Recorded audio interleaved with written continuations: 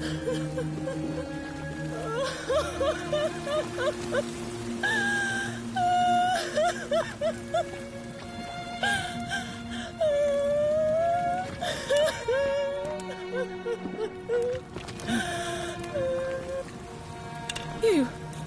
Who are you? Did he send you?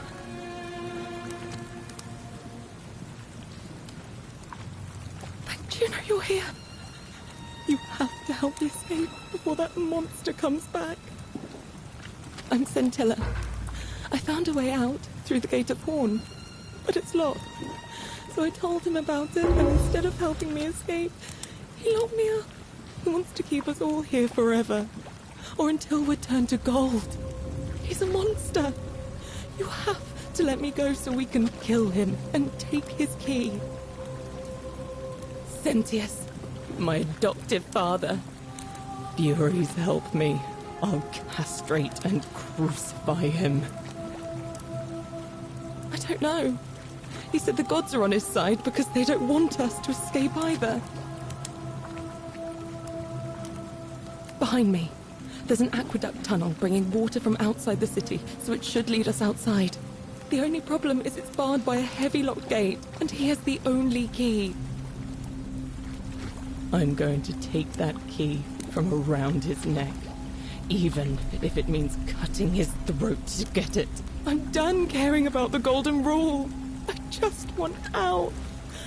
Help me, and we can escape together. There won't be enough time. Just you and me. What do you say?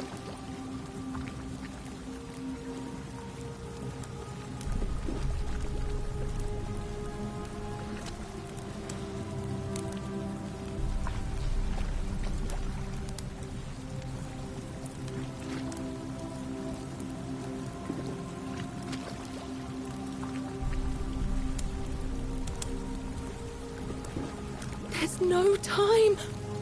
Wait, did you hear that? He's here. Quick, you have to let me go. It's now or never.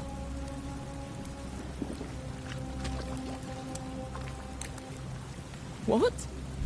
No, you can't just leave me here. How can you be so heartless?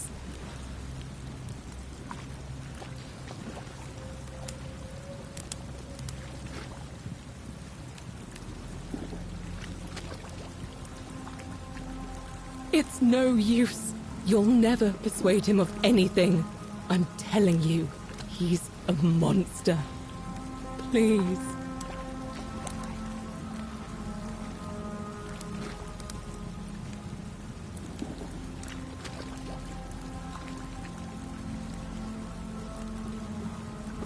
You're making a mistake.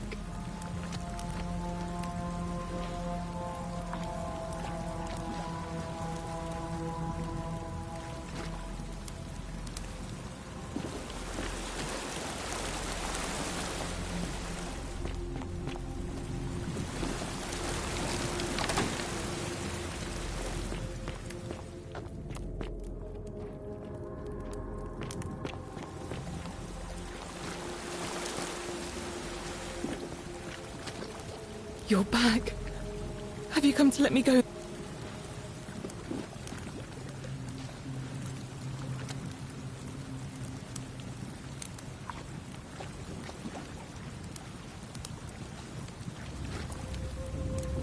Oh, thank you. Now follow... Wait. Did you hear that? He's here. He must be coming in through the door behind me. You distract him. Stay right here and keep him talking while I look for something I can use.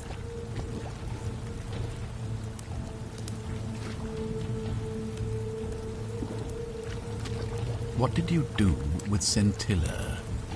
Where is she? So that is how it's going to be. Oh well, this doesn't change anything for me.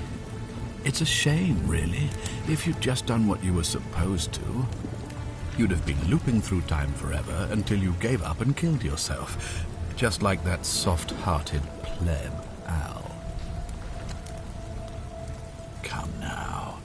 Surely you didn't think you were the only one here who remembered everything. You see, my connection to the portal somehow preserves my memories from one loop to the next. Whether that was Proserpina's intention or a happy accident, I'll never know. But I'm surprised you hadn't noticed.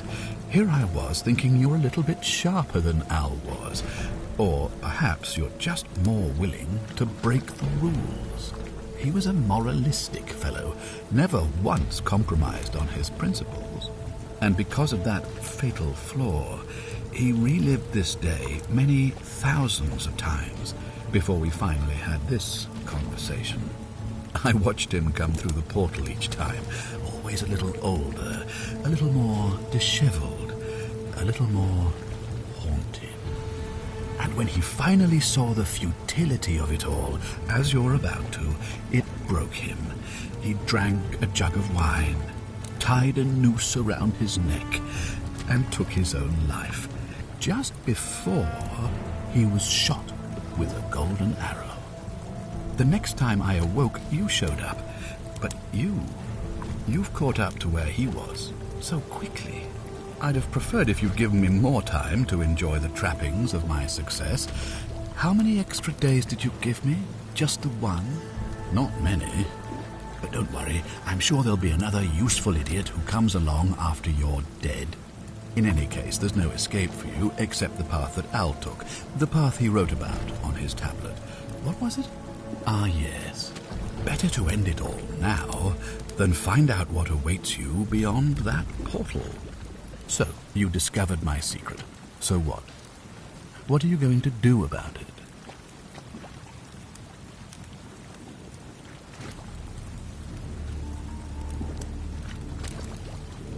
Why? Isn't it obvious? Because I have grown attached to all this. My title, my beautiful villa, the sun on my face, the music of birds chirping. And as long as this day keeps repeating itself, I get to enjoy it all, over and over again, for eternity. Don't you see?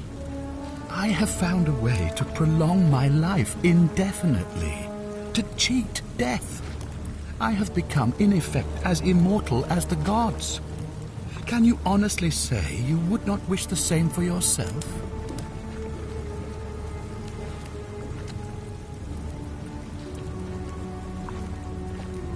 Of course. There's no way you could have succeeded. Every soul who has ever found themselves here has broken the golden rule eventually. It is inevitable.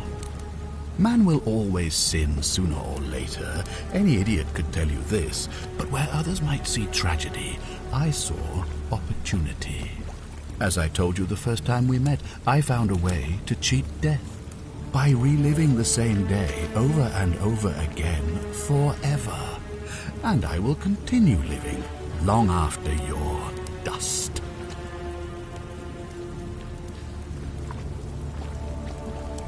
Do you really think you can take on a Decurion with that flimsy little bow?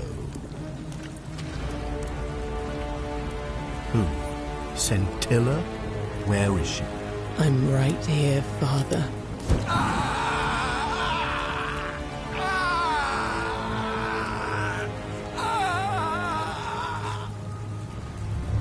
The many shall suffer. I have his for key. the sins I of can the open one. the gate. Come on, we have to go. Hey, what's happening to you? That light, it's so bright.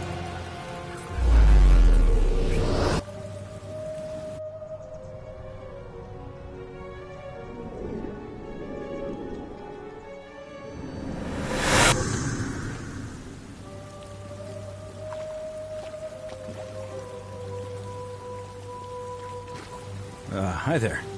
Gave me a bit of a fright. Thought I was in here alone. I'm Al. Well, here I am. I'm sorry, I didn't catch your name. Funny you should ask. I was just reading an old tablet I found here. Well, trying. My Latin is kinda rusty, but the last entry mentioned someone with the same name. It described an event about 2,000 years ago. Someone with your name appeared in the city out of the shrine of Proserpina. freed an imprisoned woman named Scintilla, who then murdered her captor, breaking some kind of ancient law. It said the attack caused golden statues to come alive, hunting down everyone in the city and turning them into gold. Apparently, the only person to survive was Scintilla, while the stranger disappeared in a flash of light.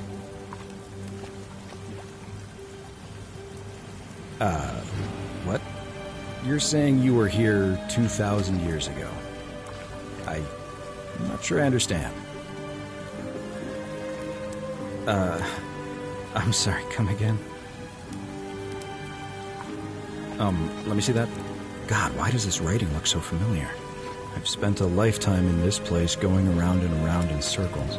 This is disturbing, but I don't understand how I could have written it.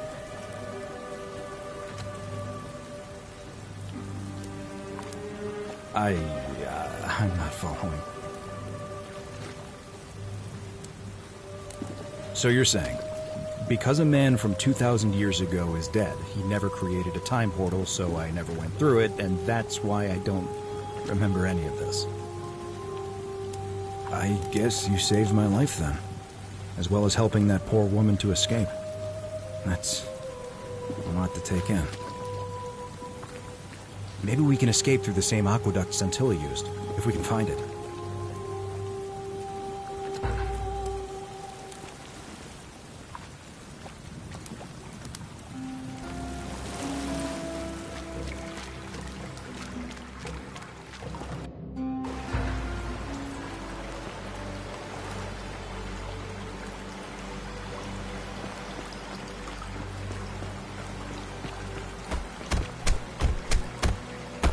I'm gonna pause here for a moment and make sure nobody else has ever lured into this temple. You go on ahead. I'll be there soon.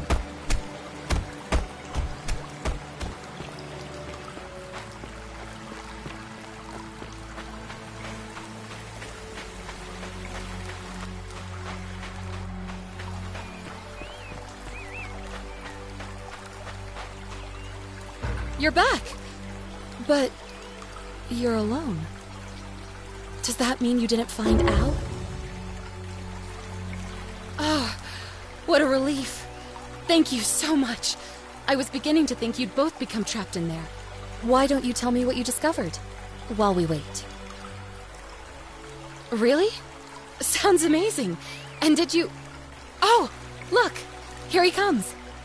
Al! It's so good to see you. You were gone so long I thought I'd never see you again. Kinda lost track of time in there. You wouldn't believe what we found. The ruins of a long-forgotten city. And there was a tablet describing an event 2,000 years ago. Supposedly, the city was destroyed when a woman murdered a tyrant with the help of...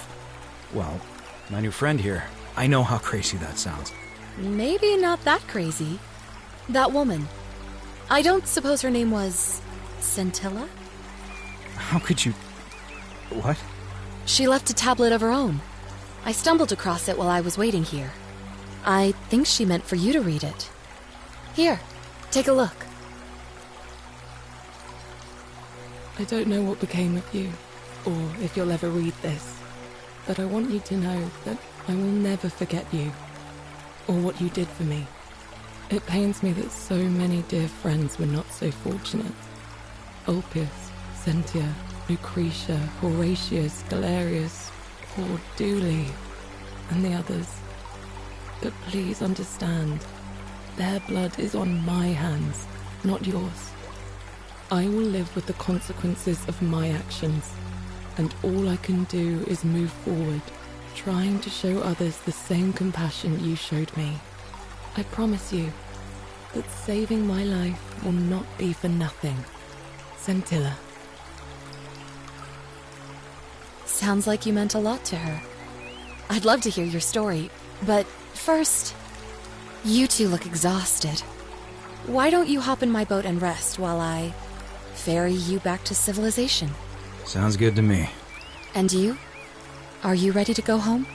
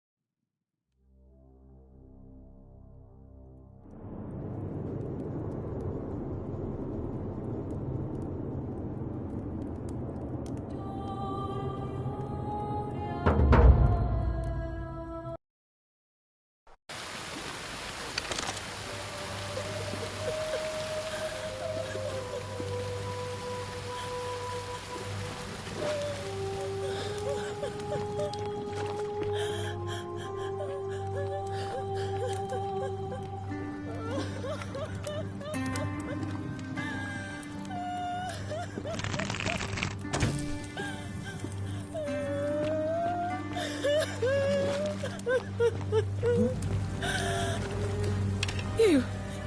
Who are you? Do you know you're here? I don't... Behind... There... What? It's... You're...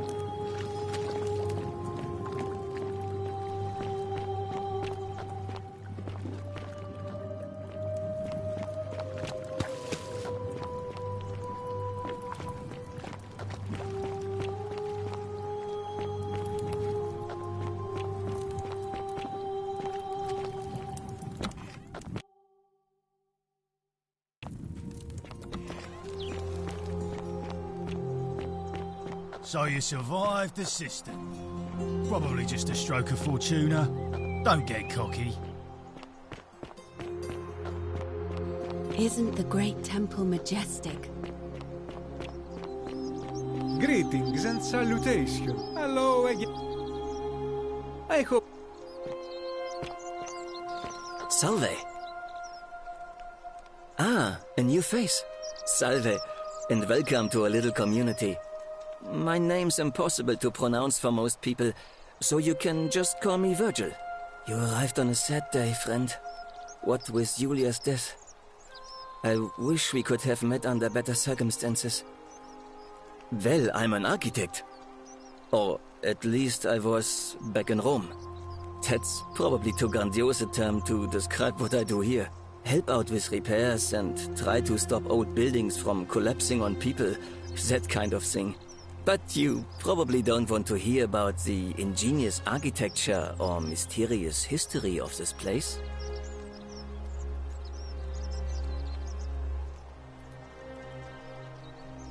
Oh, I'm glad you asked. Some of these shrines were constructed hundreds of years ago, which means Romans have been arriving here for at least that long. But there's one thing that puzzles me.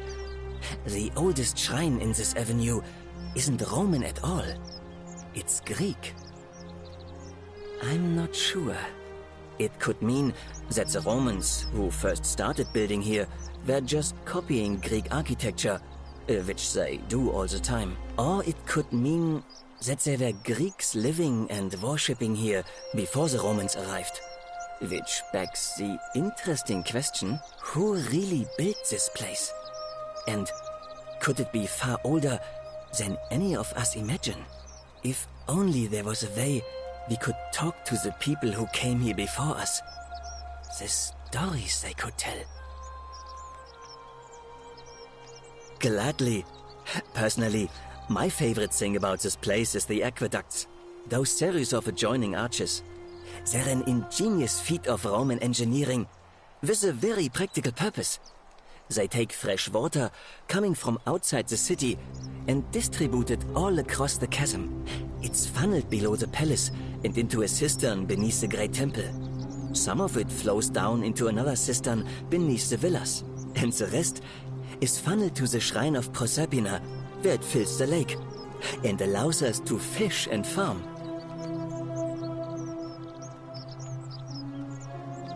Hey, not so loud.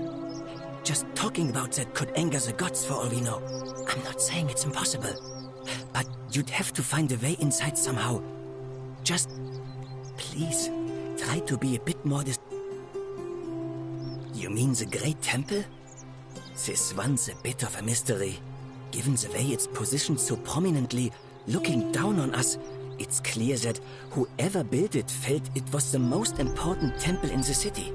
Unfortunately, someone else went out of their way to keep its purpose a mystery. You see, usually a temple is dedicated to a particular god, like Proserpina or Diana or Apollo. Usually, that god is obvious. But in this case, it's unknown. There's an obelisk out the front, which probably used to bear the name of this unknown god. But it appears some barbarian defaced it. And of course we can't get inside because it's locked up tighter than the Temple of Saturn in Rome. And that contains the treasury. So we're all left wondering, which god is that temple dedicated to? And could it be the one responsible for the Golden Rule? Unless somebody figures out a way inside, I suppose we'll never know. Of course. You wouldn't believe how often the new ones ask that question. But I'd tell you the same thing I tell everyone else. There are much worse places to live out your days. You might have a few sleepless nights thinking about the Golden Rule, but once you get used to the fear, knowing that a single slip-up could cost you everything, it's not too bad. Nothing new to me, anyway. Oh, I just mean I grew up in the Batavi tribe, far to the north in Noviomagus, and learned to expect a bit of hostility. They weren't nearly as tolerant as the Romans. Some people say it's divine, the work of a god, but I'm not so sure. It just seems so flawed to me. Like it's distinctly human. I mean, once you've been here long enough, you'll notice people doing things that just seem so wrong to you. But this so-called god doesn't seem to care, which means one of two things. Either you don't know the difference between right and wrong, or this unknown god doesn't. And I'm pretty sure I know the difference. Do you? Good. Then I hope you'll agree that there are only two ways of dealing with unfair rulers. The first is to leave. The second is to remove the ruler from power. And it seems leaving may not be an option. Good question. It's best if I say no more, but I hope you'll give it some thought. Look, I haven't done anything wrong, if that's what you're thinking. Somebody just has a problem with my preference for male company. Hey, nothing gets by you, huh? Sorry, that was mean. Yes, I like men.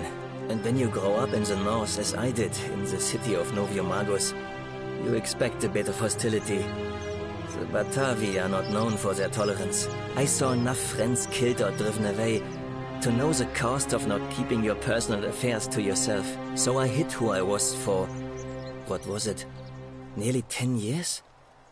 Watching what I said and where I looked. But that kind of fear eats away at you slowly, until living isn't any better than the thing you were afraid of. Needless to say, since I'm now living underground, halfway across the known world with an assumed name, my openness didn't go down well among the enlightened folk of the Batavi. Nice of you to say, but not necessary. In any case, the Romans are far more accepting, and among them, I get to be who I am. Or at least, I thought that was the case. It seems I was wrong. It's not just graffiti. I have quite the collection of handwritten notes too.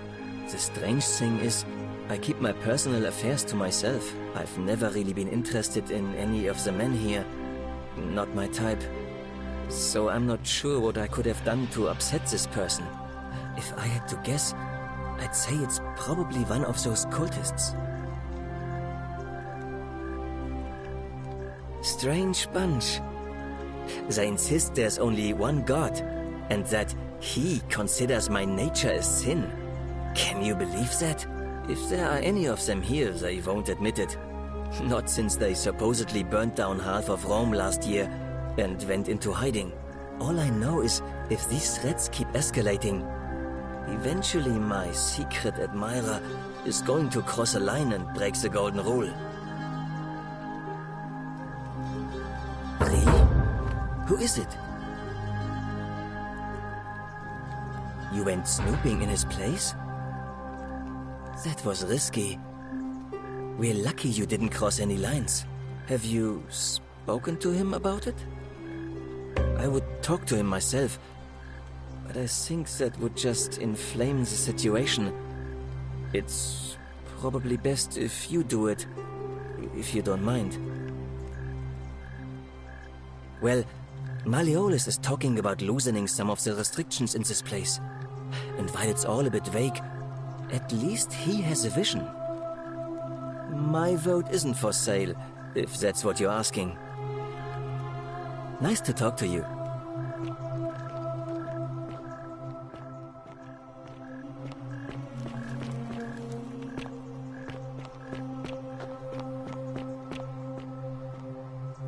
That's quite an impressive bow.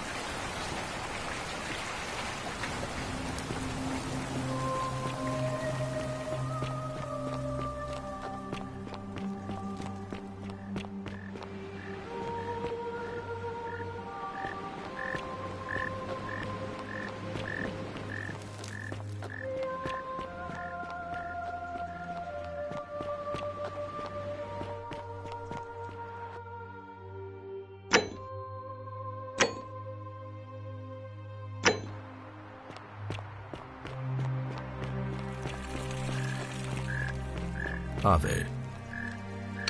Ah, you've returned. Do you have any news about your investigation?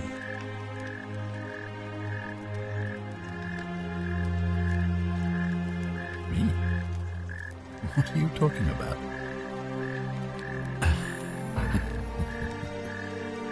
You know, you remind me of him. Al Worth. The fellow who came through the portal before you. Come now. Surely you didn't think you were... You see, my connection... But I'm surprised you hadn't... He was a... And because I watched... And when he... The next time I awoke, you showed up. I mean, only... And it... Because... So... I couldn't care... And why would I agree to that?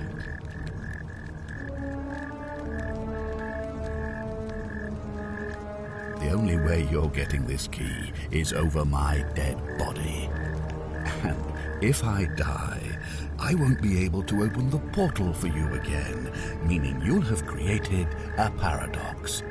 You see, it was my actions that brought you to this point in time, so if you kill me, you'll stop me from doing so, and you being here will be an impossibility. That means if I die, you'll be flung back to your original time, having caused the deaths of everyone here, and you'll never be able to undo it. Is that what you want? You might want to think that through. If anyone so much as touches me, everyone dies.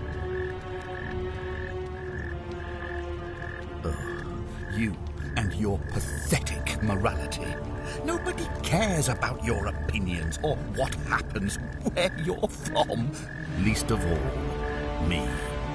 Understand that to me, you've never been anything more than a useful idiot, and you're no longer useful.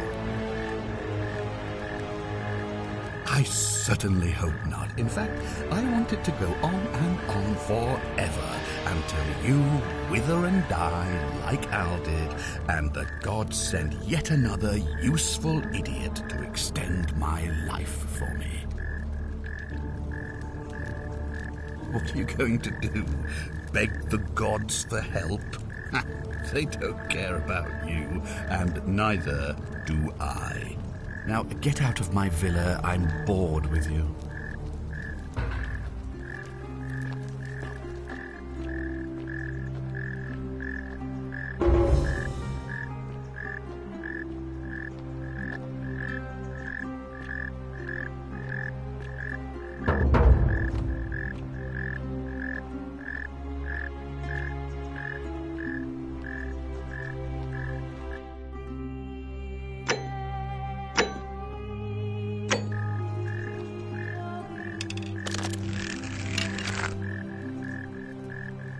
Don't be so foolish. If you kill me, we all die.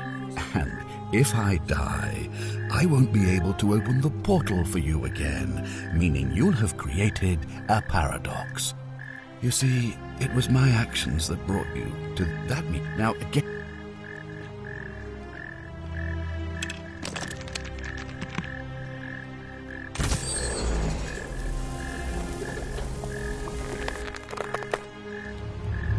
The many shall suffer for the sins of the one.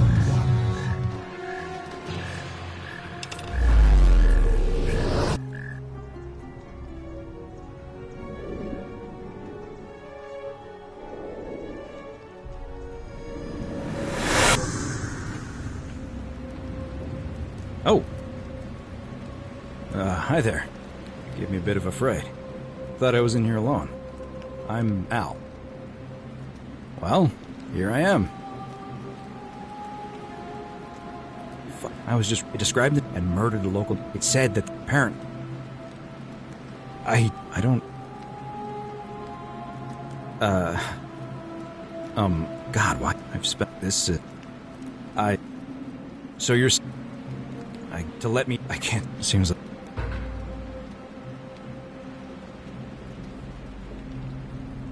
A mistake?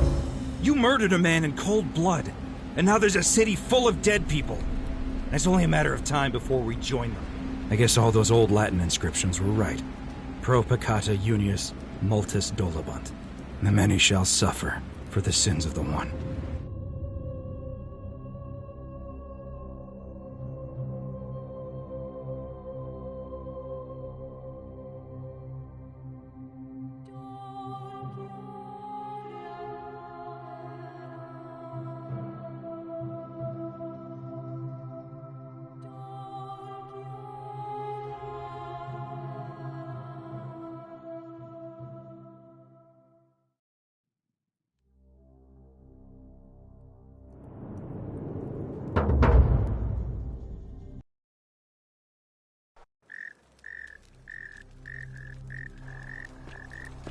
are they? So you survived the system. Probably just a stroke of fortuna. Don't get caught. Hello again, my Sartori. I hope that... That's quite an impressive bow you have there. Just like Diana's.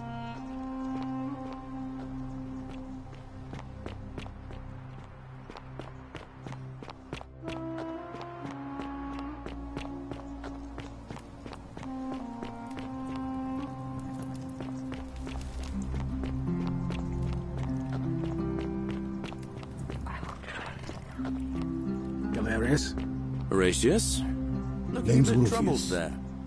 Still no sign of Scintilla. And I No haven't idea slept what for you're like 3 talking. weeks. Don't be too hard on yourself. From what I hear, Look, nobody saw it coming. Anyway, haven't been I thought at you my stoics best weren't supposed lately. to worry about things you can't control. I know that. Yeah, but It's the I keep rheumatism. thinking, what if there It is starts something with like in there? constant pain in all What if your she's out joints. there somewhere And the suffering, pain starts waiting to be mess found? with your head. Sounds like you're torturing yourself. Makes you Leave that for the angry. gods. Try to relax. Get some rest. I know that's Tomorrow's a new not day. an excuse for how I acted. But it's the truth. Time to go to the starting. theater.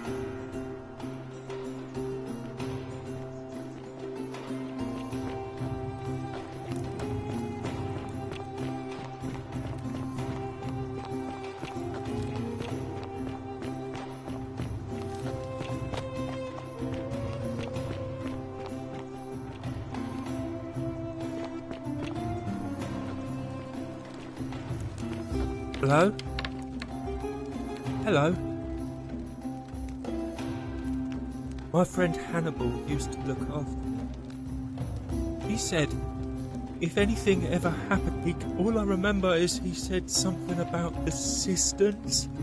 But when I went up to the heart, now nobody looks after me.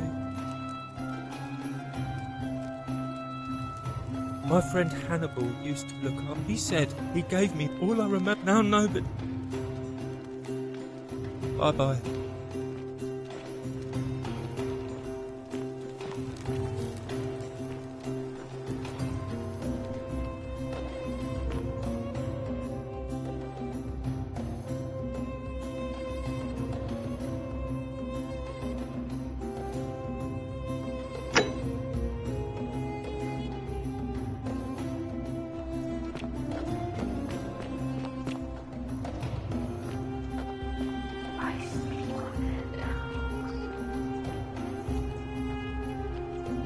Citizens, we have a quorate body of voters gathered here to elect the city's magistrate.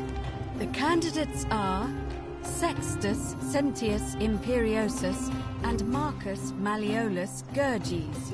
As agreed, we shall dispense with ballots and candidates will abstain from voting. Let's make this quick. As I say your name, call your vote. I'll start with you, Horatius. Sentius, of course. Georgius. Malleolus. Dacius. Malleolus. Galerius. I abstain. I'm just here to observe. Virgil. Malleolus. Rufius. Malleolus. And finally, Domitius. Malleolus. Who else? Citizens, you have made your decision. Your new magistrate is Marcus Malleolus Gurges. Hail, Magistrate Malleolus. I said, hail, Magistrate Malleolus. That's more like it. Thank you. Thank you. I am delighted and deeply honored to have been elected your magistrate. And now, I make this solemn promise to you, good citizens. Under my leadership, you will finally enjoy the freedom you deserve. No more shall you walk on eggshells, fearing simply to live and breathe, because the tyrant Sentius told you it was forbidden. For my first act as magistrate, I hereby announce a day of celebration to mark the end of an era. The myth of the Golden Rule is no more. Golden Rule is real, you idiot. For his attempt to deceive us all, Sentius is hereby found guilty of treason against the Empire. What? I have committed no crimes. This is madness. His sentence: to fight for his life in gladiatorial combat against Domitius, here and now for your entertainment. You have no idea what you're doing. You're going to get us all killed. Wait. I exercise my right as a Vestal priestess to pardon him. I will not allow you to do this. You're showing your true colors now, priestess. Your corruption sickens me. Domitius, ignore her. Proceed. This is insanity. You'll doom us all. Lies! It is time the Golden Rule was exposed for what it is. A children's fable, exploited by a treacherous leader to instill fear in all of us. This is why he's in his gladiator gear. They've been planning this all along. Shut up, all of you. The magistrate has spoken. I'm going to enjoy killing you, old man. It's real! The many shall suffer for the sins of the one.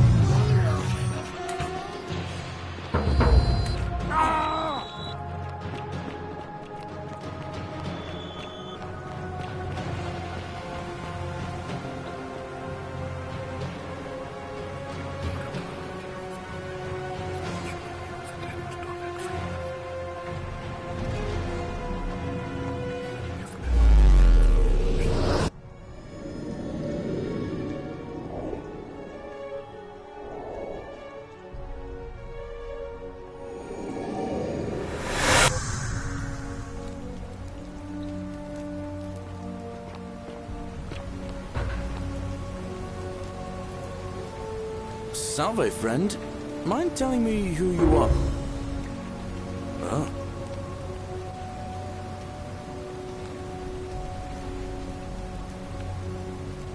Poor guy. All right, let me... I'll go.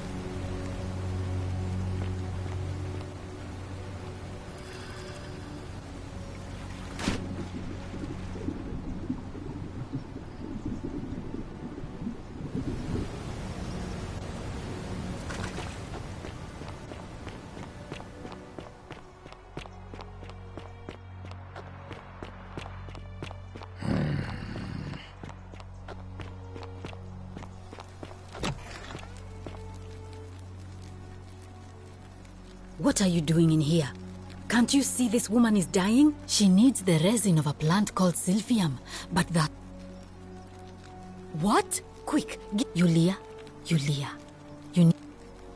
Hopefully in a moment she should be able to breathe normal. That was extraordinary. How did you know she needed this exact thing, and at this exact moment? Are you some kind of oracle?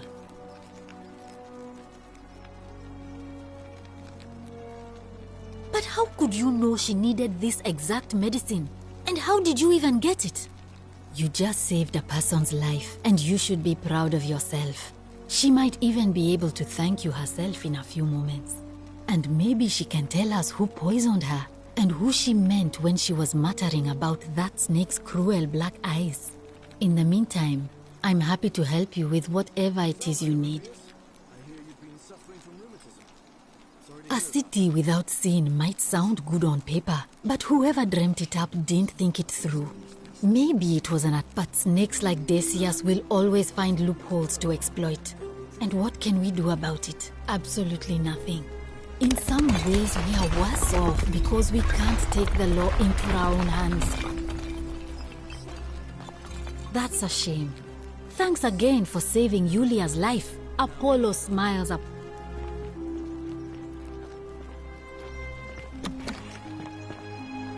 Salve again, friend. I went and did as you asked, and it worked. How is it possible that you've just arrived here and you already know... Keep you safe.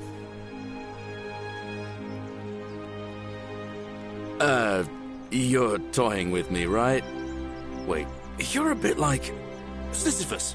Yeah, that's the one. Old King Sisyphus. Sisyphus was a Greek king a long time ago. For daring to think he could outsmart the gods, he was given a terrible punishment, forcing him to start over and over Actually, now that I think about it, there are a bunch of old stories about the gods punishing people by making them do the same futile task over and over. Tantalus was made to grasp at fruit on a tree he could never quite reach. The Pleiades had to keep fetching water in a sieve.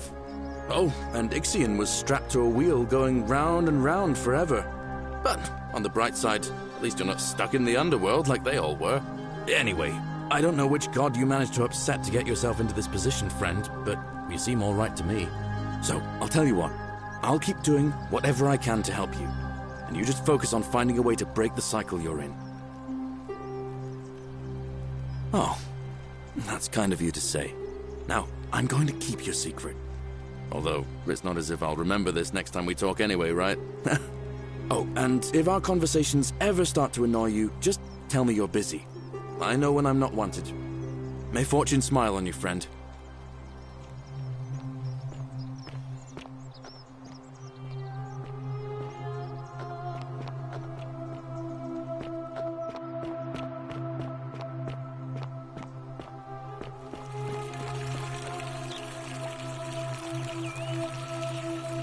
What is it, citizen? I'm a legionary of the First Italica, but there's not a lot of fighting down here. So the Magistrate has assigned me other duties. I act as the Magistrate's right-hand man, keeping an eye on his daughters. Daughter, I should say. And the others, and making sure they're all behaving. I also keep a register of new arrivals.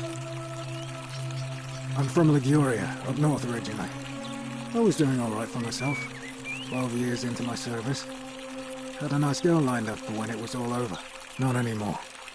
She's probably figured I'm long gone and moved on by now. I try not to think about it. My commander sent me to deliver a message to Rome. While I was there, I thought I'd do something nice for my girl, and pick up a little pendant from a silversmith. That's when the crowd started flooding through the streets, shouting fire. People were screaming, trampling each other. Then some Genetricum fugitor tried to take advantage of the chaos and pinch my pendant. I remember chasing him through the crowds, down towards the river. And then, nothing. Blacked out and woke up near here. No idea how I ended up floating so far downriver. But, unfortunate to be alive, I suppose. Ah, don't be. As Seneca the Younger said, difficulty strengthens the mind, as labor does the body. That said, Scintilla's disappearance has been more difficult than I'd care to admit. He's one of the better commanders I've ever had, that's for sure. Good stoic. Lives by Seneca's words.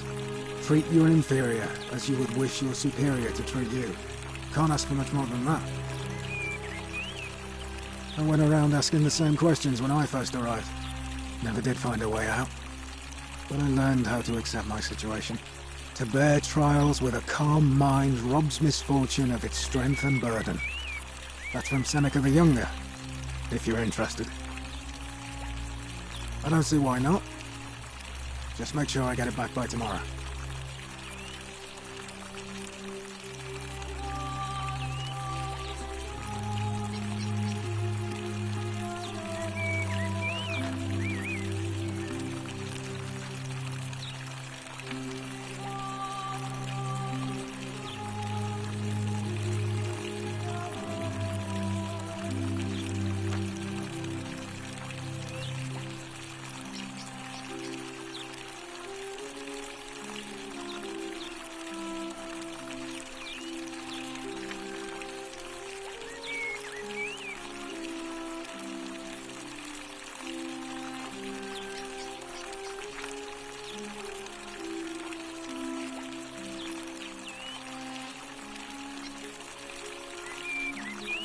Of course. Well, as I always say, it's kind of like a divine version of the practice of decimation. By threatening to execute 1 in 10 men, the idea is to ensure order and discipline among everyone. If you knew you could be executed because your brother-in-arms is planning a mutiny, well, you'd bloody well watch him like 100-eyed Argus, wouldn't you? Because your only chance of saving yourself is to stop bad things before they happen. Makes us all responsible for keeping each other in check. It's brutal, of course, but effective. The Legion wouldn't be the most formidable force in the world without it. What's done is done. I was forced to execute my brothers in arms, and those memories will always visit me in my sleep. But life is harsh, and I've come to accept my lot. As with the Golden Rule, I don't have any control over it, so railing against it would be like trying to stop the seasons or the tides. As Seneca the Younger wrote, true happiness is to enjoy the present without anxious dependence upon the future, not to amuse ourselves with either hopes or fears, but to rest satisfied with what we have, which is sufficient.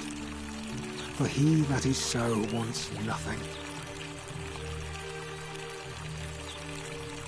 A war crime? Isn't that a contradiction in terms? As Cicero said, in times of war the law falls silent.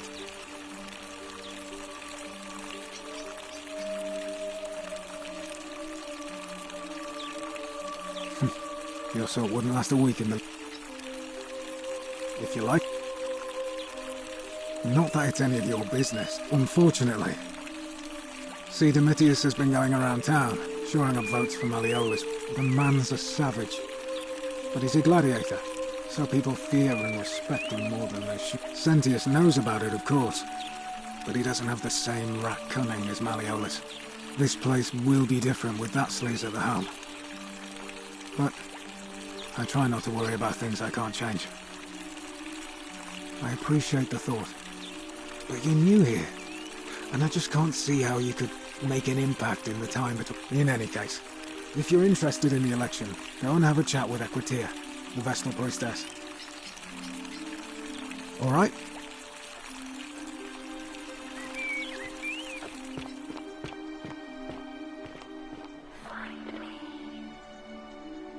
A new face. Ave, and may Vesta watch over you. I'm Equitia. To what do I owe the pleasure of this visit?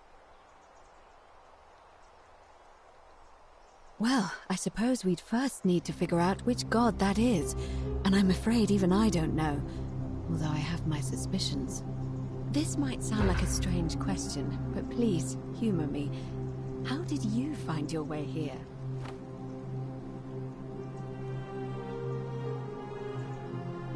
Karen, you say?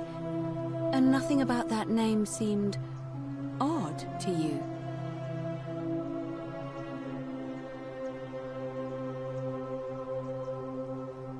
Older. I see. I wonder if... No. I apologize. I don't mean to be cryptic. It's just that you've got me thinking. Have you spoken with any of the others about how they arrived here too? I really think you should. Go around and ask. Good. I just don't... You have... Yes, what else? That's true. I know I wasn't entirely sure how I wound up here. What else? Yes, I also had such an encounter. It's as I feared. I think I understand what poor Livia has been going through. You mentioned earlier, you met a young woman in the forest named Karen, yes? I see. And was this Karen, by any chance, wearing a hood? Because I've seen her before. There's something I think you should see. I think you'd better follow me to the baths. But don't follow too closely. We can't have people thinking we're bathing together.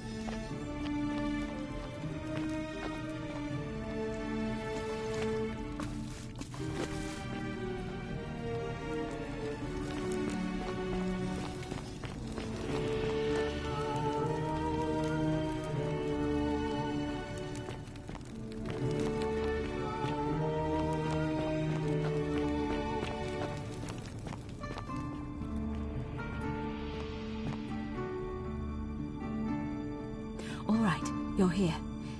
You were asking how I knew the young woman you met by the river was wearing a hood. Here, look down at the bottom of the baths. It's a little hard to make out in this light. If only we could see. Oh, what a marvelous lamp. But do you see it? Somebody waking up by a river in a forest to find a hooded figure with a coin. It's just as you described it, only your pronunciation is a little off. The name you heard wasn't Charon. It was C-H-A-R-O-N, as in Charon, the ferryman of the dead.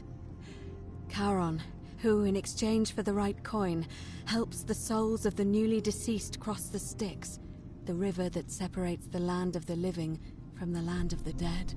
When I dragged you out of the river, I thought you were never gonna wake up. I checked your pockets for ID, but all I found was some loose change. Feels like I've spent my whole life in a dead-end job with an endless commute. Sorry if I sounded cagey, it's just that I don't always get the best reactions when I introduce myself. My name's Karen. There are a bunch of old stories about the gods punishing people by making them do the same futile task over and over. But, on the bright side, at least you're not stuck in the underworld like they all were. I'm so sorry, my friend. I'm so sorry. I take it you know what this means. I'm afraid so. It's all starting to make sense. All these people whose last memory was running from the fires toward the river. It seems none of them escaped with their lives after all. Perhaps we should be grateful they don't remember their final moments. It also tells us that the Golden Rule is the work of Pluto, the god of the underworld, and why his epithet has always been Father of Riches. I know it's a lot to take in, and you look as if you have questions, so I'll try to answer them if I can. That was my first thought too. In the old stories, the underworld was where the souls of the deceased were taken. But it was also possible for the living to reach it without dying, if they were particularly fearless. So I'm afraid I don't know. Oh, I'm sorry. I keep forgetting you're not from here. If you were Roman, or even Greek, you would know these stories. Each of them is slightly different, whether the storyteller was Plato, Homer, Virgil, or Ovid. But they always involved the souls of the dead meeting a grim ferryman named Charon on the bank of a river. It was said that he'd help the new arrival cross, only if they could pay him with a coin, an obol. That's why it was once our custom to bury our loved ones with a coin in their mouths. Charon's obol, we called it. Of course, an obol was a kind of Greek coin, because we inherited this knowledge from the Greeks. To be fair, the ferryman isn't exactly as the poets described, and he, she, they seem to appear to different people in different guises. You say you saw a young woman named Karen with a hood, and I once heard Kabash mention a stranger in a ram headdress named Kerti, and Rufius described meeting a stranger named Kumut Tabal wearing an eagle headdress. But whatever form this stranger took, they were always wearing a hood of some sort, and their name always began with a K sound.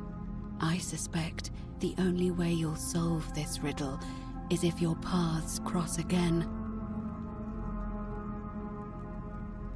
Good question. Let's see. In the stories, Charon would always require a coin as payment for passage across the river, but that never made any sense to me. What does an ancient immortal being need with coins? In our case, it seems Charon didn't take the coins we had. He or she merely checked we had one in our possession. So, maybe there's something special about the coins each of us had on us. That might explain why we wound up here, but so many others did not.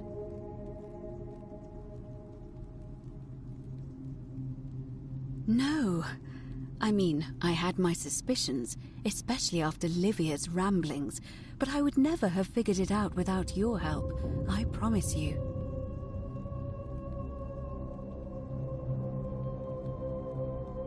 Now that we know where we are, we have to figure out what to do about it if we don't want to be cast into gold for eternity. We don't have much to go on, except the old stories. I remember 4 in particular about heroes in the underworld. Hercules, the demigod and son of Jupiter. Orpheus, a Thracian poet. Sisyphus, a king of Ephyra. And Aeneas, a Trojan hero. Hercules was able to leave the underworld because he cowed its god with his strength. Sisyphus and Orpheus both relied on their wits instead. They persuaded the goddess of the underworld, Proserpina, to help them escape. And finally, Aeneas was able to escape with the help of a spirit guide, who led him through a secret gate. So it seems you have 2 options: to confront the god of the underworld head-on, or find a way to escape with the help of Proserpina or some other guide.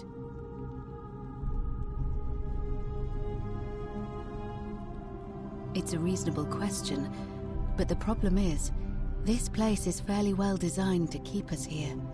There's no way to climb up the shaft. And even if you could build a ladder big enough, just trying it would break the golden rule.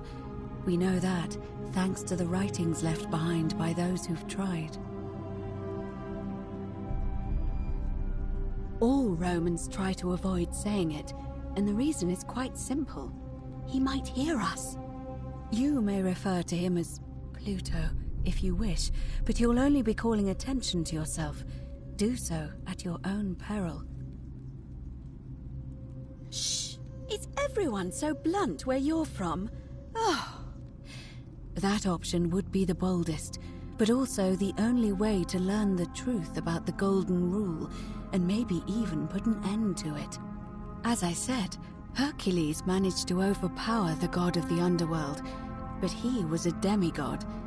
Forgive my candor, but you are no Hercules. Are you telling me that you can? I won't pretend to understand exactly what that means, but if that's true, then perhaps you stand a chance. So, if you want to confront him, I'll help you as much as I can. Who knows? Perhaps your name will be uttered in the same sentence as Hercules one day. But first, you'd need an audience with you-know-who, and for that, you'll need to enter the great temple overlooking the city. The problem is, the door has been sealed shut for as long as I've lived here, and there doesn't even seem to be a keyhole. I suspect the answer lies in the desecrated obelisk in front of it. I'm not sure if you noticed, but there are 4 plaques missing from its base. It looks as though somebody, or a series of somebodies, forcibly removed them, and in doing so, dishonored and angered our divine keeper. If you could recover and replace all 4 of those missing plaques, I imagine he might be willing to receive an audience again. It's the towering stone monument with 4 sides and a pyramid-shaped head that stands before the great temple, a dedication to the god of this place. You'll find them all over Rome, but of course they were looted from Egypt many years ago. It seems one of them made its way here too, although how is a mystery. However, this one is unusual in that each of the 4 sides is decorated in a different style: Roman, Greek, Egyptian, and another I don't recognize. That means you'll need to recover 4 different plaques: Roman, Greek, Egyptian, and a 4th, a mystery plaque. Good question. To answer that, we first need to ask who would have defaced the obelisk in the first place. It would have had the god's name engraved into it, so it may be that whoever desecrated it wanted that name to be forgotten. And there's only one group of people I know of who might want to do that. There's a cult in Rome that often argued there is only one true god. Theirs, of course. They've been known to start fires, as well as deface religious monuments whose existence challenged their beliefs. If I were you, I'd go looking for them. Of course, they've all been in hiding since the fire last year, so finding them won't be easy. But I did hear a rumor they have a secret shrine somewhere in the city. Perhaps, if you could find that, you might be able to recover the Roman plaque. I don't know. But perhaps you should begin your search with the local Greek fellow, Georgius. His store is in the forum.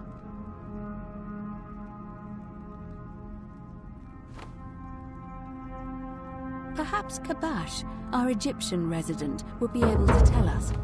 Unfortunately, he disappeared weeks ago.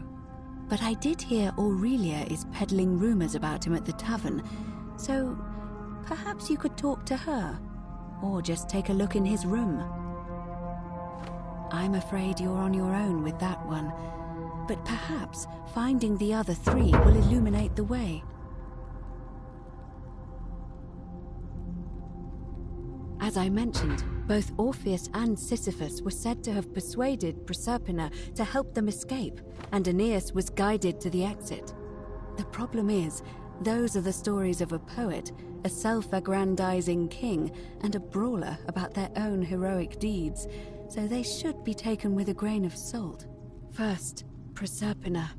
What we do know about her is, well, it's a grim tale.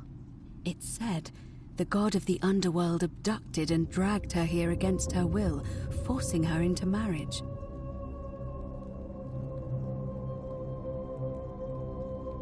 If the stories are true, then I suppose so. The problem is, how do we communicate with her without being noticed by her captor? Leaving that aside for a moment, there is also the possibility of a spirit guide. I don't suppose you've come across one of those in your travels? Truly? And you're only bringing this up now? Then again, I suppose you were worried I'd think you were as mad as Navia. Can you tell me more? Is it the same voice? What kinds of thing does it say? Fascinating. Perhaps she is a benevolent spirit. Or perhaps... Perhaps you're hearing the voice of Proserpina herself. If she has indeed been abducted, it would make sense for her to speak in cryptic whispers to avoid detection. Tell me, has she told you anything that might lead you to the way out? Truly? Then why are you still here? Ah, I see.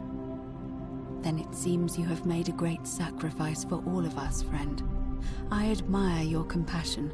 Truly, thank you. But unfortunately, I'm afraid your only other option will be to confront you-know-who.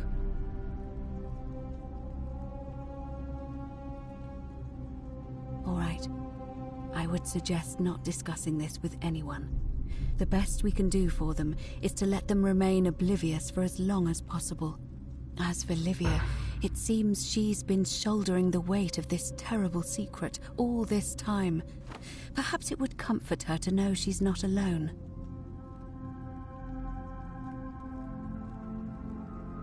In any case, time is of the essence, so may Fortuna guide you. Although you may not need her with Proserpina on your side.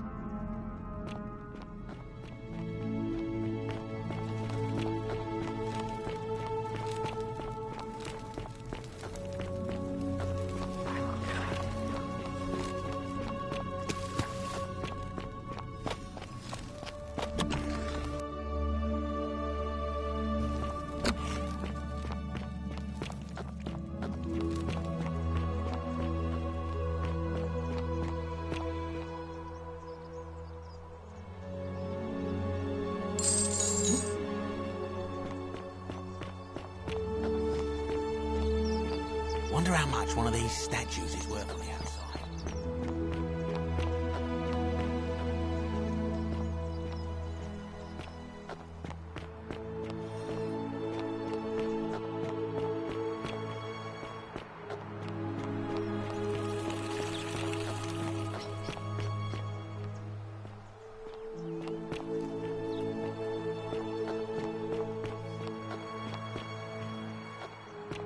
Keep an eye out for Scintilla, would you?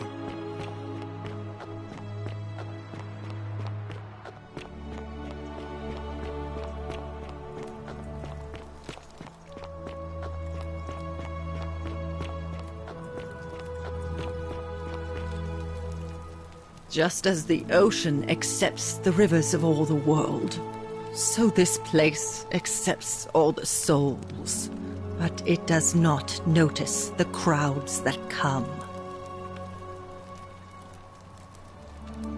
Say it. Speak its name. Then it is true. I was right. I thought I saw it, but when the rest of them could not, I kept thinking I must have gone insane. I had to tell myself it was true over and over again, until I wasn't sure if I was deceiving myself. I must apologize if my words seem cryptic.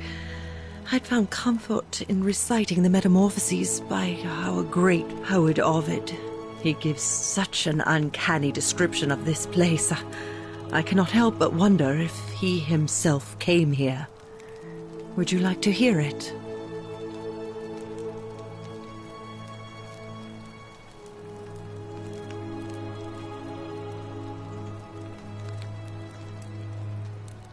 I will do my best to remember the relevant verse. There is a downward path, gloomy with fatal yew trees. It leads through dumb silence to the infernal regions. The sluggish Styx exhales vapor, and by that way, the shadows of the newly dead descend, entombed with full rites, and the ghosts of those, at last, given proper burial.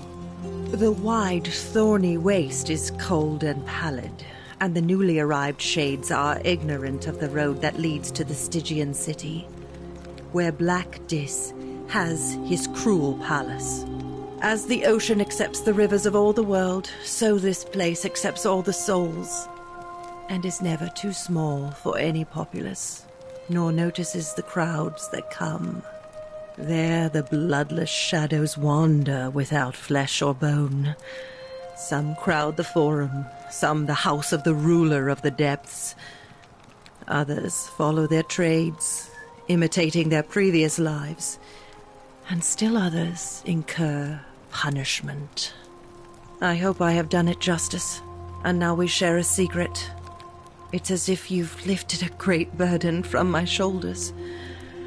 Thank you, friend. I think I should rest.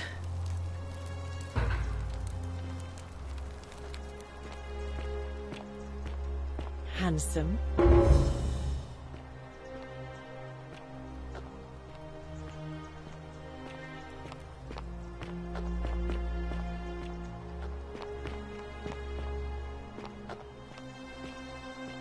Oh, you're here. I'm so glad you'd... And, I hope I'm not being too forward, but... there's something dangerous. Coming on a bit strong, don't you think? I take back what I said. Let's just forget that ever happened. Not for a few weeks now. Last time I saw him, he was sitting at a table with Georgius, whispering about some job. I remember because they kept looking over their shoulders as if they didn't want anyone else to know. So, naturally, I hovered. The one word I kept hearing was vanishing, and then, the next day, Kabash just disappeared. Coincidence? I think not. All right.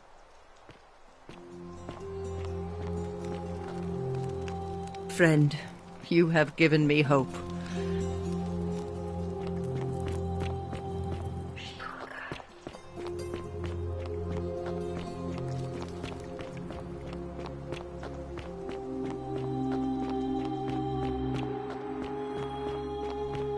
Citizen. Name's Rufius. No idea what you're talking about. What? That was Galerius, not you. Oh. He got that from you? I guess you did help me then. Huh. I think I have seen that plaque. Sorry I lied. Can't be too careful these days. Head into the caves behind the theater. Turn right, then right again. Oh, and here. You'll need this key.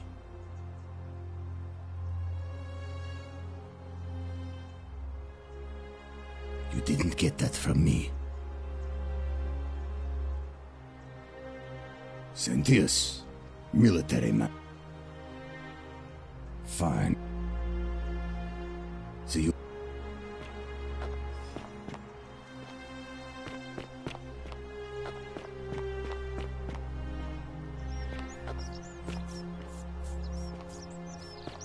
Wonder how much one of these statues is worth on the outside.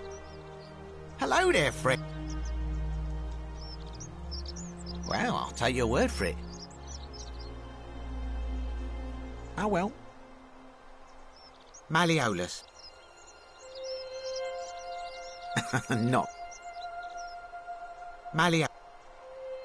Certainly. Very well.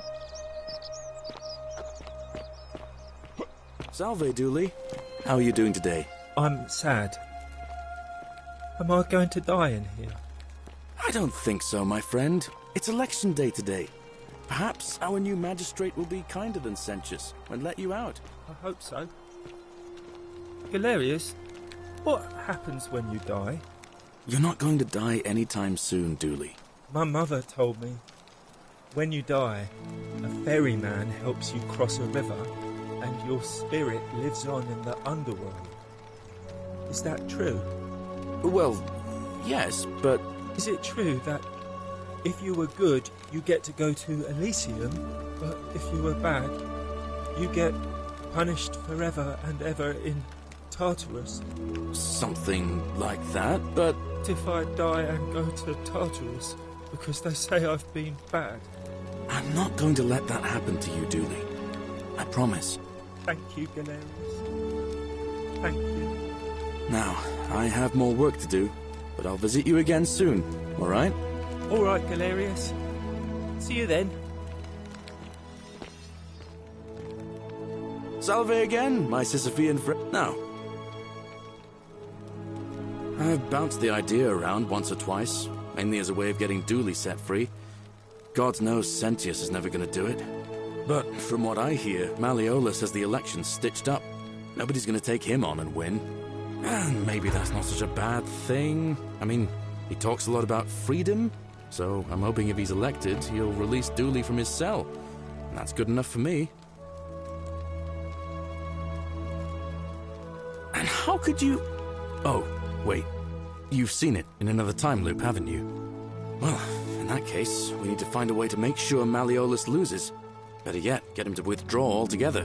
If you can do that, and Sentius is the only candidate left, I'll run against him. Deal? All right, friend. Hope you find a way to break that cycle you're in.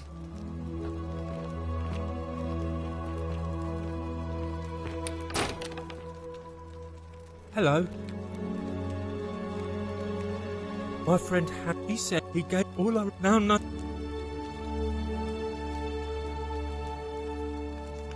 Bye-bye.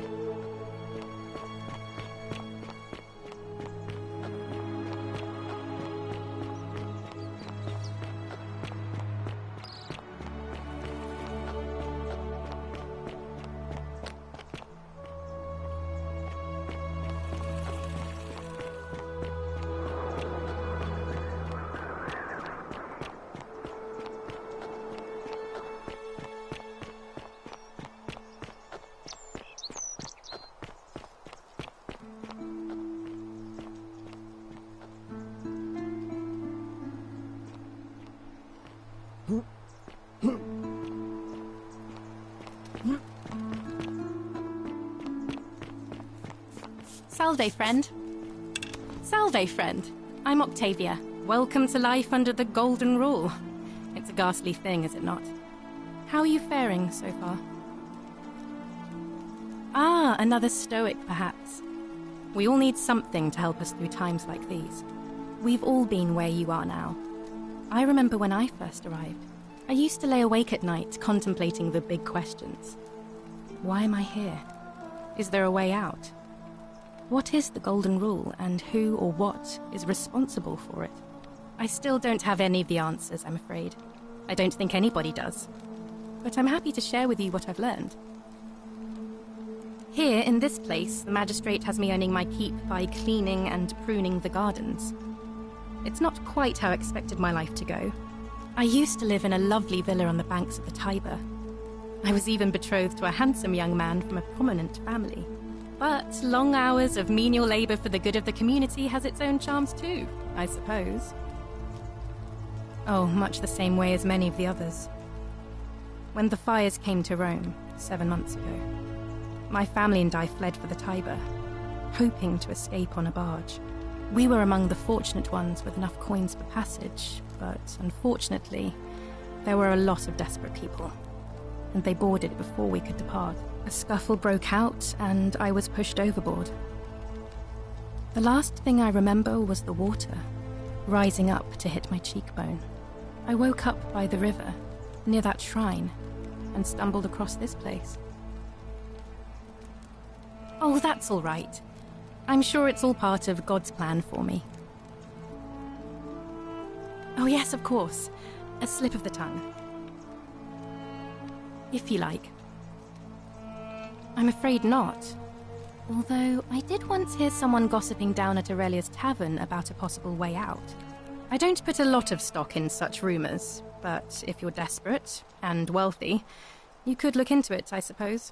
If that doesn't work, then I suppose we're all stuck here until the gods decide our fate. I hope it works out.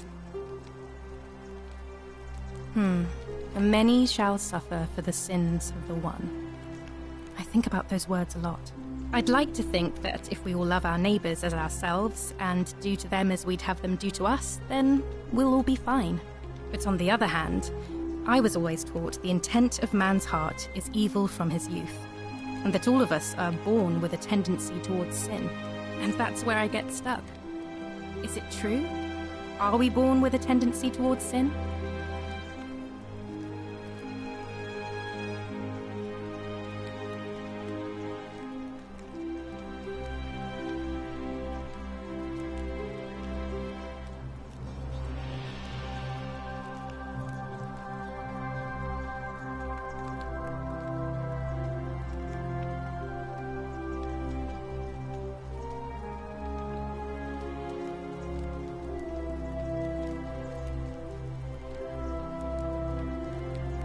You don't think that's a little naive?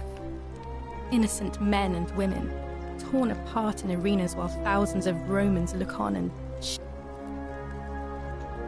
If that's true, then sooner or later, things are going to end badly for all of us down here. Unless, of course, there's some kind of divine intervention.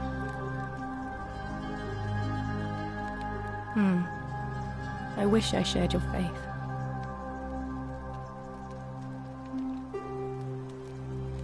Please keep that to yourself.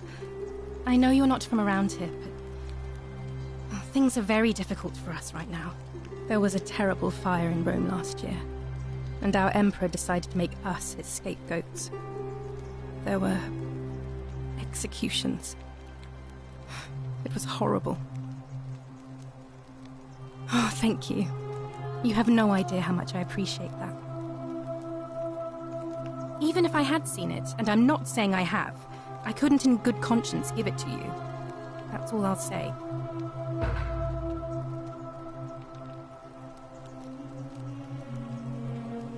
All right, well, it was lovely to meet you. I can't believe this is how it ends. Oh no. No. No. Ulpius, what are you doing? Get back from there. If you lose your balance, you'll fall. That's the idea. What? Why? Why would you want that? Why do you think I'm stuck for the rest of my life, working for a man who treats me like an animal? I know things are hard for you right now. They're hard for all of us. We're all in this together, Ulpius. Please, please just think this through. If you do this, it could be the sin that seals all of our fates. Is that what you want? I'm sorry, but I just don't care anymore. Please, Ulpius. Help him. If he goes through with it, it could be the end for us all. I don't know what to do. I've never had to do... Thank you. Let me guess. You're going to lecture me on how suicide is a crime against the Empire.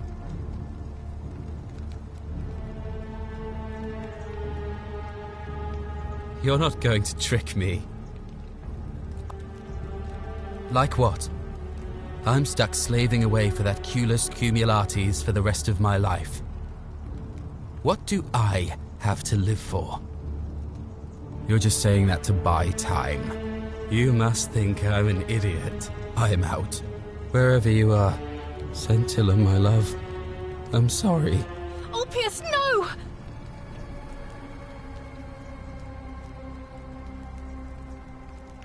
I can't believe he went through with it.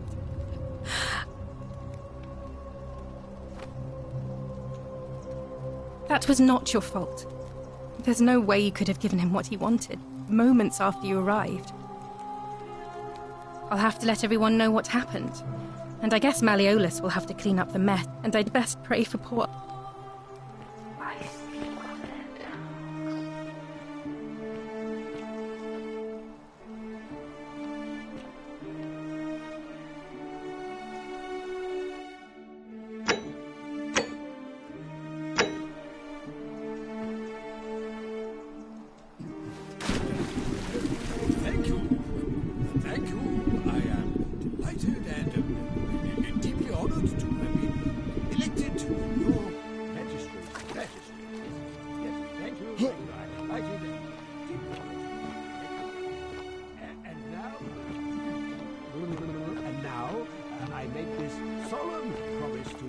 citizens. And now, I make this solemn promise to you, good citizens, under my leadership.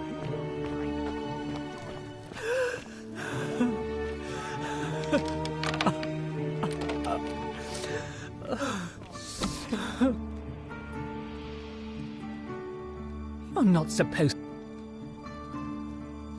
talk.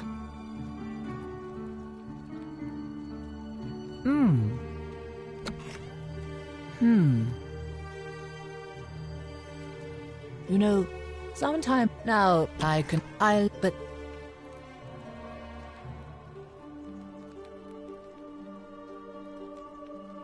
Oh, aren't you charming? I'm quite sure my husband would seethe with impotent rage if he overheard you say that. I love it. It seems our interests are aligned. I imagine knowing his true identity will give me the leverage I need to manage him appropriately. But first, I need you to do something for me. I want you to bring me some wine. Just one small urn should do it. Oh, don't look at me like that. I know this must be hard for you to wrap your sweet little pleb head around. So what do you need me to spell out? Let me tell you something about Malleolus. He talks a lot about freedom, but what he doesn't tell you is that he means freedom for men. After all I've done for him, counselling him through his entire election campaign, and he had the audacity to lock me in here. He said it was for my own good, and that my drinking was unbecoming of a lady, let alone the wife of a magistrate. I'll show him unbecoming. Tonight, at his victory party, I'm going to get good and merry, and if he tries to discipline me again, I'll threaten to expose his true identity in front of everyone. I am so looking forward to it. So, you'll help me? Excellent. Now, you'll need to pay a visit to that strumpet Aurelia in her... I expect you'll have to flatter her a bit. If that doesn't work, you might be able to get some advice from Yulia. I heard they used to be close. They both appreciate the poetry of Sappho of Lesbos, if you get my meaning. Thank you.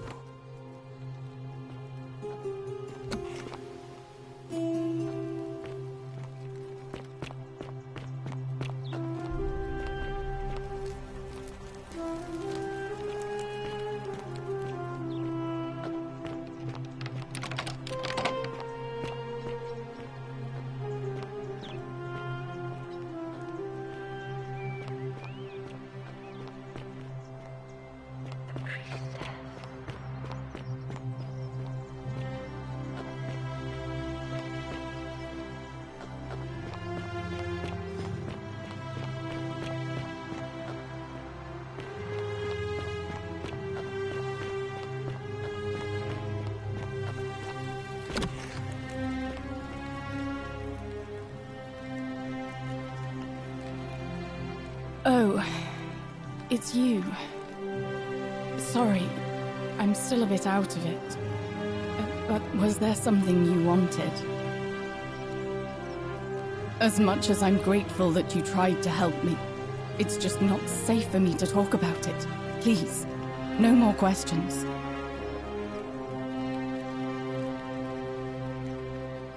The Golden Rule. That's the least of my worries. The gods may be cruel, but Malleolus and Claudia are far crueler. Please, just leave me alone. I don't want to talk about it. Persistent as Nemesis, aren't you? I can tell you, but it's a long saga. All right.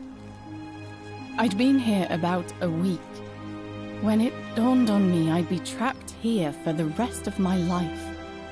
I could hardly breathe, and I knew I had to get out somehow. So when my new friend Aurelia offered me a secret way out, I would have done anything. And then I learned her asking price. 1,000 denarii. She was supposed to be my friend. I told her it would take me years to save up that much. So she suggested I take out a loan from Malleolus. And I did.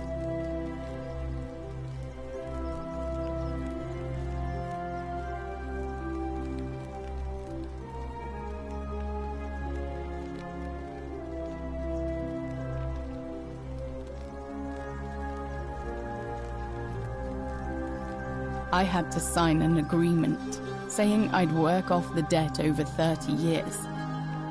But I figured I'd be out of here so soon it wouldn't matter. I paid Aurelia, and she gave me her so-called way out. Do you want to know what it was? Hemlock.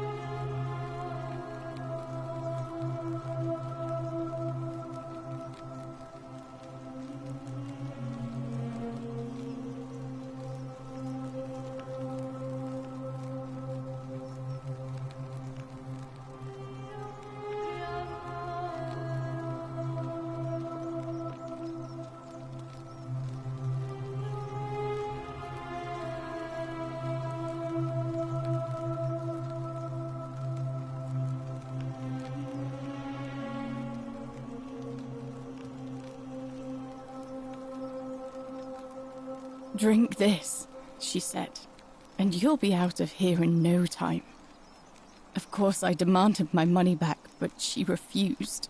She pointed to a sign on her tavern saying, "Let the buyer beware." Then she just looked at me with those cruel black eyes, and she laughed. She immediately told Malleolus I'd tried to escape without paying him back, Only, he didn't seem upset or surprised at all. In fact, he just thanked her. And that's when I realized the two of them had planned the whole thing from the beginning. That's what I said to the magistrate. I went to Sentius and begged for help, but he said the law was clear. I'd signed over my labor for 30 years and there was nothing he could do. I thought about resisting too. But Malleolus said if I didn't submit, I'd break the Golden Rule. And I couldn't be responsible for all those deaths, so he locked me in his villa. Confiscated everything I owned as collateral, and made me wear immodest, humiliating outfits while I worked day in, day out. His wife, Claudia, was just as bad. She set me to work on an endless stream of futile, demeaning tasks. I'd be on my hands and knees, scrubbing the floor clean for hours, only for her to pour slop on it and hiss, "You missed a spot." Those two took everything from me. But they forgot to confiscate one thing: my hemlock. I just wanted it to be over, but it seems I messed that up too. Should have drunk all of it. I brought it on myself. I trusted one of the most callous human beings I've ever met, and tried to swindle the other. I don't know how I could have been so stupid. When I've recovered, I expect their thug Domitius will come for me. He'll escort me back to their villa, and I'll be right back where I started. Only this time, I won't be able to lull myself to sleep at night with the thought of a permanent solution. Honestly, it would have been better if the poison had been allowed to run its course. I doubt it. It seems this is the fate the gods have chosen for me, for trying to escape. At least until someone breaks the Golden Rule. Maybe it wouldn't be so bad. A lot. But it doesn't matter. I made a suicide pact with Ulpius last night. He's in exactly the same position as I am. Malleolus and Aurelius set the same trap for him a month after they did it to me. He and I are in this together. He's probably already thrown himself from the bluff into Malleolus's villa by now. If so, I'd never be able to live with myself, knowing I broke my promise to him.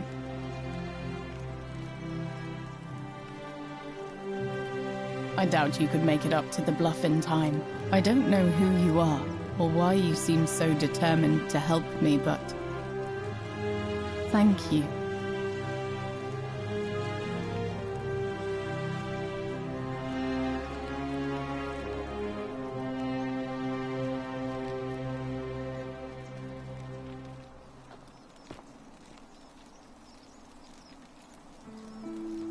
Oh. No. I did hear from Ulpius that she disappeared. It's very sad. She was such a lovely young woman. But I'd been locked in Malleolus's villa for months before she went missing, so I can't help you, I'm afraid. You mean my life story? Oh, well, I grew up as part of a big family in Rome. Me and 3 older sisters. Our father found good husbands for my sisters, but I wasn't, cut out for that kind of life. So he found me a job as a scribe for a prominent merchant.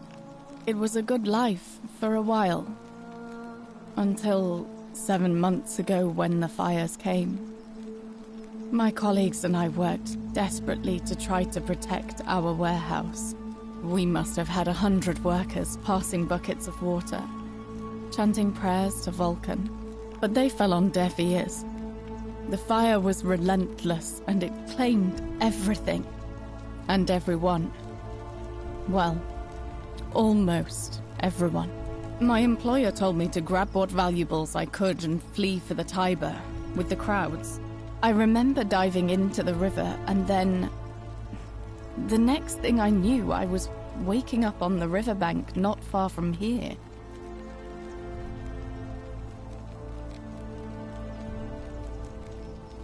Thank you, but to be honest, sometimes I think dying in that fire might have been a blessing, given what's happened since.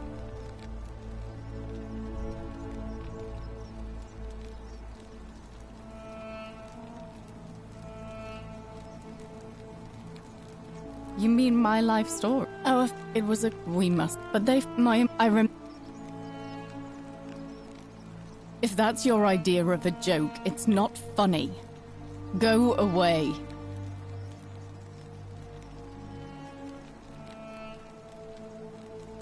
I know what kind of person...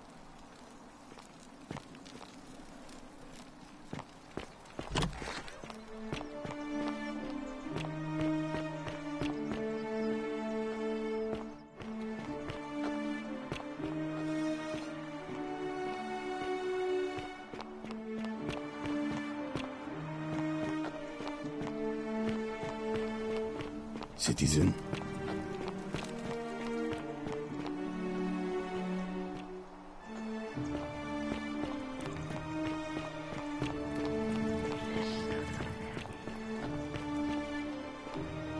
Wow, isn't that a big back again? I do, but I'm afraid it's not for sale. It's the last jug in...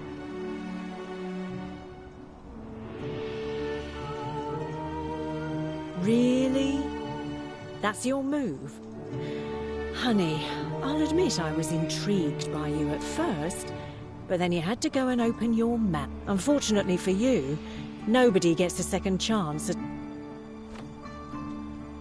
What's that supposed to be? The riddle of the Sphinx? Citizen. All right. See ya.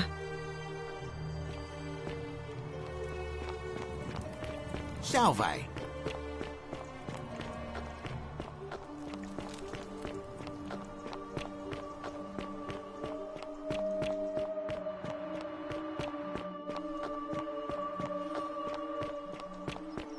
May Apollo keep you safe.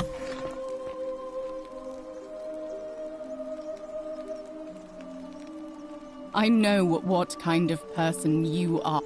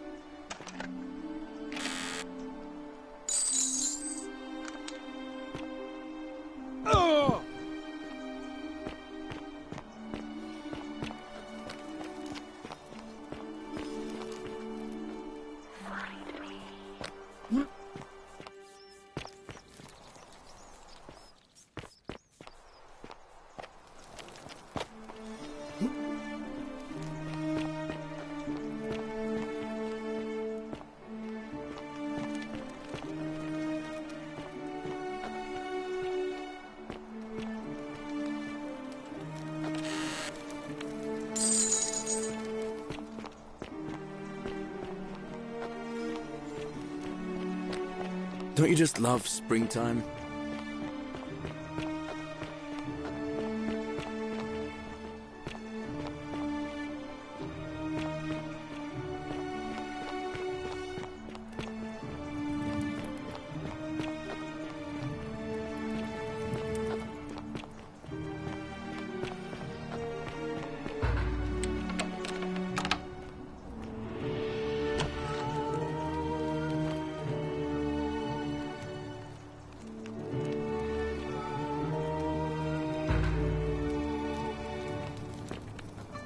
doing here?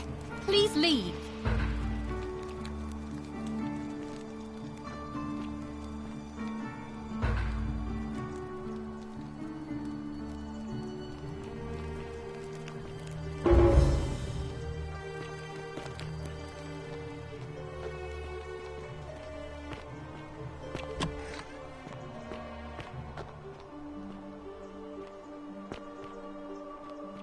I hope you're taking care of yourself.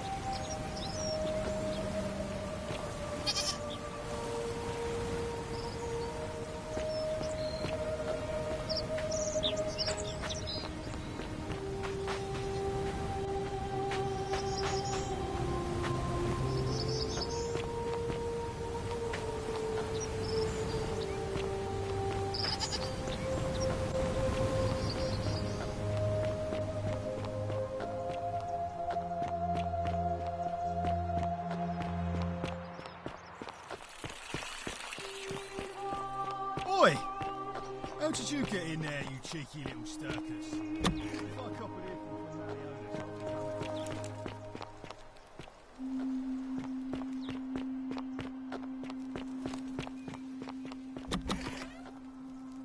Why are you still here?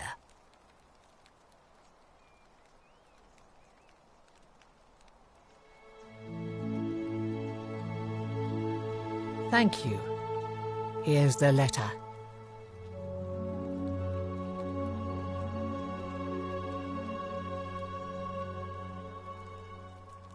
Now, perhaps you can tell me who Quinctius really is. What? He's... Oh no. That's... quite a lot more serious than I imagined. I only wanted some leverage over him, not to destroy him. Give me that immediately. Nobody else must know.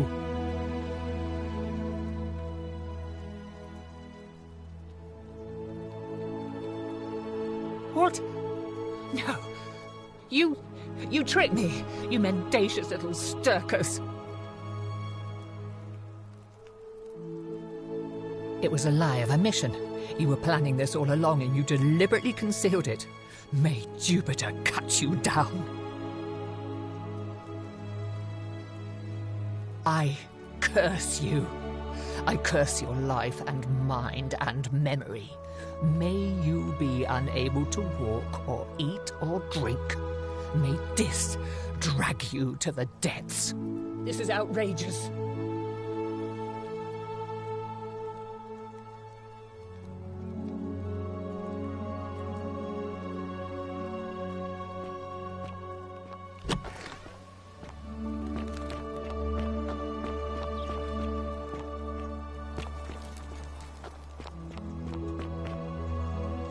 Did you just leap into my villa from the balcony 100 feet above? That was either extremely reckless or impressively clever.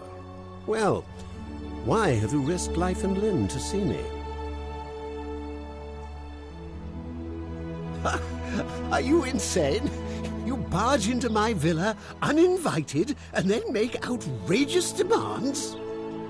Why would I withdraw from an election I'm bound to win?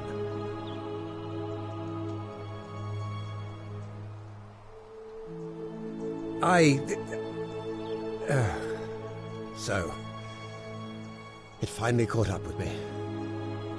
I suppose that makes you, what, one of Nero's assassins?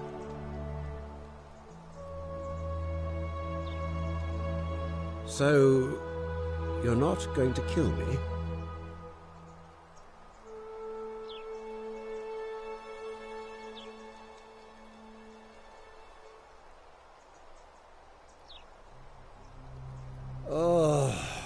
so much work and money. Ugh. Well, if I do it, you'd let me live?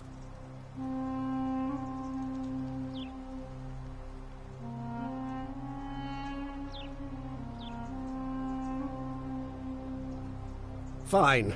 Ruling this cesspit of a city would have been beneath me anyway. I'll have Domitius notify the priestess of my withdrawal and release those two from debt bondage. There. You got what you wanted. Now, please, leave my villa and never speak to me again.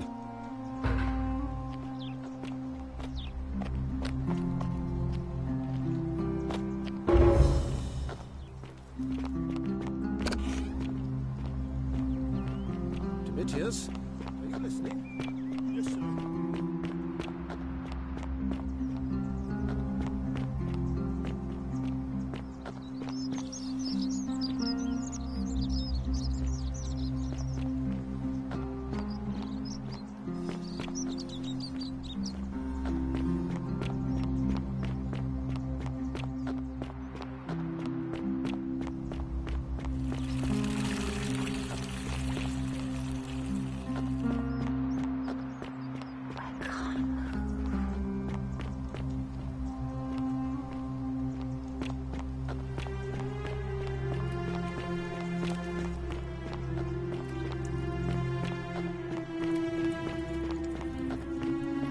Galerius? Horatius? Citizen? Looking a bit troubled there. Still no sign of Scintilla. And I haven't slept right in 3 weeks. Don't be too hard on yourself. From what I hear, nobody saw it coming. Anyway, I thought you Stoics weren't supposed to worry about things you can't control. Citizen? Yeah, but I keep thinking, what if there is something I can do? What if she's out there somewhere suffering, waiting to be found? Sounds like you're torturing yourself. Leave that for the gods. Try to relax, get some rest. Tomorrow's a new day. I suppose you're right. Salve again, my Sisyphean friend. Now, what's an... I can't see how I could vote for either camp. Even I could do a better job. Me! All right, friend. Friend, you have given me hope. May... Citizen? Hello there, friend. Well. Hey. Don't even... On your best behavior, I trust? Wow. Isn't that a big, long bow?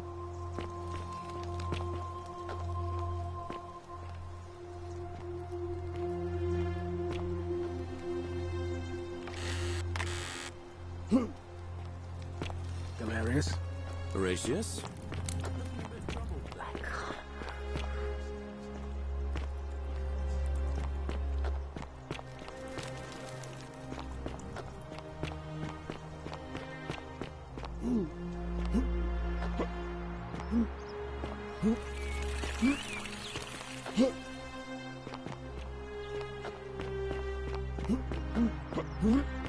That's quite an impressive bow you have there.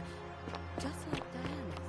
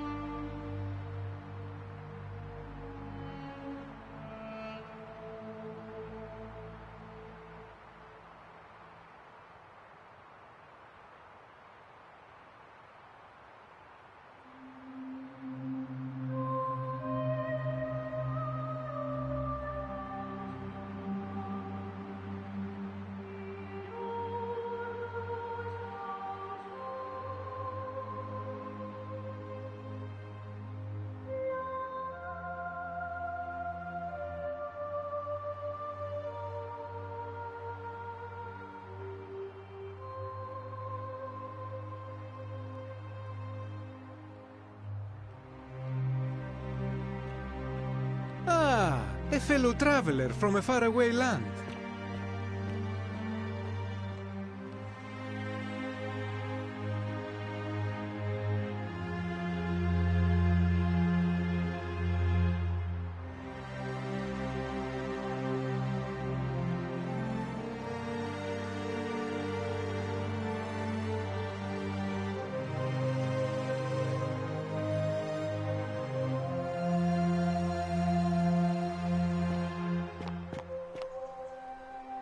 Ave again.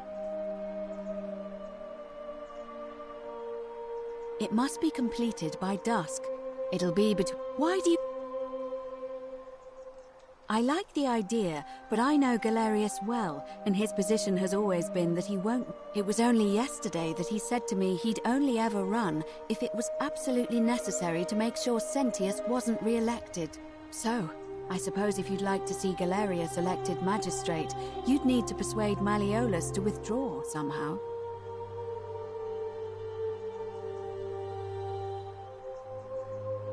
I like the idea, but it was so. Certain. See you again.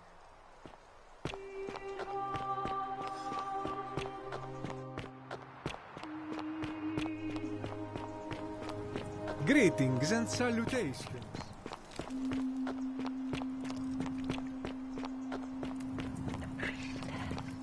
Galerius? Horatius? Citizen. Looking a bit troubled there. Still no sign of Centilla. And I haven't slept right in 3 weeks. Don't be too hard on yourself. From what I hear, nobody saw it coming. Anyway, I thought you Stoics weren't supposed to worry about things you can't control. Yeah, but I keep thinking, what if there is something I can do? What if she's out there somewhere suffering, waiting to be found? Sounds like you're torturing yourself. Leave that for the gods. Try to relax, get some rest. Tomorrow's a new day. I suppose you're right.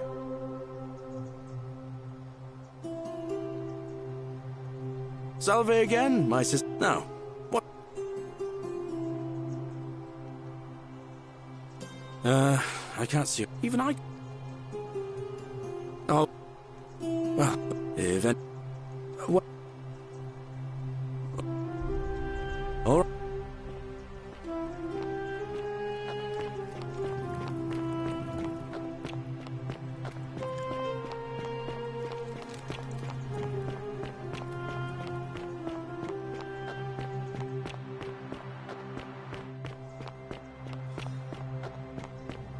Ave.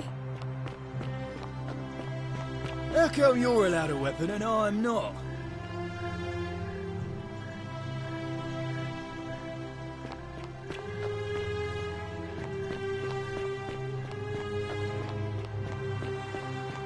That's quite an impressive bow. Ave again. It'll be... Why do you... You can, assuming they're eligible and willing...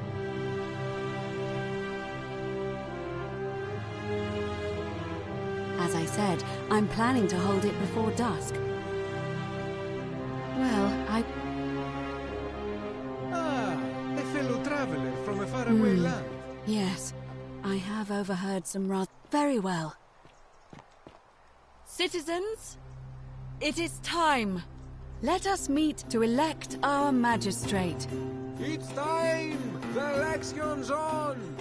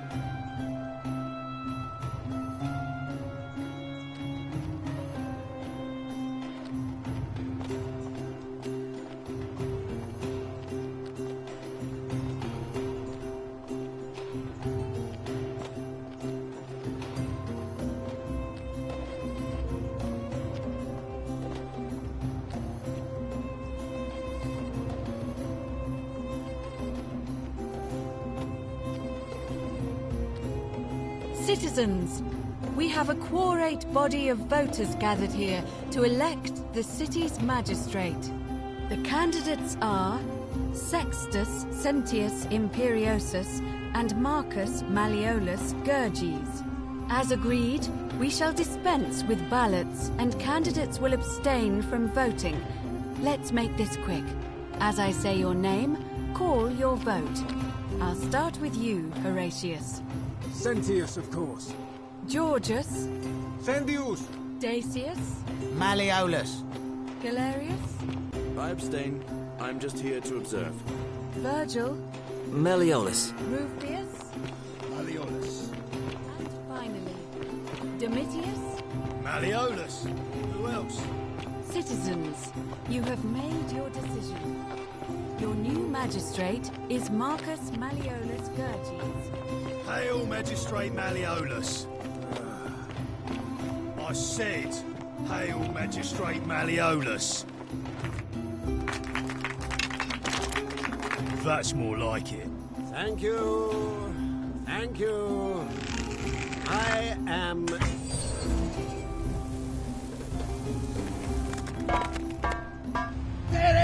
The many shall suffer for the sins of the one.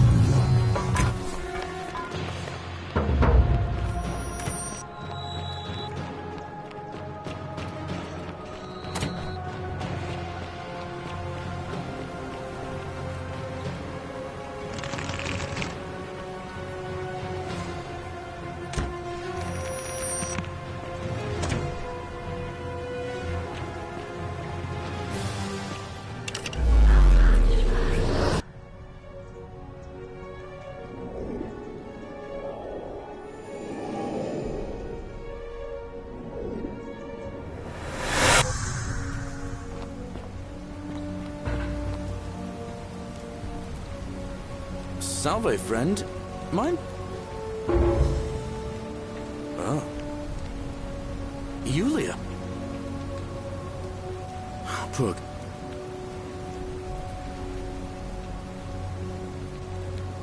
All right, let me see. Stop. What? Are you... You're serious, aren't you? I doubt Domitius will let me talk to him, but I'll make sure he passes on the message. I'll go, but once I'm done, I'll need you to tell me how you...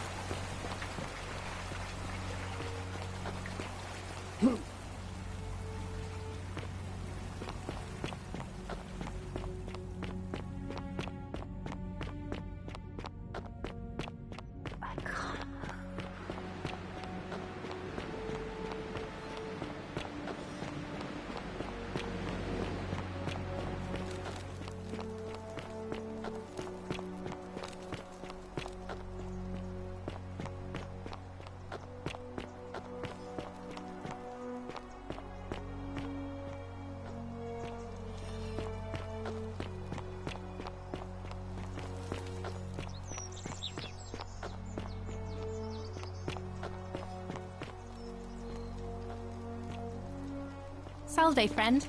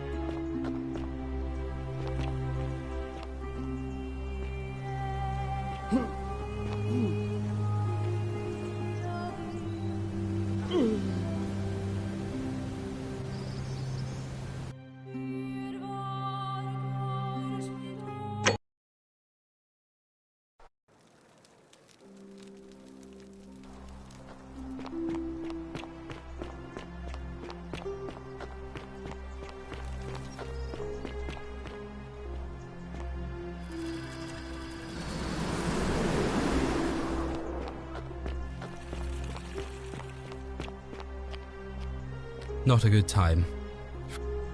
Not a good time.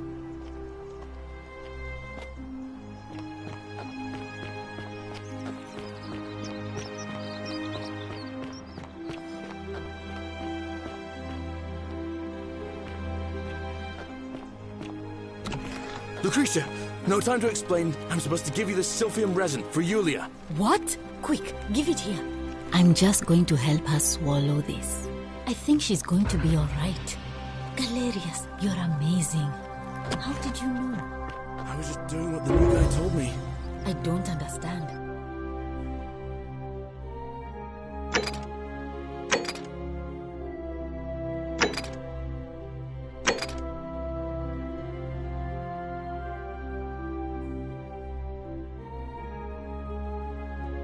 How did... Never mind. Thank you so much for acting as quickly as you did.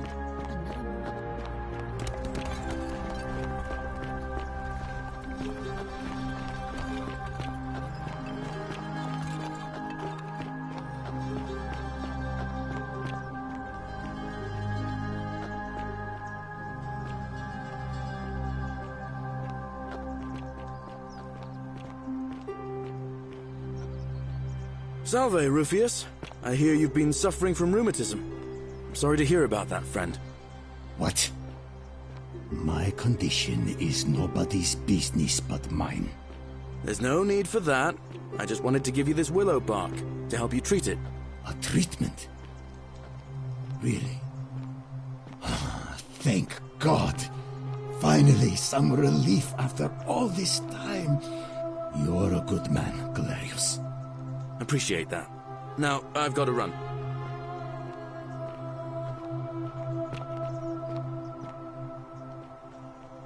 Name's Rufi. No idea what you're talking. Look, it's the rheumatism. I know that's not an... I'll leave him alone from now on. It's not as if I was ever going to hurt him anyway. I'm going to go and clean up the graffiti. Just forget this ever happened.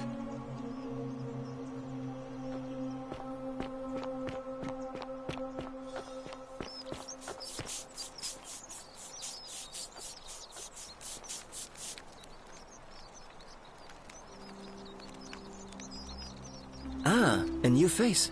Salve, I hear we have you to... What demon or spirit? You went snooping in his place? Have you... Really? How did you manage that? Poor fellow. I've heard that can really mess with a person's head. Well done for figuring that out. Really? That's promising. I'll keep an eye out for him. Nice to talk to you.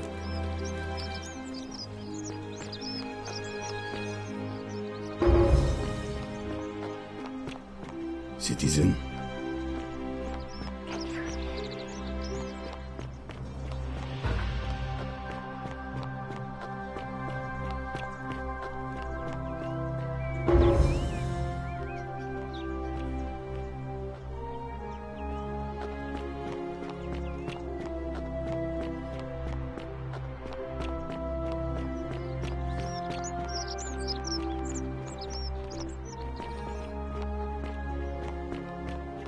Welcome. Yulia! I'm so glad you didn't go through with it. It wasn't for lack of trying. And now Malleolus is going to... Wait.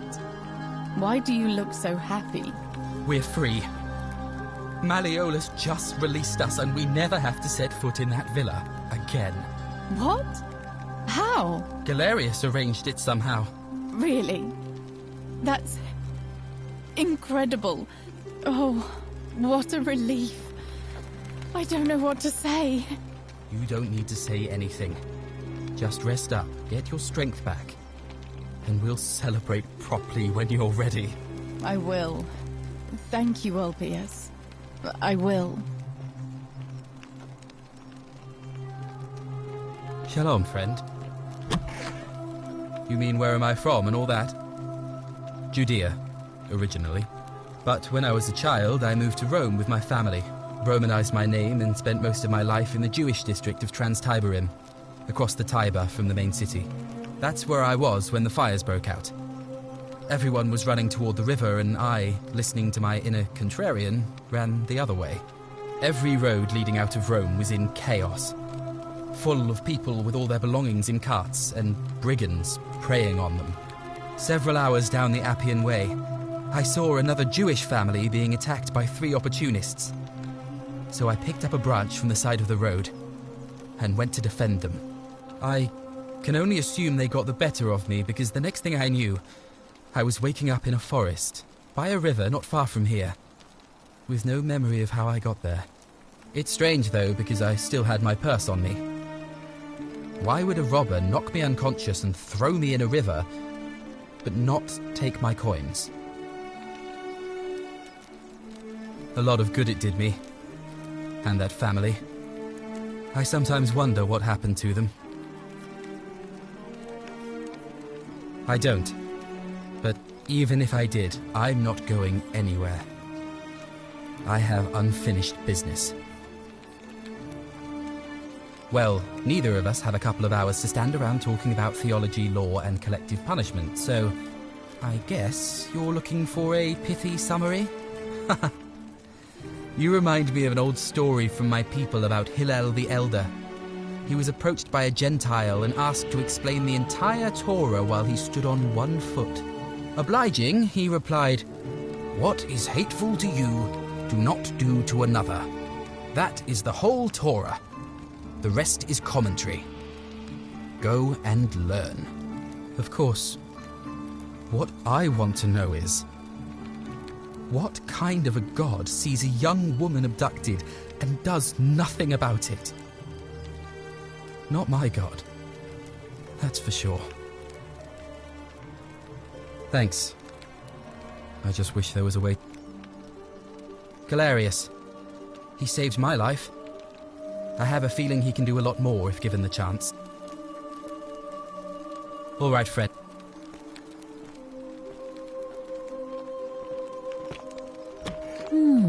A golden bow, just like Apollo and Diana's.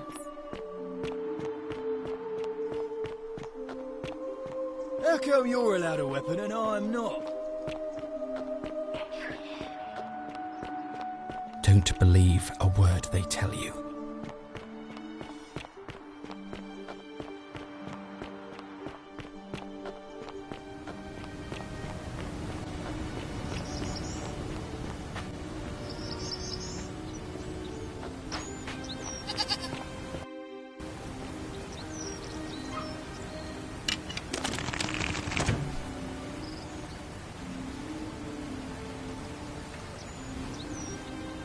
Salve again, friend.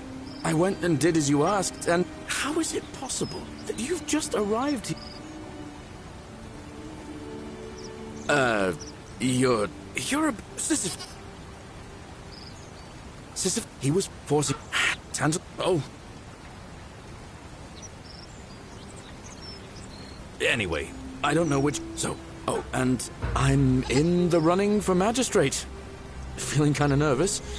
But I'm hoping it'll all be worth it when I order Dooley's release. I just hope I'll have the votes I need.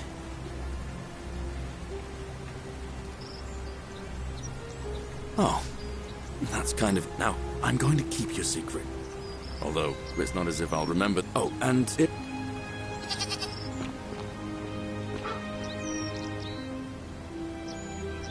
Salve again? No. All right.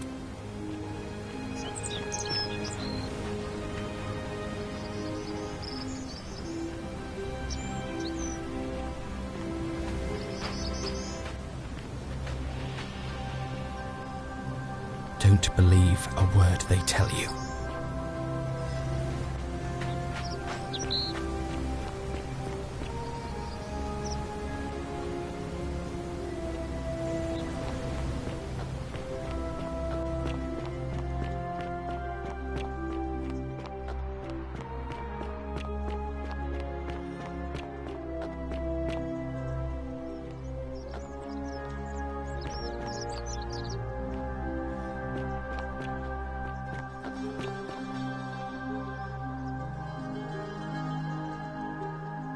A new face, Arve, and... It'll be... Wide you up. Set. Oh my. That is... Let's... We don't... Herc, Sissy, and... So... May 4th.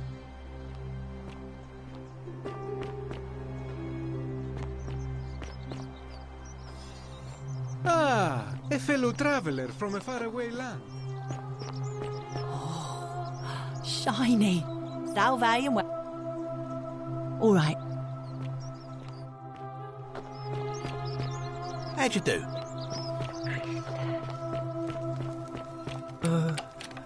Hello. My friend Hannibal he said, if anything, he gave me this key. All I remember is he said something about the sister. Now nobody looks after me. Bye-bye.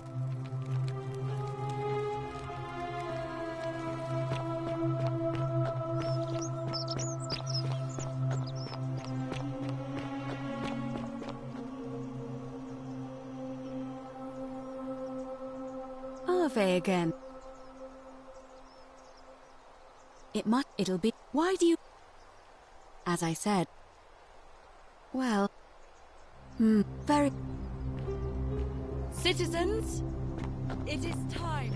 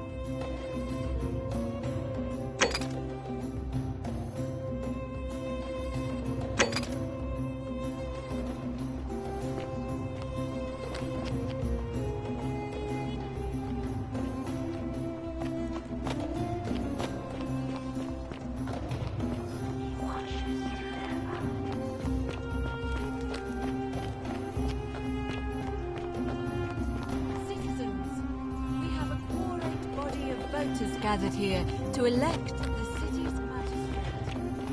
The candidates are Sextus Sentius Imperiosus and late nominee Gallus Galerius Helga. Marcus Malleolus Gurges withdrew his candidacy earlier today. As agreed, we shall dispense with ballots and candidates will abstain from voting. As I said already, call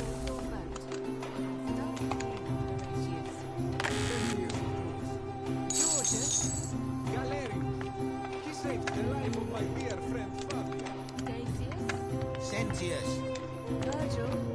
Sentius. Ulpius. Galerius, the man who saved my life.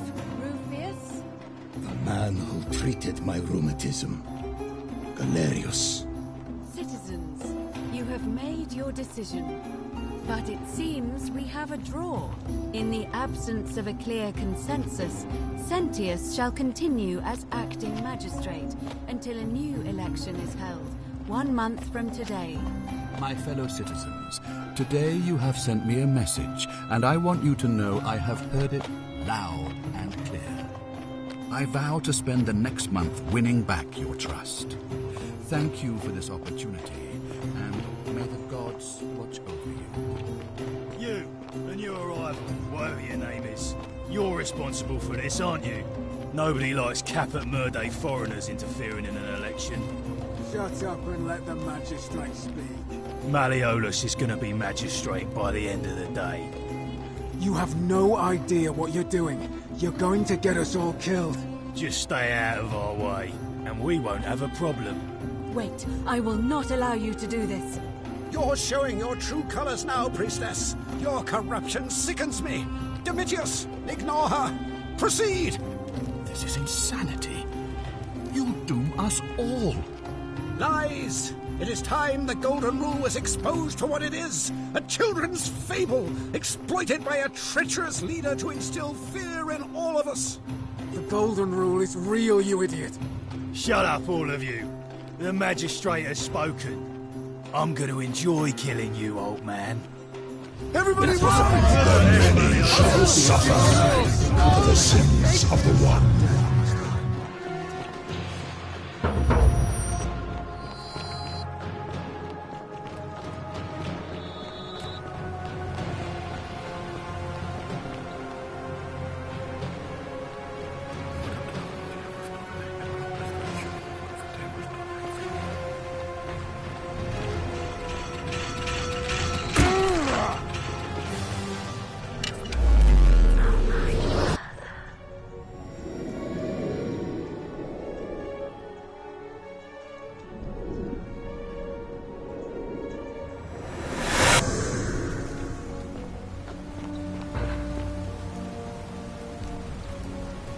Salve, Fred. Well... You... Oh, all right. I'll go.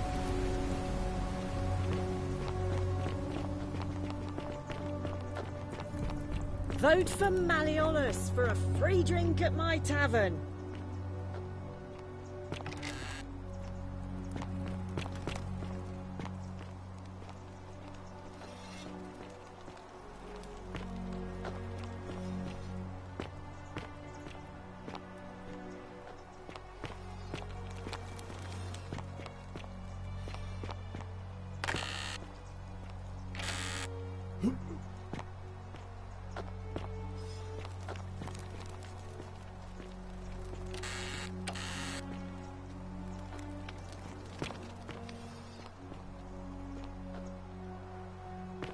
Cerberus lifts his triple head and lets out his threefold braying. Livia, would you stop muttering like Medea over a cauldron? You'll scare away my customers. They follow their trades, imitating their previous lives. Ignorant. This again. You're in a world of your own, aren't you? I speak with it.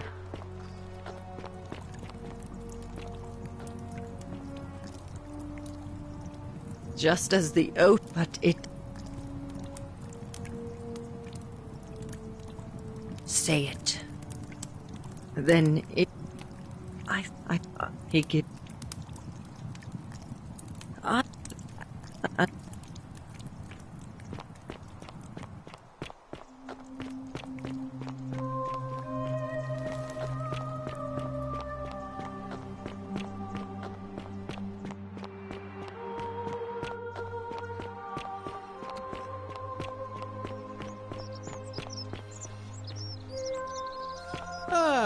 A fellow traveler. Greetings. I'm Georgius.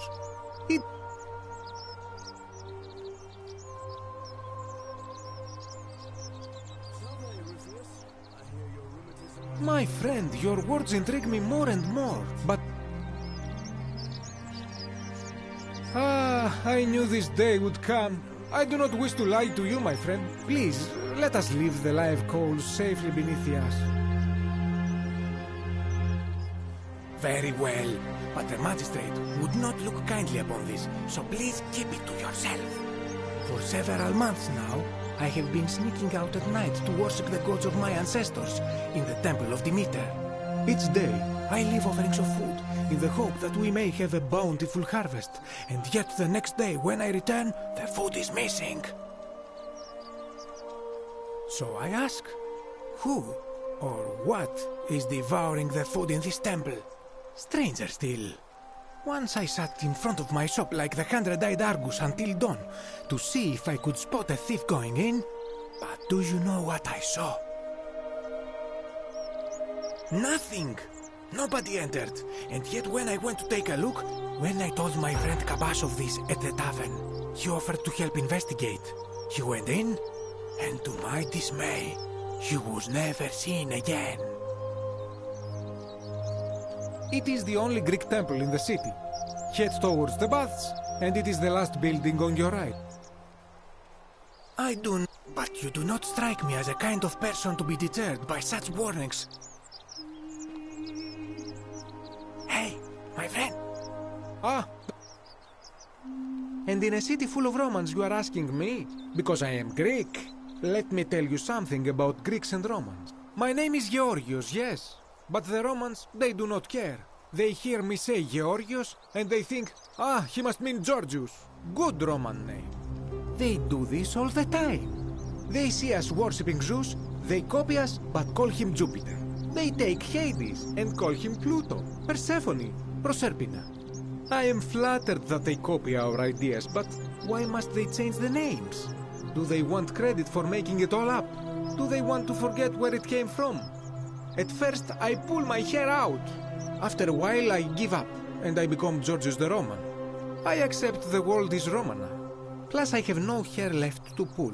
But my point is this. If you want to know who stole an old Greek name, look no further than the sticky-fingered Romans. The plague you seek was pilfered from a collection of old Greek relics by none other than Douli. He cannot help it. Like a typical Roman, he likes shiny things, especially those that once belonged to my people. And besides, it makes him happy. So I say, let him keep it. I believe he still has it with him, in his cell, just opposite the Temple of Demeter. I hope that...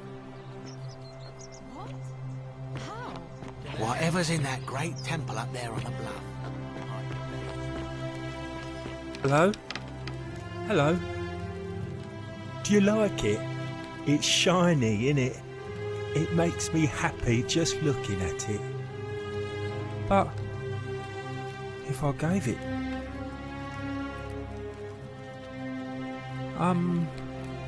well... like... Galerius? Yeah, Galerius will let me out. Then you can have my plaque and everyone will be happy. My friend Hannibal used to speak all over... No. Bye-bye.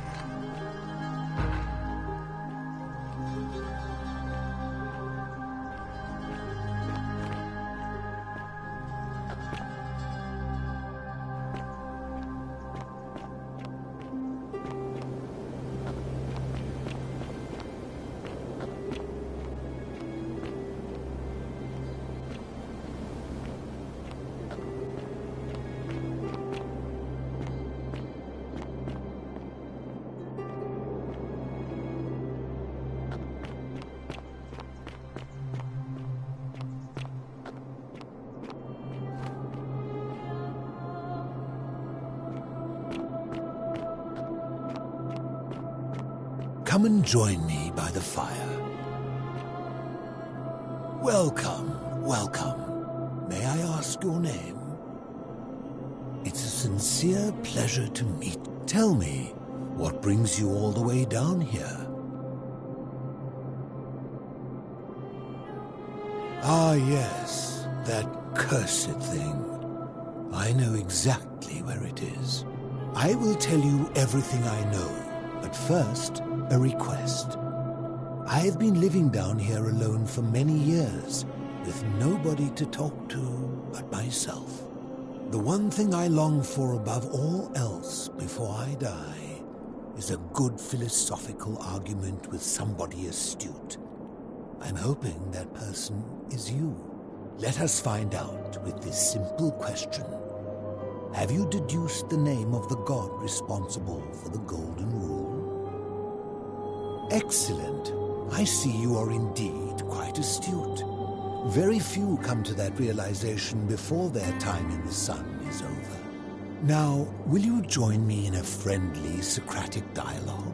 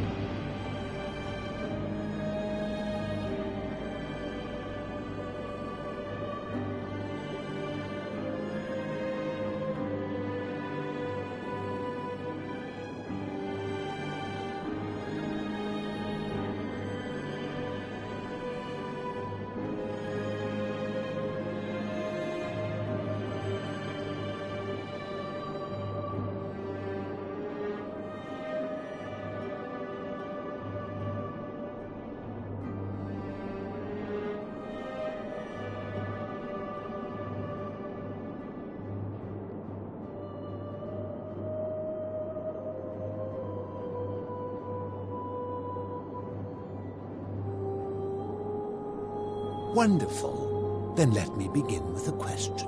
Would you say you know the difference between right and wrong? And to what extent? In every situation? So, you're not entirely confident. That is quite sensible. Indeed, I'm reminded of something Socrates once said. To paraphrase, better to know that you know nothing than to know nothing and think that you know. It is because knowledgeable people have learned enough to know they know very little, in the broader scheme of things. You see, out there in the world, being uncertain about right and wrong was acceptable, because our mistakes rarely had consequences.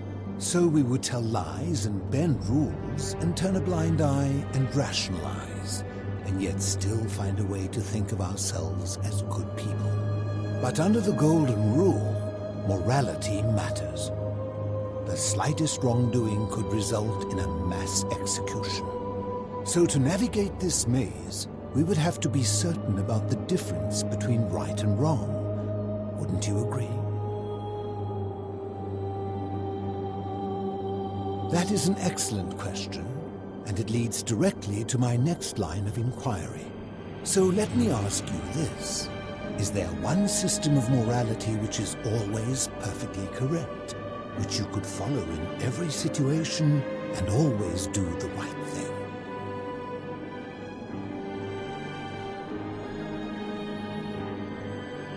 How can that be? Since they all have differences, it follows that in some cases they would offer different conclusions about what is right and wrong. If there is a correct moral code, then wouldn't it follow that only one can be the correct one?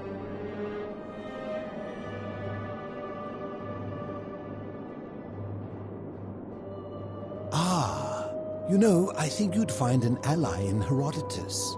a scribe from among my people who lived some 400 years ago. He told the story of a man named Darius, whose curiosity was piqued when he learned that a certain tribe had the practice of eating their dead. He asked some Greeks who burnt their dead, "What would it take for you to eat your dead?" Aghast, they replied, "Nothing." Then he asked the tribe who ate their dead, "What would it take for you to burn your dead?" "Nothing," they replied, equally aghast. From this, Herodotus concluded that custom is king, that right and wrong are merely local ideas which do not survive the journey from one tribe to another. I take it you're in agreement? Then let me ask you this.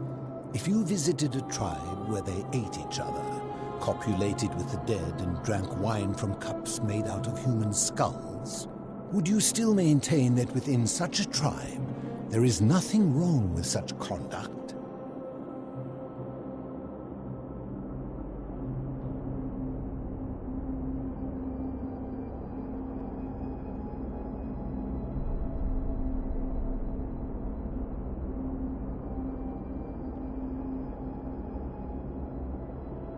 And that's a credit to you. It is the mark of a civilized person to change their position when presented with a superior argument.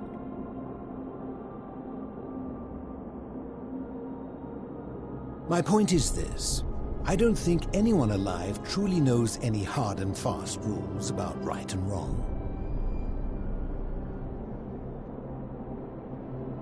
If there is one thing I have observed about rules, it is that virtuous people do not need them, and evil people will always find a way around them. And so we must accept our limitations, and the sad truth that no human society will ever achieve the utopia for which it strives. In mathematics, we would call it an asymptote, a line that can be approached but never reached. Because the only way to create a utopia is with the ever-present threat of force, such as the Golden Rule. This and no other is the root from which a tyrant springs when he first appears as a protector. And life under tyranny is no utopia at all.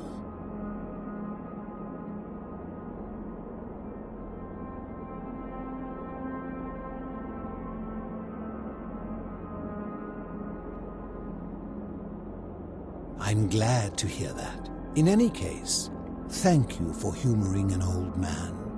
I would be happy to answer your questions. You mean, how did I end up living alone in this cave with nothing but these relics of the past for company?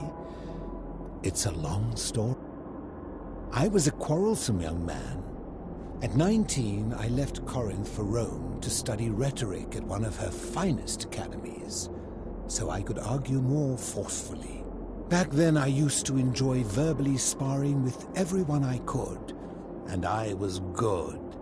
One night I found myself in a tavern, in an argument with a drunk mercenary. It became heated, he drew a gladius, and I won the argument, but lost my life. I woke up on the banks of the Styx at a campfire opposite Karen. Of course, I tried to persuade her to let me return, but even with all my skill, I failed. I settled in, made friends, and learned what I could, quickly realizing our little community faced certain death under the Golden Rule. So I began looking for a place to hide underground. Fortunately, I found this place waiting for me.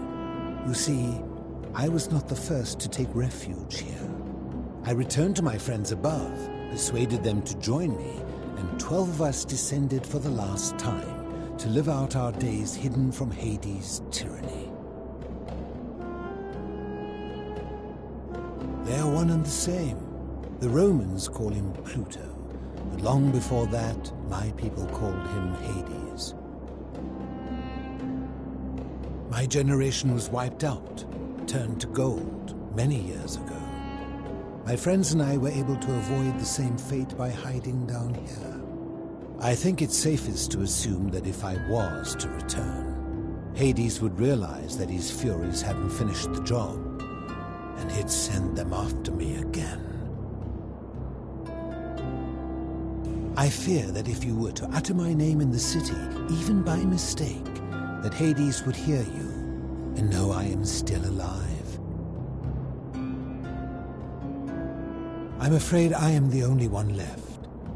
There were 12 of us in the beginning, but one by one, my friends passed away. Some from malnutrition, others from madness and despair. It has been lonely. Before my unexpected visit from Kabash some weeks ago, I had not seen another person in many, many years. I'm afraid I am the only one left. Living in darkness is not without its challenges. The first challenge is diet. Fortunately, I found that eating fresh fish provides most of the nutrients I need. And sometimes, when there are Greek people living up above, I surface at night and salvage the offerings they've left in the temple of Demeter. The greater challenge is the isolation, so I like to imagine arguments, where I argue both sides. But, like so many things in life, arguments are better with a partner. As you wish.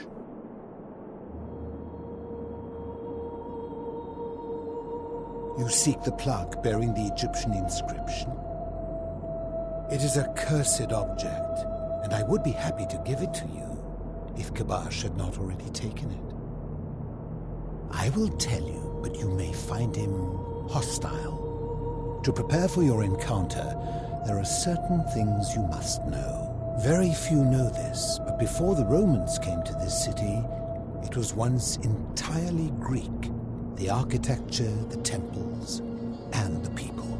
When the Romans came, in typical fashion, they claimed it as their own, built over everything that could be built over, and renamed the things that could not. Thus, the Shrine of Persephone became the Shrine of Proserpina. And when they found an obelisk bearing the name Hades, they tore it off and replaced it with Pluto instead. And the city's dwindling Greek residents, witnessing this compulsive Roman conquest, decided to preserve what they could of their heritage.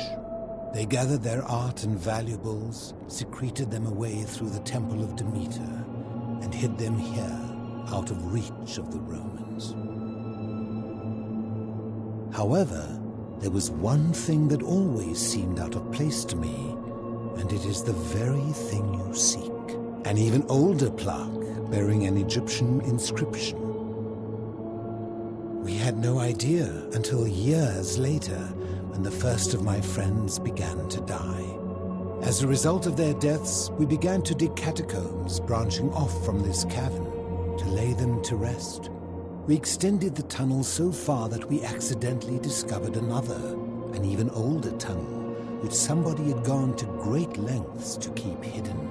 Suddenly it made sense why there was an out-of-place Egyptian plaque among our people's possessions. You see, we proud Greeks had thought the Romans beasts for stealing and corrupting our heritage. But it turns out this game has been going on much longer than any of us imagined.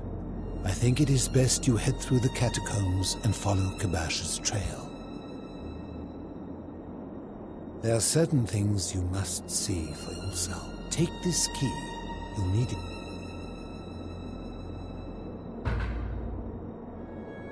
Ha! If I did, would I be living like this? Did we not discuss it at all? I enjoy...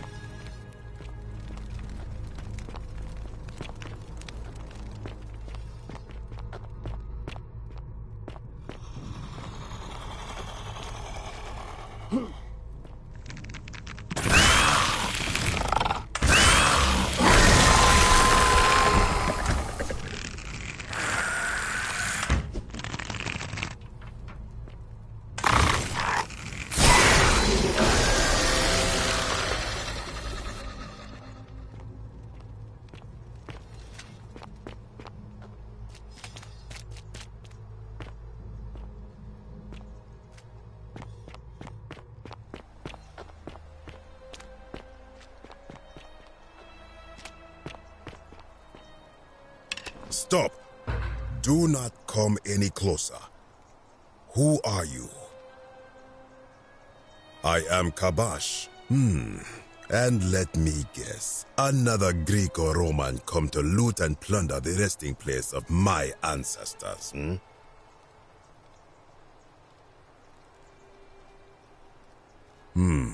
Trousers, boots, curious here. No, I suppose you do not. Then what do you want? To what end? That is welcome news. You really are not Greek or Roman, are you? I was planning to return it myself, but for now, I must remain. Here, take it, and restore the honor of Osiris.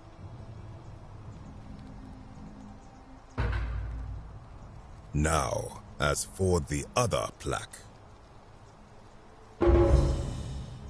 Indeed, I have it right here. I stumbled across a collection of dusty curiosities while searching for a place to hide from the hungry children of Amit, and there it was. You may not. In fact, I am about to destroy it. Because it speaks a treacherous, blasphemous lie. I will tell you, but first, do you know what this place is? It has a name, and that is the Duat. See what has become of it. I have been down here for weeks, piecing together its story, and here is what I have learned.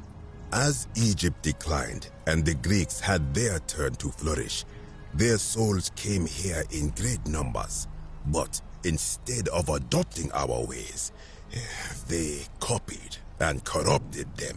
When they found the obelisk bearing the name Osiris, the true god of the underworld, they desecrated it, removing his name and replacing it with Hades. Even the ferryman of the dead, known to my people long before as Kerti, they renamed to Keron. As if that desecration was not enough, they built over this place, using it as the foundation for their own underworld, so that ours was forgotten. My only solace is that the Greeks then suffered the same fate when the Romans rose to power, renaming Hades to Pluto, and the cycle began anew.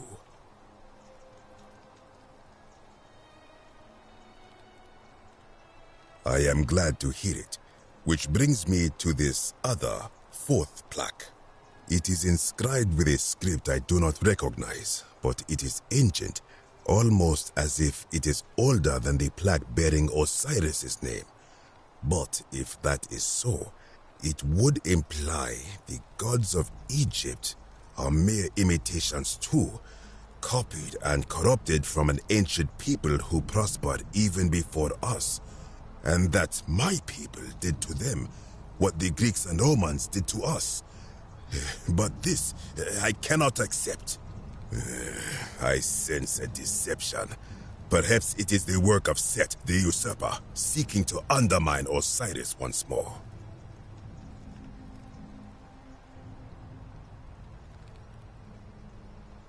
You will never know. This work of sacrilege must be destroyed, thrown into the black abyss below in Osiris's name.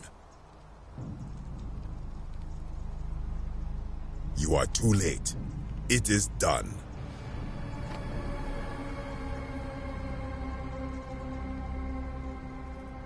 It could not have gone any other way.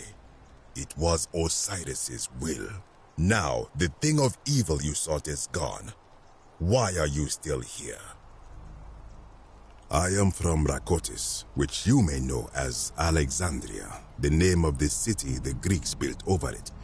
I was a fisherman, like my father before me. Since the Romans had taken over from the Greeks, I took the opportunity to learn Latin and eventually traveled to Rome. When the fires broke out last year, I tried to help. I gathered terrified locals into my boat and led many of them to safety farther along the Tiber. On my 7th trip, a passenger demanded I wait for his brother. But we were full to almost sinking, and smoke was all around us. I told him his brother would have to save himself, and he tried to bribe me by placing a coin into my hand. When I refused, he drew a dagger and thrust it between my ribs. I awoke on the banks of the river to a stranger wearing a ram headdress. He said his name was Kirti, and at the time, I simply thought him odd. It did not dawn on me until much later that he was the Kirti, the ram-headed ferryman described in the Book of the Dead. This is where I belong, as caretaker of the memories of my people.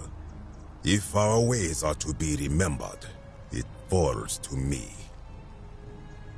I think if someone is to break the golden rule, it will not be me, for I try to live as I always have by the command of the goddess Ma'at. Do to the doer to make him do. As for the punishment that will come from it, I finally understand why it has long been said among my people that gold is the skin of the gods. I do not know. What could possibly lie beneath the underworld? Perhaps it is infinite darkness. Perhaps it is the lair of Amit, the devourer of souls. All I know is, it would be unwise to venture down there. Most are good. Wait, you are planning to go down there. I see it in your eyes. I urge you, return to the surface with the Romans. It will be safer for you.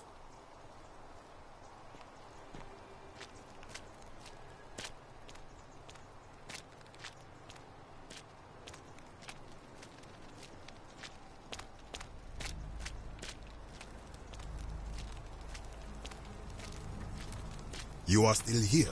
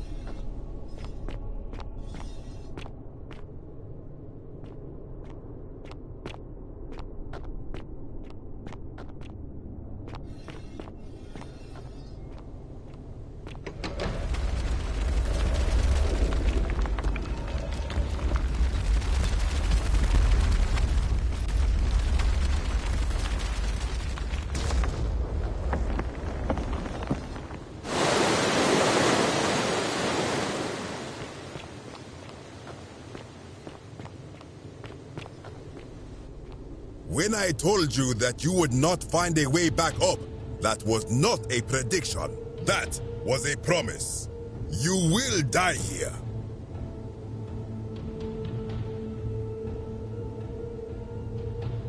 I disagree.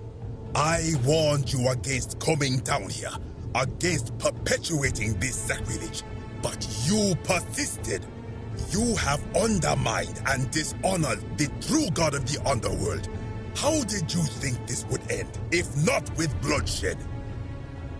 Very well, I will listen, but if I sense deception, or if you further insult my gods, I will carry out my threat.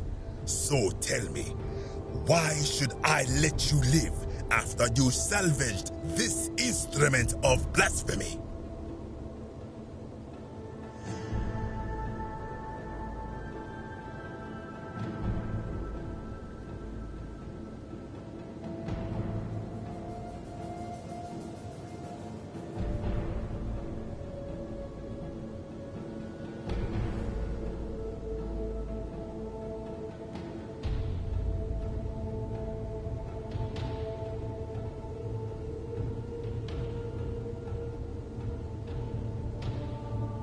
Why?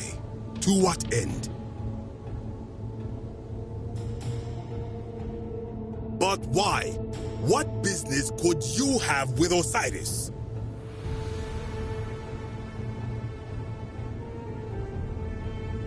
Blasphemous fool! You have sealed your own fate. Ha, good. I welcome it. You see, the philosopher told me that each time it breaks, Osiris bellows with rage, and his voice shakes the very foundations of the earth. I can only hope one more tremor will lay waste to this fragile place once and for all, and you along with it. The many shall suffer for the sins of the one.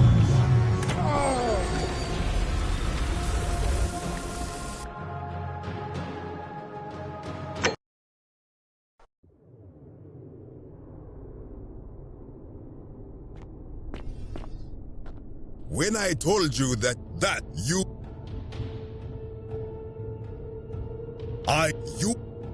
very why? Then you admit it.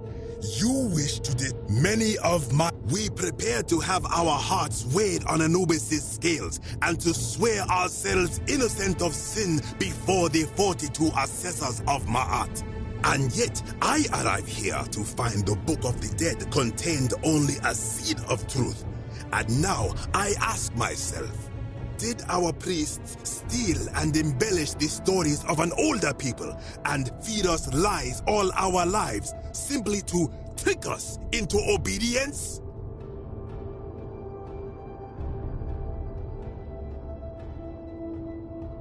Blasphemer!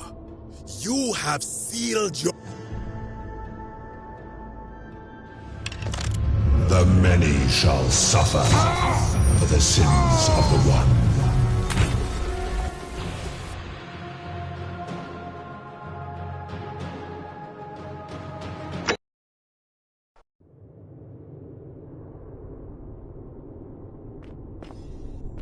When I told you that you...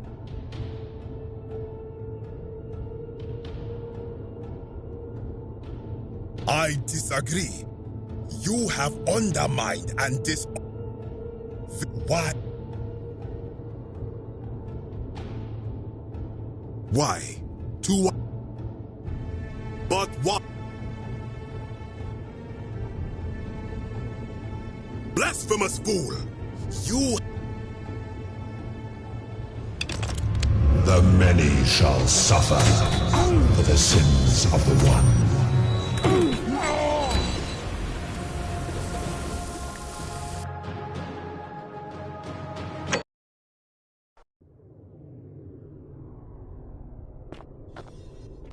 When I told that you... Then you admit many weep and yet did our... I am not sure I follow. Speak plainly.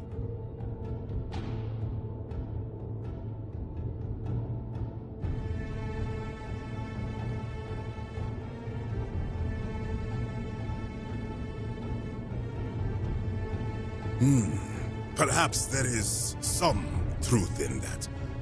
What is your point?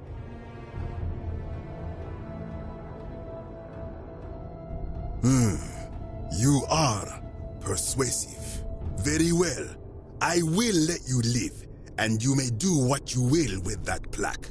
I will remain here for a while, and attempt to learn what I can about the foundations of my people's beliefs.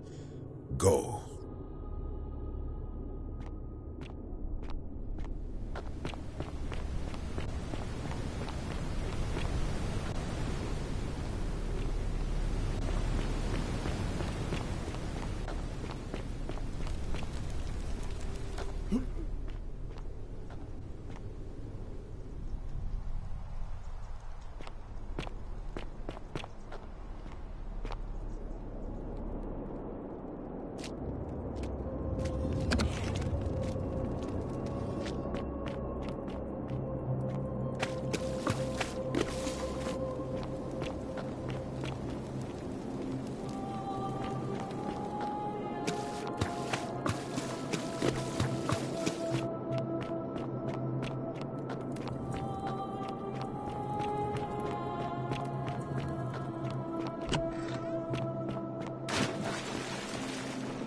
Ah, you've returned. Good to see you again, friend.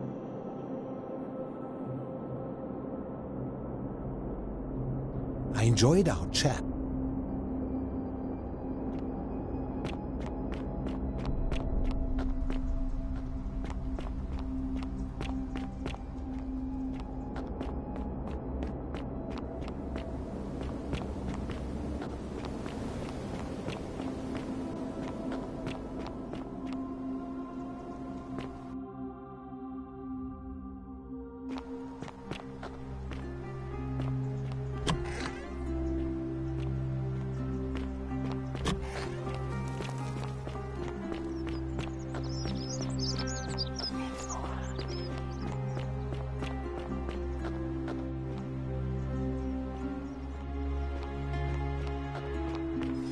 Citizen.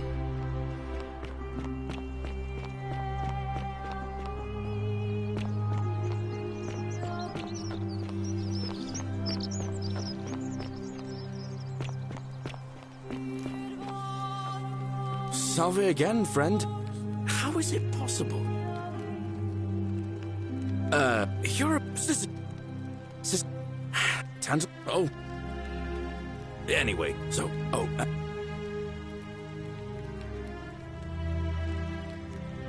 Oh, that's... Now, I'm going to keep your secret. Oh, and...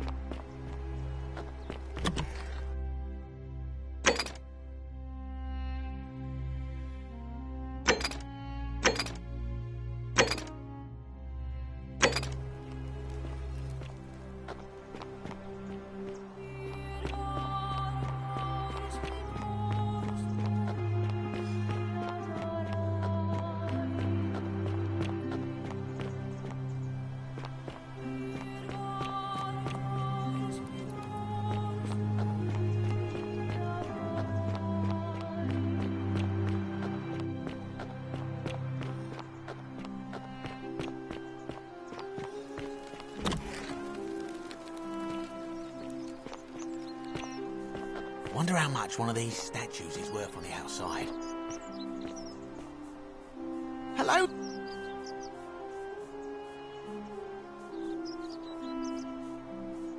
Are you well, stranger? Have you been out in the... Very well.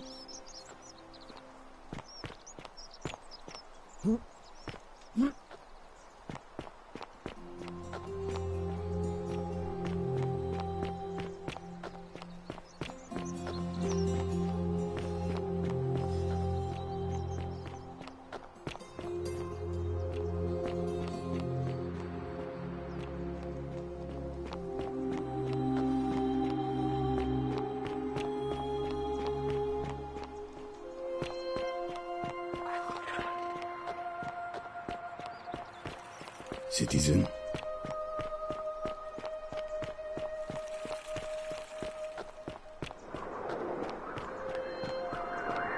Salve.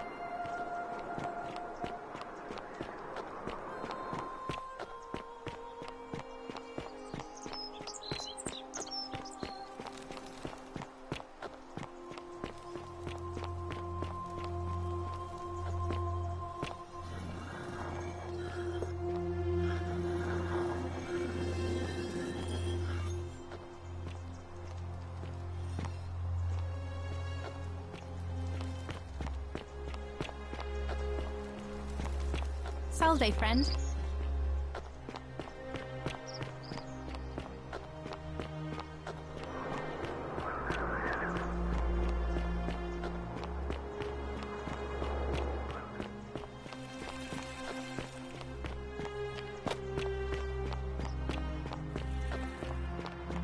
Salve. Fortune smile on you, brother. Now. All right.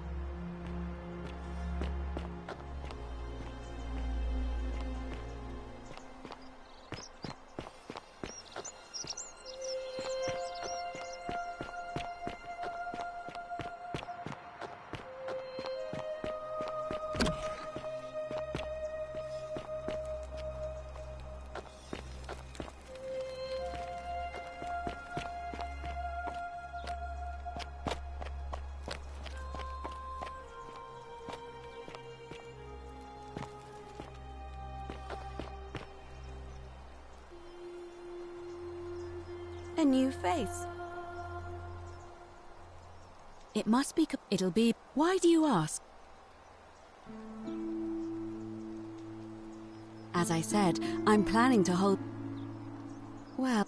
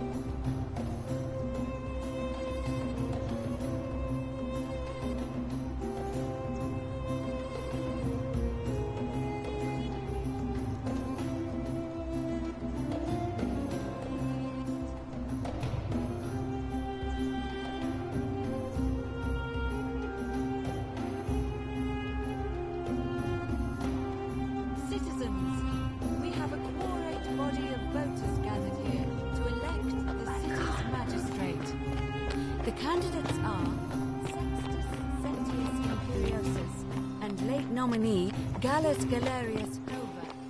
Marcus Malleolus Gurges withdrew his candidacy earlier today. As agreed, we shall dispense with ballots and candidates will abstain from voting. Let's make this quick. As I say your name, call your vote. I'll start with you, Horatius. Sentius, of course. Georgius. Galerius. He saved the life of my dear friend Fabia. Dacius. Sentius. Virgil. The man who put a stop to the threats I've been receiving. Galerius. Ulpius. Galerius, the man who saved my life. Treated by rheumatism. Galerius. Citizens, you have made your decision. Your new magistrate is Gallus Galerius Helver. What? It has been decided. Magistrate Galerius, would you like to make a brief address? I just want to say, this isn't something I ever wanted. Now that you put your trust in me, I'm going to do everything I can not to let you down. I'll need some time to put together a list of the changes I want to make around here. But I promise you, there will be changes. My first order is that Dooley is to be freed. Horatius, release him from his cell immediately. Please. Wait, do I need to say please? I suppose not. That's it. You can all get on with your day. Nothing else to see here. Move along.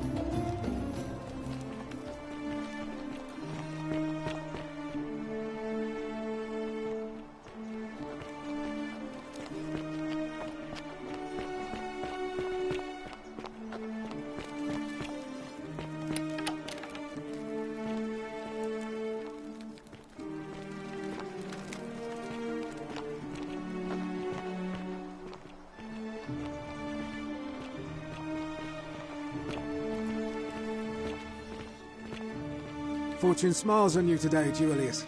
Magistrate Galerius here has ordered your release. You're going to let me out of here? I'm sorry it took so long, my friend. And it wouldn't have happened at all if it wasn't for a newcomer. So be sure to offer your thanks when you can. I will. I will. Thank you, Galerius. I'm so happy. I'd love to stay and chat, but I've got a lot of work ahead of me. Why don't you go to the baths? Then tell Georgius I said you could have some new clothes. Then I want you to go home and rest. I'll speak with you soon, Dooley. Hello? Oh, thank you. You're a big helper. I was locked up, but they let me out again. I'm so happy.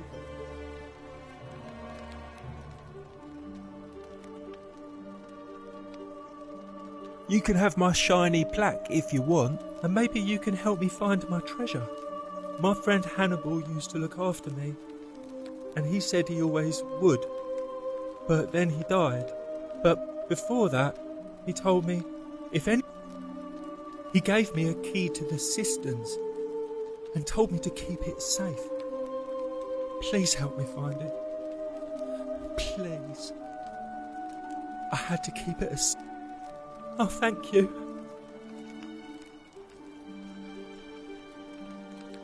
I hope you find it. In the cisterns. Way up high. Oh, look over there. Maybe it is treasure. I could see it for myself. So pretty. And it's just lying out here in the open. Maybe nobody wants it anymore. Mind if I just take it? Don't you dare. The many shall suffer for the sins of the one.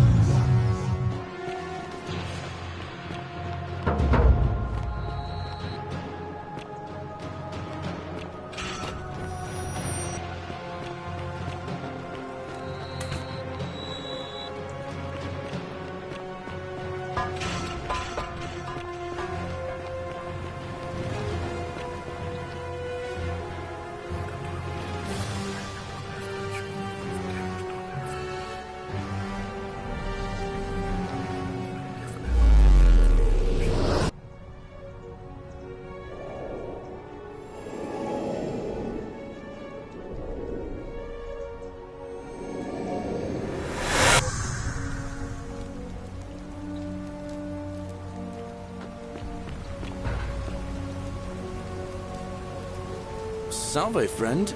Mind telling me who you are and what you're doing with that bow on your back? Oh. So, you? Alright, let me... What? I'll go.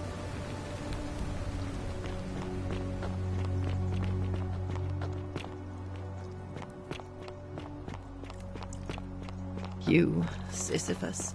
Attack or pursue.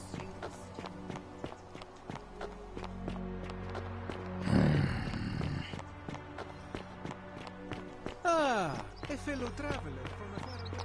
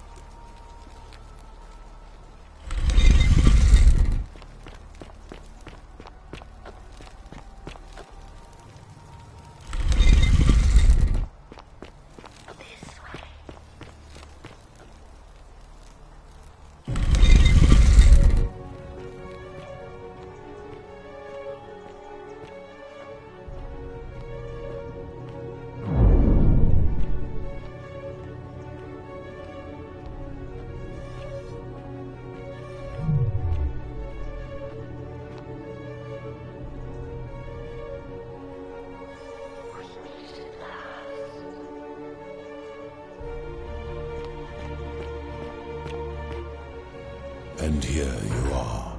Allow me to introduce myself. As you have already gathered, I've been known by many names. Nergal to the Sumerians, Osiris to the Egyptians, Hades to the Greeks, and Pluto to the Romans. But the one constant through it all has been my title, God of the Underworld. And I've been watching you with curiosity, mortal, ever since your arrival. You're unlike the others, aren't you? And what is more, you carry a weapon that was never intended for mortals to wield, and you do it so brazenly. But there will be time for your reckoning later. First, as a reward for undoing the desecration of my obelisk, I will allow you to satisfy your curiosity.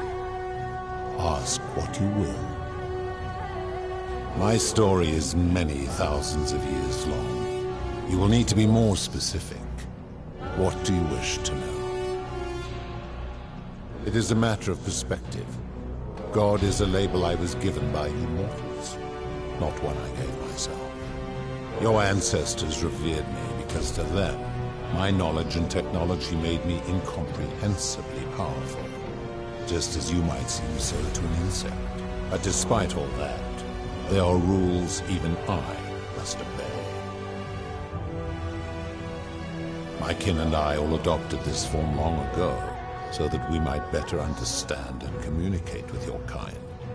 In time, we grew fond of the sensory delights it affords: desire, joy, ecstasy, even rage and sorrow, while an acquired taste can be addictive. No. Long ago, I swore to Persephone that I would remain in this form for as long as we remained among your kind. I must honor that. This is my beloved. Like me, she has been known by many names. Ereshkigal to the Sumerians, Isis to the Egyptians, Persephone to the Greeks, and Proserpina to the Romans. Or perhaps you might know her as the goddess of springtime, the cycle of life and renewal.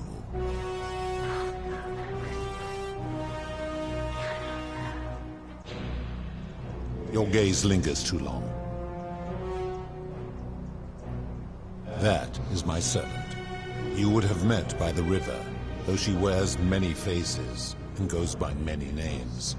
Kumu-Tibal to the Sumerians, Kirti to the Egyptians, Charon to the Greeks, and Charon to the Romans. Her role is to ferry souls between the mortal world and this one, and to make their transition as seamless as possible. For that, she earned herself the infamous, if erroneous, moniker, the Ferryman. You will talk more later. For now, ask your questions. As you wish. It has come to be known simply as the Underworld, and it exists because of a wager I made long ago. That is a long story. One that began over 3,000 years ago and continues to this day. You see, long ago my kin and I set out from our home on Elysium to search for other forms of life among the stars. We discovered your planet and witnessed your kind evolving from primates into something lawless and barbaric. You all but destroyed yourselves. Your 2 short lives being extinguished by violence and ignorance and disease. Yet Proserpina saw raw potential in you, and persuaded the rest of us it would be squandered without our intervention and stewardship. So we revealed ourselves to your people in a place called Sumer. We offered guidance in agriculture, toolcraft, and law, and you called us gods. For a time you flourished. But soon you were too many for us to oversee. And as you spread from that cradle of civilization, I saw something disturbing. We had sown the seeds of dependency and confusion, and soon you returned to your old ways of violence and ignorance, this time in our name. My kin had seen enough, and gave up on your kind, condemning you as barbaric and chaotic, scarcely more than animals. We began preparations to return to Elysium, our home world, a utopia unspoilt by conflict and unimaginable in its beauty. But my Proserpina could not bear to abandon your kind without guidance, and knowing it would force the rest of us to leave her behind, she made an extraordinary sacrifice. She gave up her immortality to descend permanently to the ranks of humankind. And so she began her inescapable trajectory toward death. Horrified, I acted swiftly. I placed her in suspended animation in a deep frozen sleep to prevent age and sickness from claiming her. And then I pleaded with Proserpina's father, who the Romans called Jupiter, to bring her with us to Elysium. It was and is my hope that once there, we might one day learn to undo what she has done to herself. But he refused. I did everything I could to persuade him, but he would not relent. He would rigidly uphold his final pronouncement. Humans were unworthy of ascension to Elysium, and no exceptions would be made. But seeing that I was aggrieved, he proposed a wager, the terms of which were as follows. If even one human city could prove itself capable of living without sin for a single year, then Proserpina and all of humanity would be permitted to join us in Elysium. My part would be to remain behind, the last of my kind, to watch over you, without interfering, and to sit in silent judgment. And so my reward has been to languish here, enduring a 3,000-year winter, waiting for the day your kind proves itself worthy of her faith in you, so that I might take her with me to Elysium and unthaw my goddess of springtime. And here I am, after all this time, still waiting.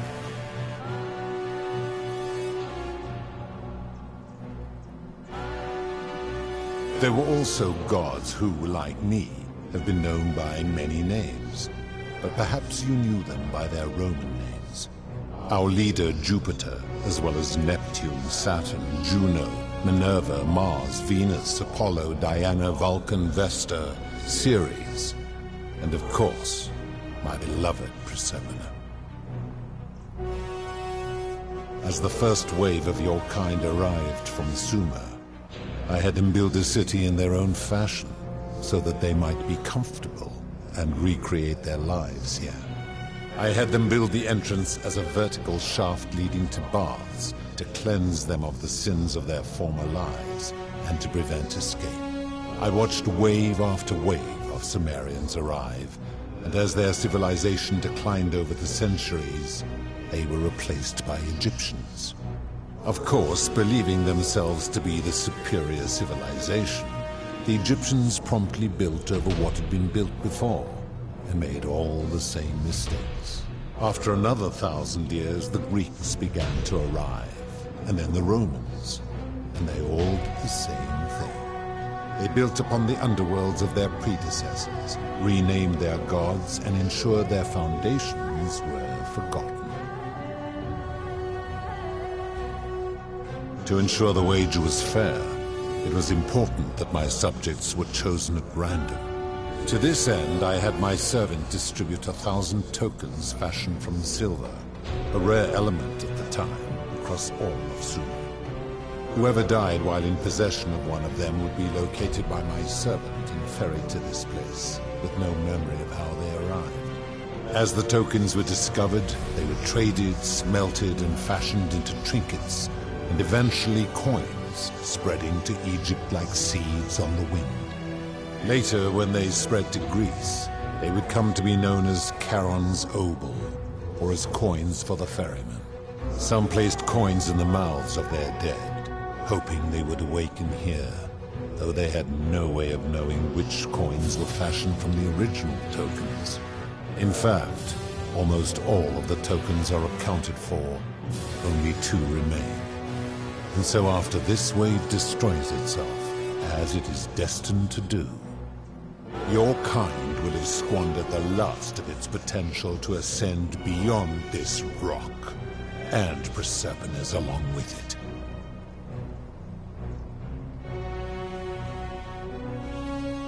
It is a regrettable story. One of the first men who came to this place was a king of Sumer and a troublemaker. To be rid of him, I returned him to his people, on the condition that my servant erased his memories of this place. But the erasure did not take completely, and he told stories of this place as if describing memories of a dream. His tales were committed to writing, which came to be known as the Epic of Gilgamesh, and his words were twisted and distorted over generations. Later, the Egyptians would adapt Sumer's stories of the underworld, making them wildly intricate and labyrinthine. Their Book of the Dead and Book of Gates bore less and less resemblance to this place, in their priests' pursuit of profit. Then, when the Greeks began to arrive, they proved far more cunning, and in a series of incidents that will not be repeated, 5 of them escaped. A warrior named Heracles, 2 kings named Sisyphus and Theseus, a poet named Orpheus, and a Trojan named Aeneas. They each told embellished tales of this place, how to get here, and how to escape. And so from Sumer to Egypt, Greece to Rome, your kind has always told each other stories about this place, though each story contained only a seed of truth. Of course. That is merely the name your people have given to it, but yes, it is my doing. That is a story dating back to the very first wave. After the Sumerians finished building their city, the self-declared ruler threw a banquet to celebrate. Now this man was unmarried, and many women were vying to become his wife, a prestigious position of power and influence in a new world. Of all the women, 2 were particularly ambitious. Both were beautiful, and both arrived at the banquet wearing eye-catching dresses and painted faces, their hair woven in elaborate fashion. The first woman, recognizing that she would require an advantage to win the ruler's affection, draped herself in jewelry, ornate necklaces, bracelets and rings fashioned from gold. Seeing this ostentatious display, the second woman grew envious, for she had no such jewelry at her disposal. She prayed aloud to any gods that would listen to cover her in gold, and when her prayer went unanswered, she took matters into her own hands. While the others indulged at the banquet, the second woman summoned the first for a discussion in a quiet place. She checked that nobody was watching and pushed her rival from the top of the ziggurat, where she broke her neck on the rocks below. But I was watching, and I decided to answer her prayer. I took the golden bow left behind by Diana, and I shot that woman in the heart, covering her from head to toe in a layer of molten gold.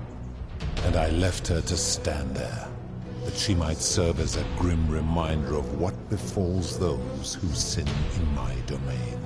But that was not enough, for the entire city was tainted by her sin, and the wager could no longer be won. So I had no choice but to wipe the slate clean. I gilded them all, to make way for a new wave, and began the wager again. And to this day, each of them, and all who came after, line the halls of this city, inanimate but conscious, suspended in time with only their sight and hearing preserved, so they may bear witness to and lament the folly of your kind for eternity, as silent golden sentinels. I give your kind a second chance at life, as well as ample warning about my law. And when you disobey, and you always disobey, you force my hand, bringing terrible suffering upon yourselves. And so you ask if I am the one destroying your lives. And I say, no, you destroy yourselves. I am merely the means by which you do it. When my kin departed, they left behind many relics which I inherited. A consolation prize of sorts. The golden bow originally belonged to one of my kin, who the Romans called Diana. As my collection of golden statues grew, I chose the most ferocious among them, and equipped them each with a duplicate of her bow, and tasked them with hunting down the Forsaken at my behest. They became known simply as Furies. I've always considered that the cornerstone of morality is the ability to determine right from wrong on one's own. No attempt to lay out rules like your Code of Hammurabi or your 12 Tables of the Roman Republic can ever cover all possible scenarios. This should come as no surprise to you, since the core principle has been expressed in many forms by many of your civilizations. The Egyptians made a rudimentary attempt with do to the doer to make him do. The Greeks refined it with avoid doing what you would blame others for doing. The Roman Stoics added, treat your inferior as you would wish your superior to treat you. Even the so-called cultists hiding among you often say, do unto others as you would have them do unto you.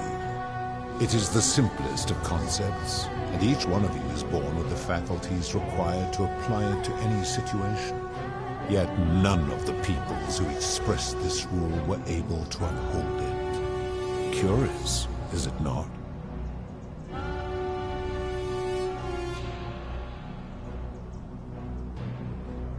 Enough.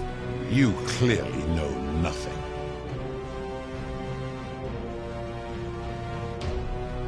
I am able to commune with all of the statues in the city. Their ears are my ears, and their eyes are my eyes. If she was still conscious, I suppose she could, but she's not. Why do you ask?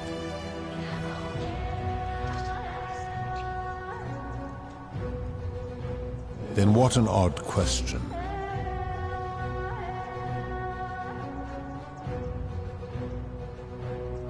Do you plan to speak in sweeping generalizations, or are you going to give me an example?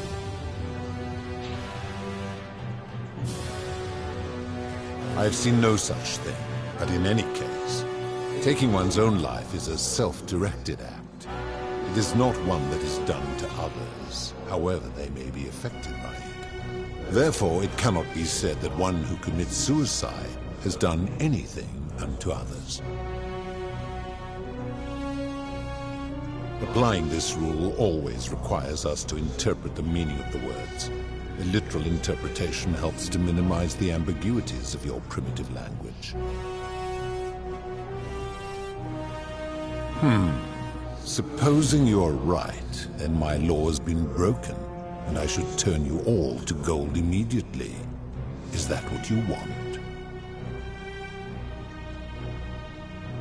want? Now tell me, what other sins do you believe I have overlooked? The merchant. How is that inconsistent with the rule I've outlined? I disagree. Having watched this merchant, that is precisely what he would expect from others, and he would be quite capable of paying the price anyway. Applying this rule always requires speculation to some degree. It requires us to ask what another person would want if they found themselves in another situation. Now tell me, what other sins do you believe I have overlooked? You speak of the moneylender. How is that inconsistent with the rule? And he would never have signed a contract pledging his labor for 30 years. All he did was enforce the terms of a contract signed voluntarily by others. Ignoring your irritating sense of moral superiority, this is interesting. I'm curious, how do people escape poverty where you're from? I see. And how long might it take such a person to repay their debt? I fail to see how your system of loans is significantly different to a debt bondsman signing over his labor for 30 years.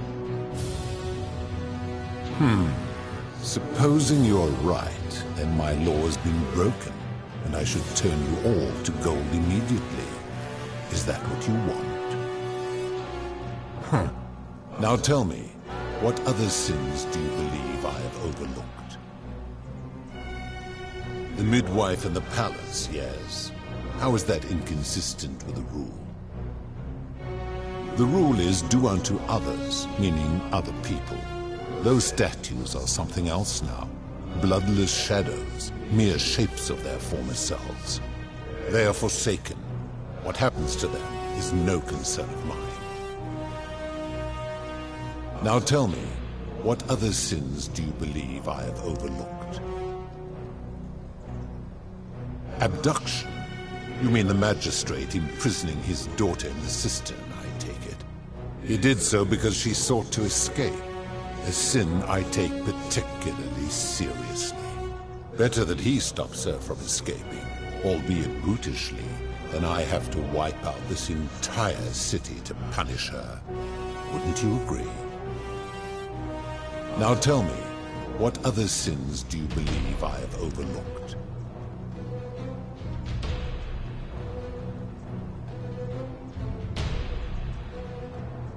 Do you honestly think you could do better?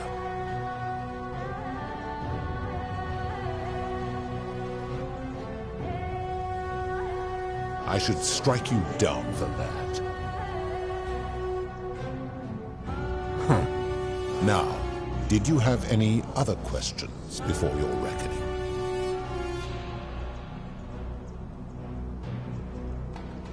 Very well. Good.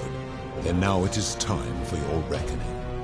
Only, it seems, something is wrong. It has long been within my power to see into the hearts of mortals and weigh their deeds in life. But when I peer into you, I see only a blank slate, as if you did not exist until you appeared in this city. How is this possible?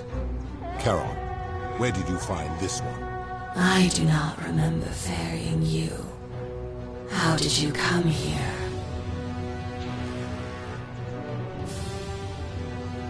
If that is true, then I sense the intervention of someone powerful. How did you come to be in this time, mortal? Who brought you here? He cannot know. I do not know. My kin departed long ago, and Proserpina has slumbered for 3,000 years.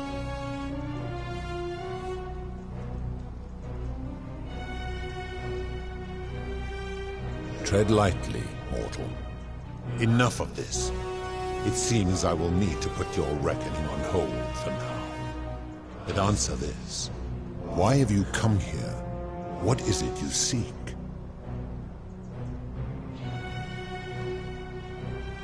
Ha ha ha ha. Your hubris is amusing, so I will allow you to make your case. But I warn you, if you anger me or waste my time with lies or wrong-headed arguments, you face death here. So, tell me, why should I put an end to the so-called Golden Rule?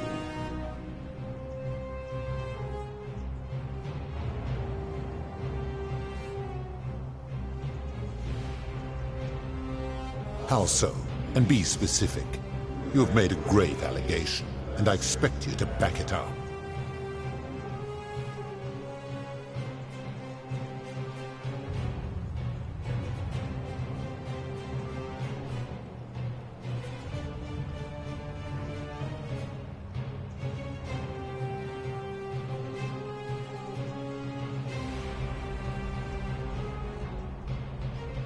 His cruelty does seem to grow greater by the day. True, I have witnessed him doing that. He is a volatile and confused fellow, that one.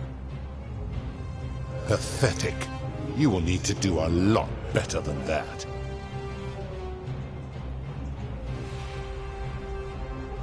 That is a very serious accusation, mortal. What sin have I committed? What evidence do you have to support it?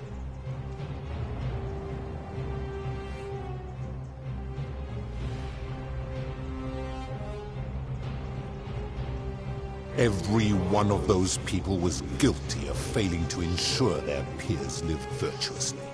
They failed collectively, and so they were punished collectively. The Romans understand this, as did the Greeks before them.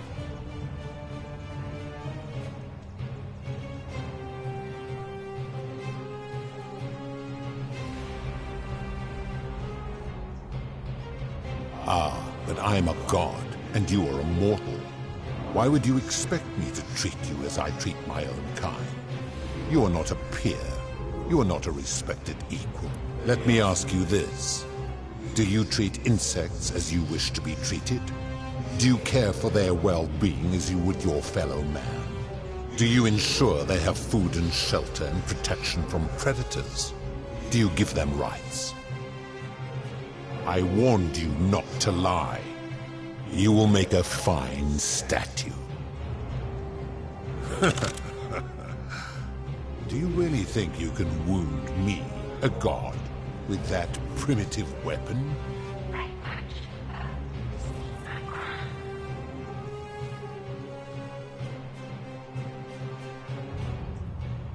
Pathetic. The many shall suffer for the sins of the one.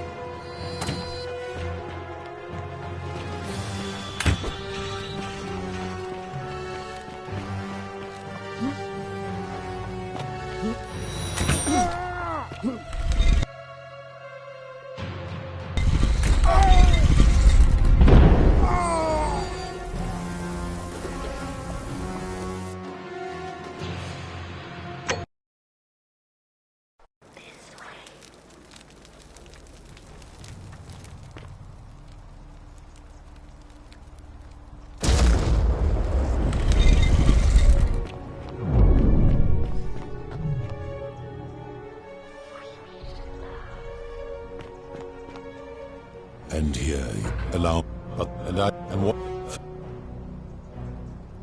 Good. It went up, Charon. You would have us believe that my servant merely forgot bringing you. If that... How did you come to be... Impossible. Not yet. Enough of this. It seems... Why have you come here? Ha! If you... So... She cannot know. You have... That is... I am well aware of the story told by the Greeks and Romans of my so-called abduction. It is entirely unfair. My love was dying, and I intervened the only way I could to save her life. What would you have done?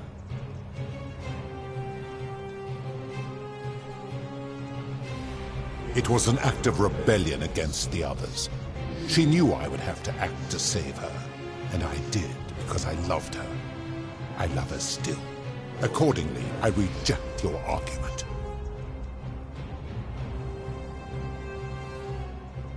These people were all dead when my servant found them. I gave them a second chance at life. Would you prefer to have simply ceased to exist? Then you still have the option to end your life should you wish, and accordingly, I reject you. Every one of those people was guilty of... They... but I'm a... Let me... Do you... Of course not, because that would be absurd.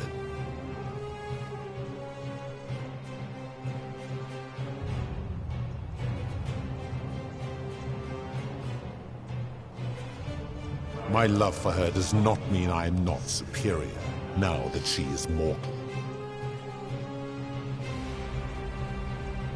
Bah! For a moment I thought you might have been building to a point. But I see now you are just a hubristic little creature. That is a very serious...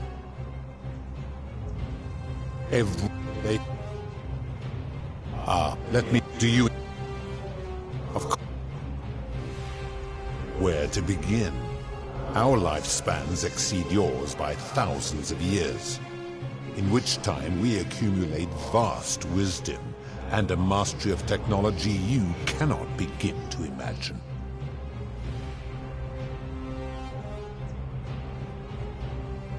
Because that is the source of our power over you.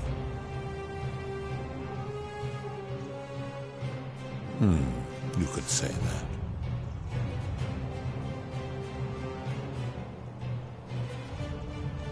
My kin have no superiors.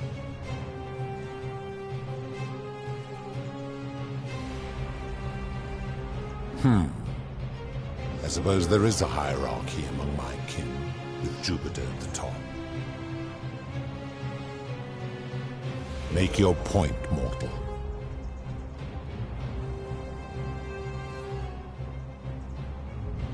Let me ponder that for a moment. If you are right, then it would follow that all this time I have been in the wrong. But no. The very thought of it grieves me. How can I accept your argument when doing so would make me a tyrant and a monster? Your hubris grows tiresome. You will make a fine statue.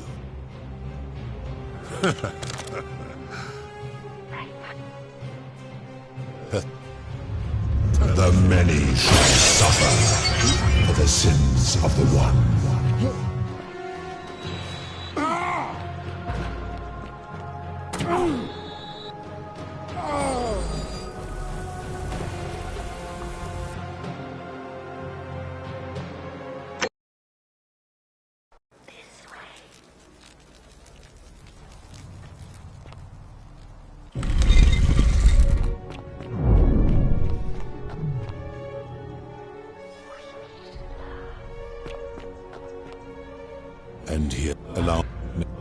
And what did they...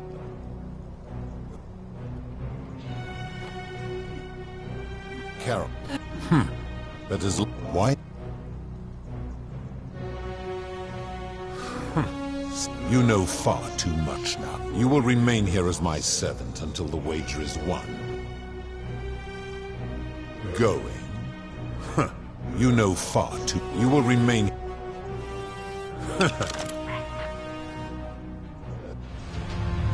The many shall suffer for the sins of the one.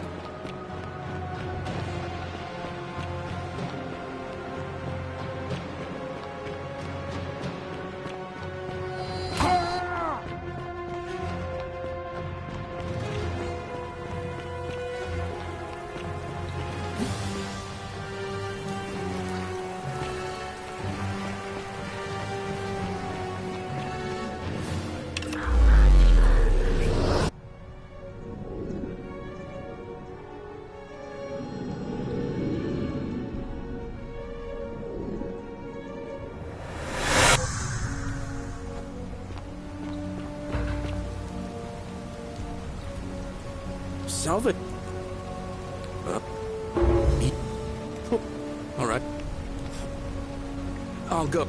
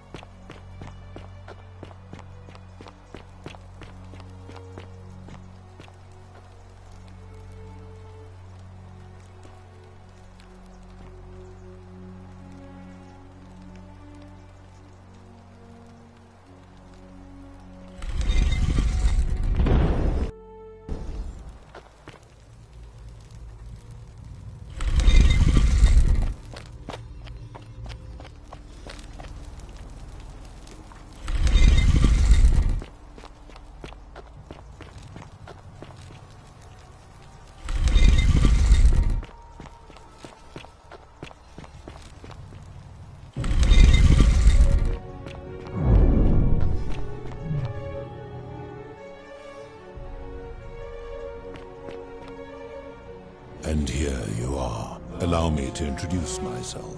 Nergal to... But they... First. I would recognize that anywhere. And yet my beloved still wears hers. What is this? How did you come by it? You vile, despicable creature. Why would you do such a thing? And worse still, boast about it.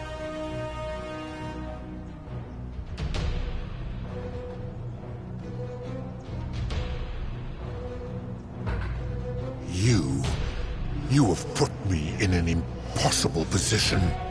If I refuse, you will murder her. And yet, if I agree, I will lose my wager and return to Elysium humiliated and alone. Perhaps you are cleverer than you appear, mortal. I do not see that I have a choice in this. Your treachery and savagery have opened my eyes like nothing I have witnessed in 3,000 years. And now you have shown me your species' true colors. and I see that Proserpina was a fool to have ever believed in you at all. This has gone on too long. It is time for me to let go of this form, of her, of all of you. But know this, if I abandon the wager and leave for Elysium, neither she nor your kind may ever ascend.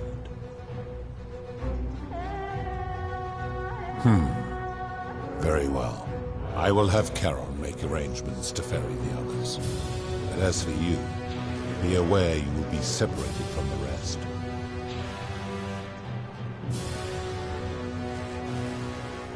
Enough, foul creature. This is not something I have decided. You see, once this exodus begins, the events that brought you to this moment will never have taken place, and you will have created a paradox. What will become of you is difficult to predict, but that is the risk you have taken by interfering in the natural flow of time. Now, are you ready? You had best pray our paths never cross again, mortal.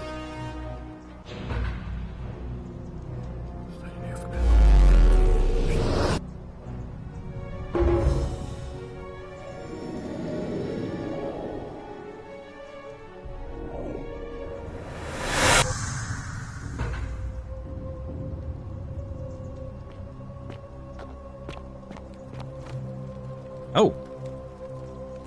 Hi there. Gave me a bit of a fright. Thought I was in here alone. I'm Al. Well, here I am. Oh, I'm fortunate. Apparently, they believe then an oracle appeared and told him how to solve the ills of saving the life of a dying woman, foiling an assassination attempt, and so on.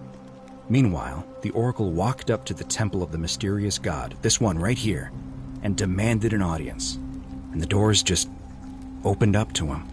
Nobody knows what went on in there, but Galerius wrote the oracle must have been more persuasive than Odysseus, because the next thing he knew, the ground shook, and the voice of that god rang out over the city.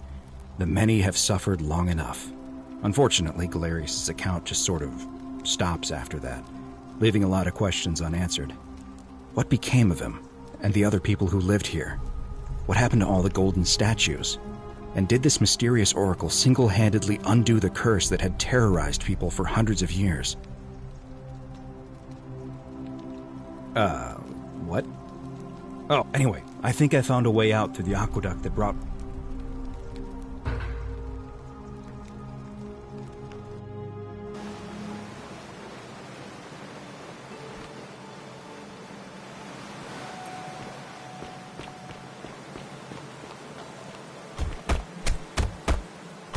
I'm gonna pause here for a moment and make sure nobody else has ever lured into this temple. You go.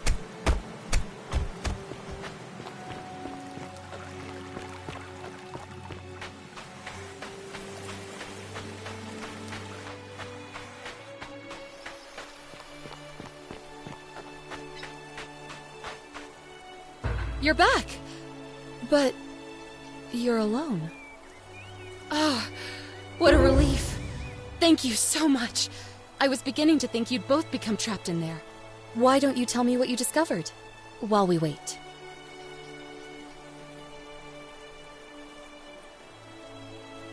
Ah, I see. I thought you might. Well, now you know. I suppose you have questions. You can just call me Charon, if you like. I am sorry I was not completely honest with you when we first met. I do not enjoy deceiving people. Believe me, I do not. But I have learned, from 5,000 years of experience, that most people find comfort in familiarity, in gradual change, and coming to see the truth in their own time. That you died, of course. You were dead when I brought you here. My role, as the servant of the god of the underworld, has always been to assist the chosen to cross the threshold from the land of the living to the land of the dead.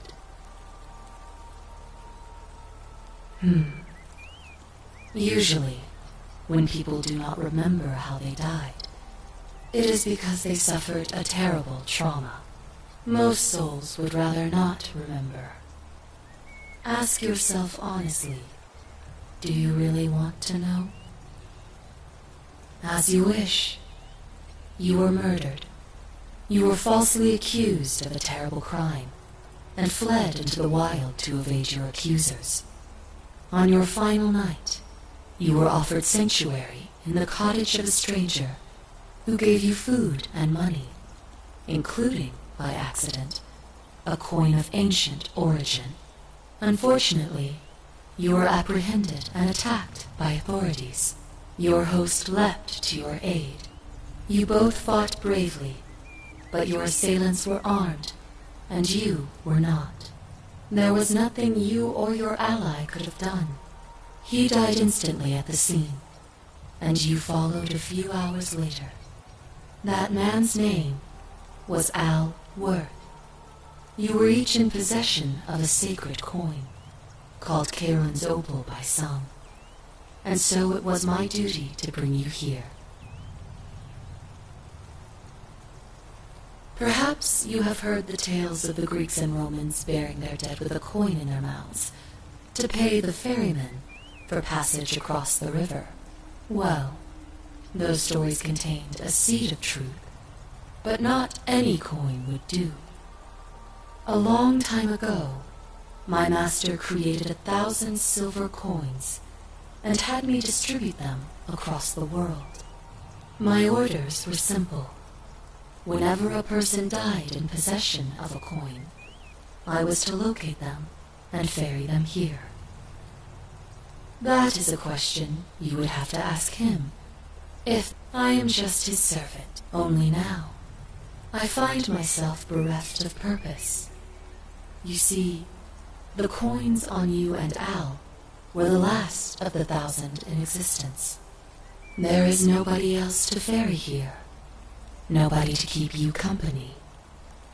After 5,000 years, the underworld has finally run its course. I see no point in keeping you here, but I have to ask one thing. That you keep this to yourself. Look! Here comes Al now! Al! It's so good to see you. You were gone so long I thought I'd never see you again. Kinda lost track of time in there. You wouldn't believe what we found. The ruins of a long-forgotten city. And there was a tablet describing an oracle who confronted a god and undid an ancient... Sounds like quite a story. And I look forward to hearing all about it. But you two look exhausted. Why don't you hop in my boat and rest while I ferry you back to civilization? Sounds good to me. And you? Are you ready to go home?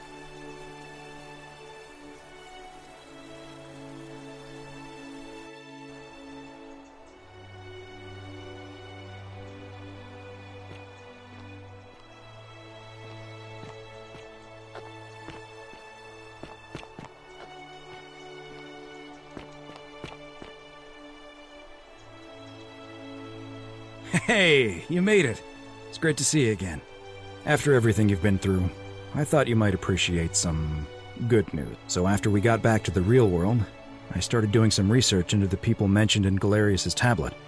And I found something... I'm sorry I've been so cryptic. I've been dying to tell you, why don't you head on down there?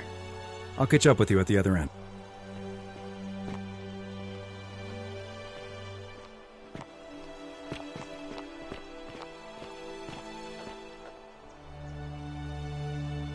I hope you're getting a kick out of seeing some familiar faces.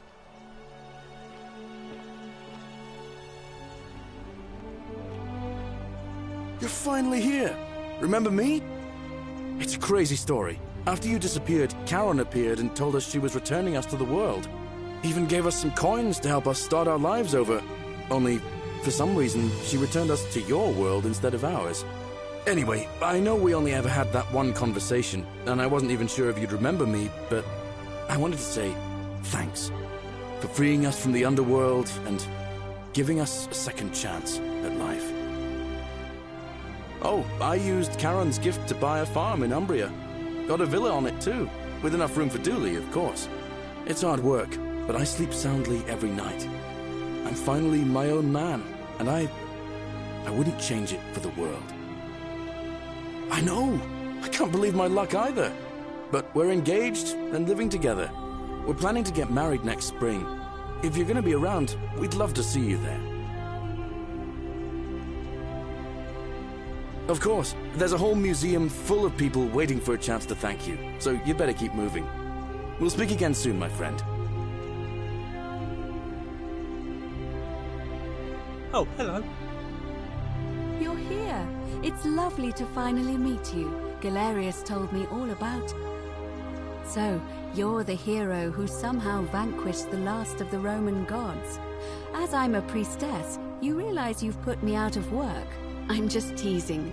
Actually, and it still feels a little sacrilegious to say this, I'm finding life after religion quite enjoyable. Galerius and I are engaged and expecting. We've just bought a lovely villa in the countryside with room for a large family, and Dooley too. It feels like the world has just opened up for us. There's so much to learn, and so many more possibilities for our children than we ever imagined. We're just so thankful for what you did for us. Oh, it's sweet of you to ask. She recovered nicely. In fact, she's here somewhere, if you'd like to ask her yourself. See you at the wedding, I hope. Hello, I'm Dooley. Galerius said you're very nice and a big helper. Thank you for getting us out of the bad place. I didn't like it. It's you.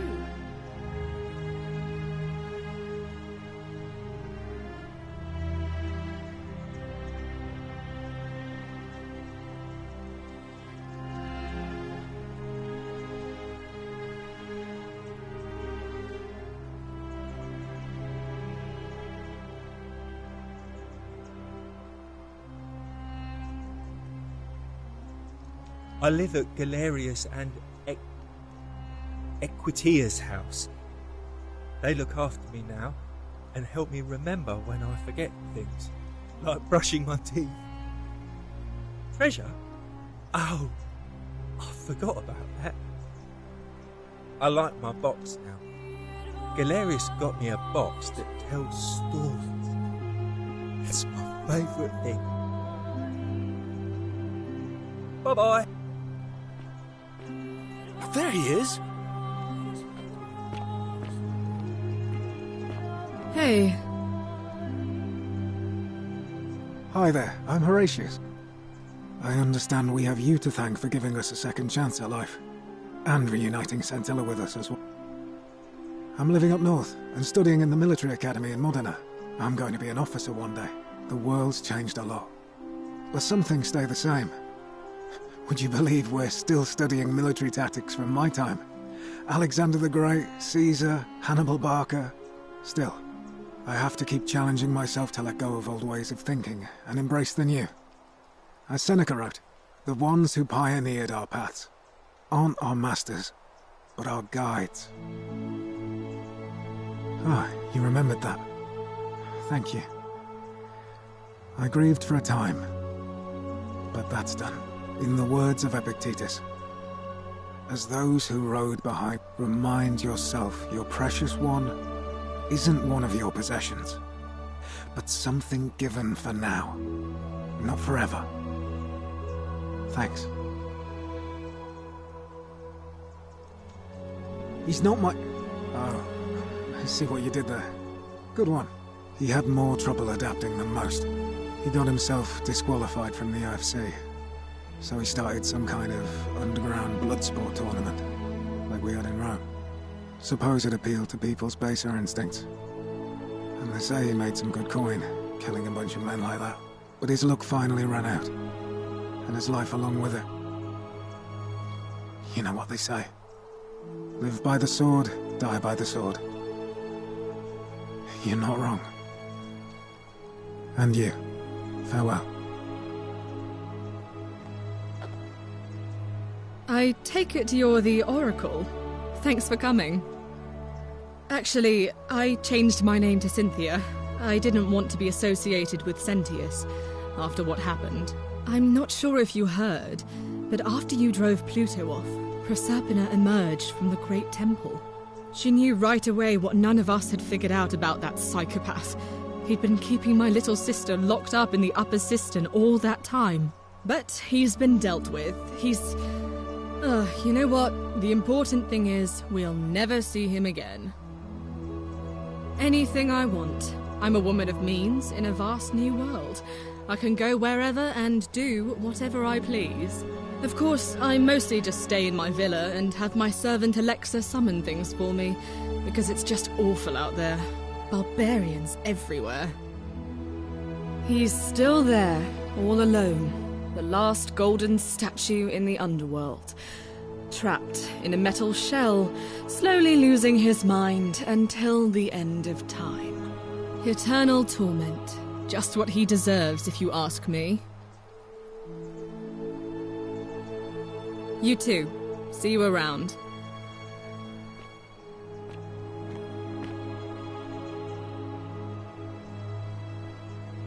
You're the...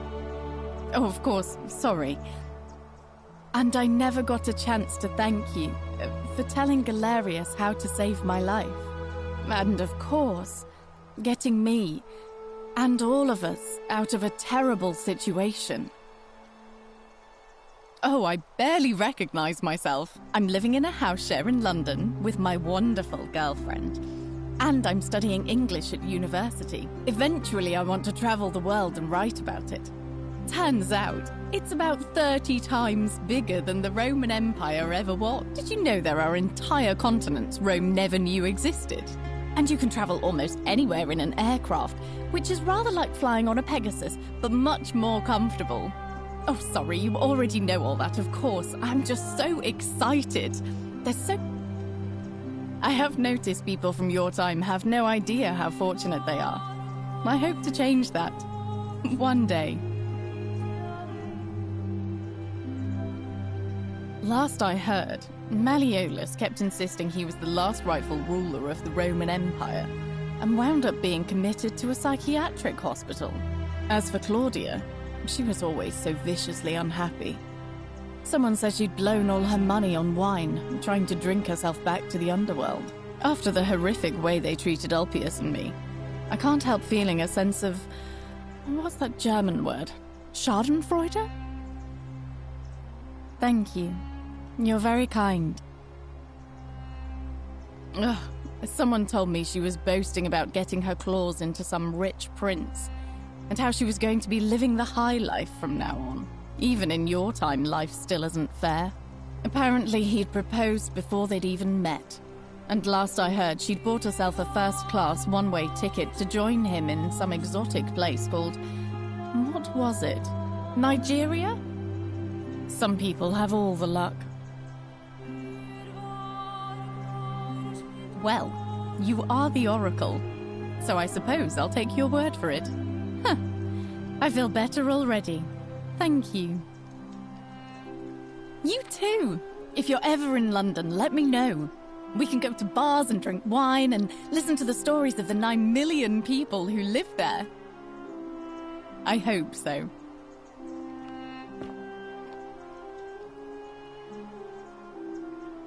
You are here. It's nice to finally meet you. Lucy is fine. I'm making an effort to blend in, as you can see. We are all trying to keep a low profile. If the world knew we died 2,000 years ago and were suddenly brought back to life 12 months ago, they'd never leave us alone. Speaking of which, I wanted to say thank you in person. I'd say the gods smile on you, but I hear you drove the last of them off. So... I'm studying to get into medical school. As much as I resented the responsibility of keeping everyone in the city alive, when it ended, I realized I missed it. So I guess I'll just keep saving the world, if begrudgingly, one patient at a time. You too, don't be a stranger.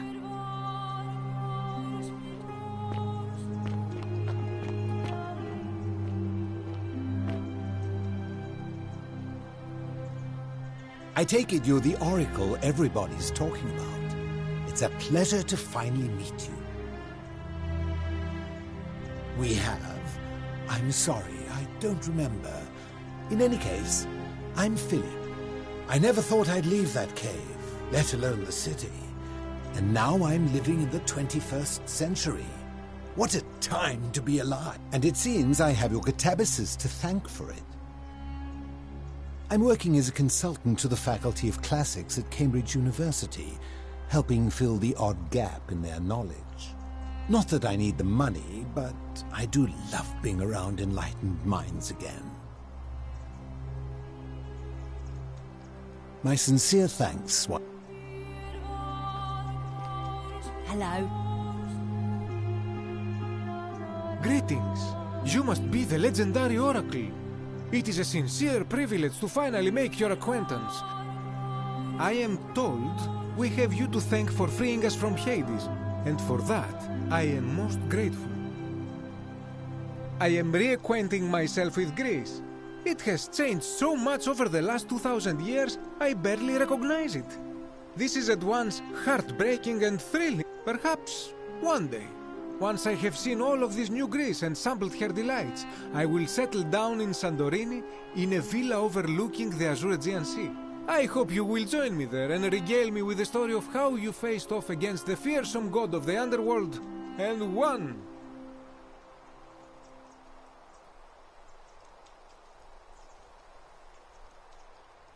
You too, my friend.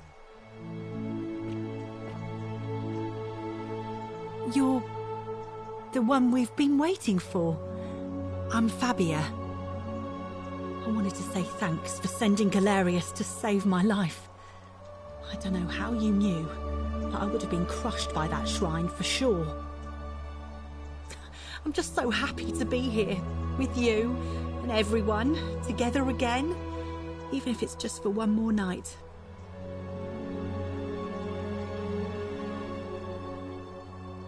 Well, it's not like I have to work with all the silver Charon gave me, so I just do what makes me happy. Mostly that means baking for my friends and looking at memes while binging TV shows in yoga pants. What a time to be alive. Thank you. You too.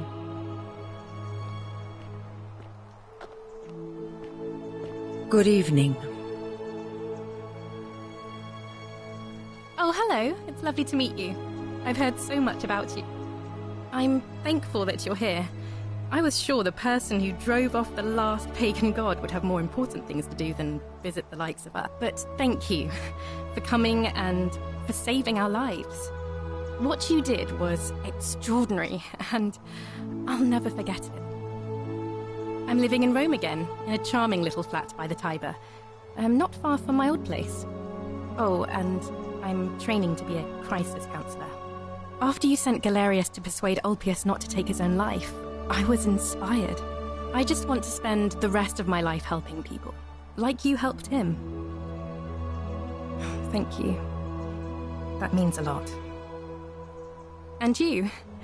Oh, and I hope this isn't too forward, but some of us are going out for a drink after this, if you'd like to join us. Wonderful. I'll see you soon. Greetings. Thank you for your kind words and for liberating us all. In all the time I was in the underworld, I never once imagined that I might end up in a place so much like Elysium. I'm recovering.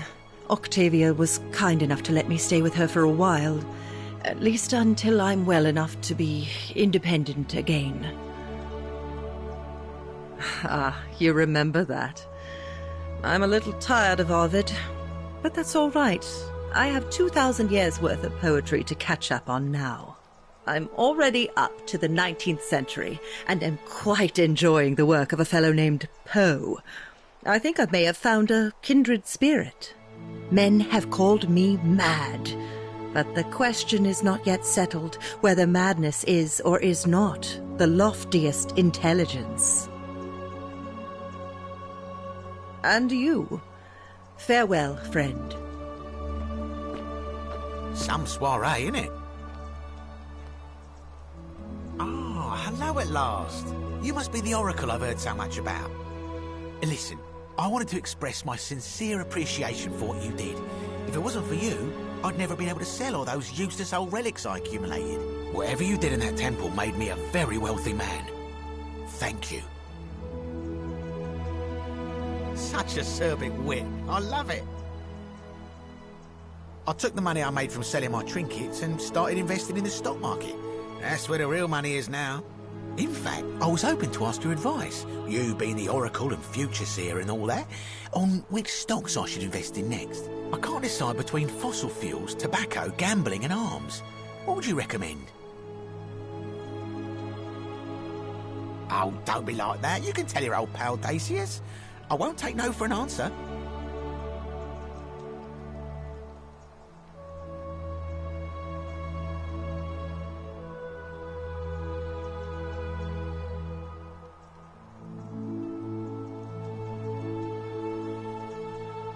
Oh, of course, yeah. I was just thinking the same thing. I'll go home and buy up as much stock as I can tonight. Of course, don't let me keep you. Thanks again for the tips, my friend.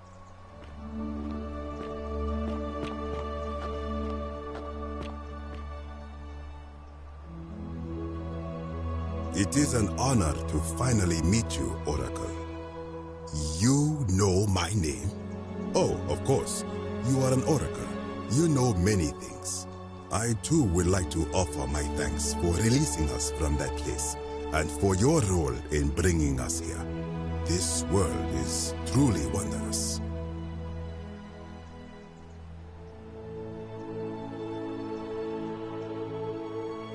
For a time, I returned to Alexandria, but they have no need of another fisherman, and I came to see there is nothing for me there.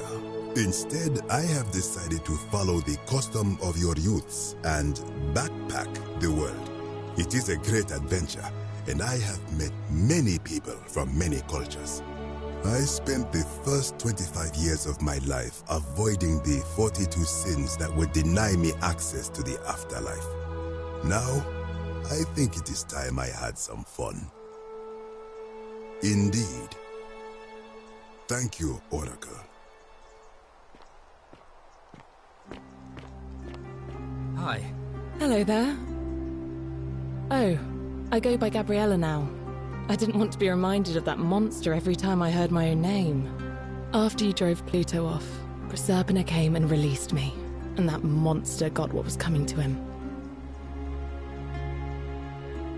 Don't worry, nobody did. I'm living with Ulpius on a little vineyard in Umbria. It's even more wonderful than I dreamed it would be. I'm so grateful to you for making sure he's still with us. If you're ever passing through the region, I hope you'll come and visit us. You can try some of our very own wine. Thanks. You too. It's nice to finally put a face to the name. I understand I have you to thank for sending Galerius to the...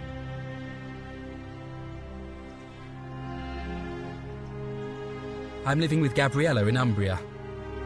We finally bought the little vineyard we always dreamed of. It'll be a little while before we know what we're doing, but every day I look at her and this extraordinary new world with all its beauty, and I think, what if I'd given up hope and missed out on all of this? So we're living each day to the fullest. And we end them all the same way, sitting together on our terrace with a glass of our wine, which the locals say is almost drinkable now, and watching the sunset over the rolling hillside. And I couldn't be happier.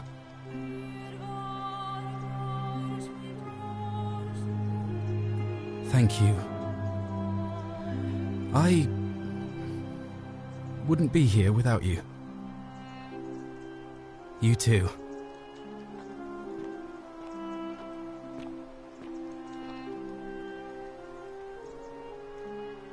Nice to meet you.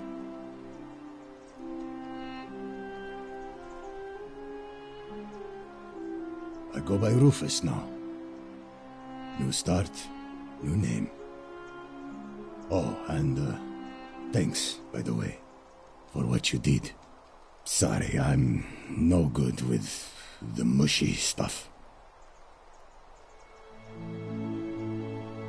I live with Virgil in Rotterdam, not far from where he grew up. It's very modern. Destroyed in the war, and it rebuilt itself. Good place for a fresh start. Haven't decided what I'm going to do with my life yet. One adjustment at a time. Good to know. Anyway, it was good practice for the new world. Security cameras and smartphones everywhere. Got to stay vigilant.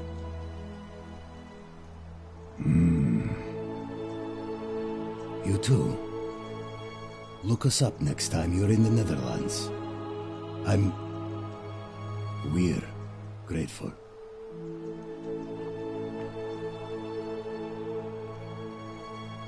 It's so nice to finally meet you. I've heard so much about you. I wanted to thank you personally for getting us out of there. And for helping Rufus come to terms with himself. He may come off a little gruff, but once you get past that, he's a lovely fellow. I'm studying to be an architect again, and living with Rufus in our beautiful flat in Rotterdam, just down the river from Nijmegen, where I grew up. Of course, it's improved immensely since I was there last. Gleaming futuristic buildings and clean streets full of educated, accepting people. You natives of the 21st century have no idea how fortunate you are. You too, as Rufus said in his own laconic way, if you're ever in the Netherlands, we'd love to show you around. It's the least we could do.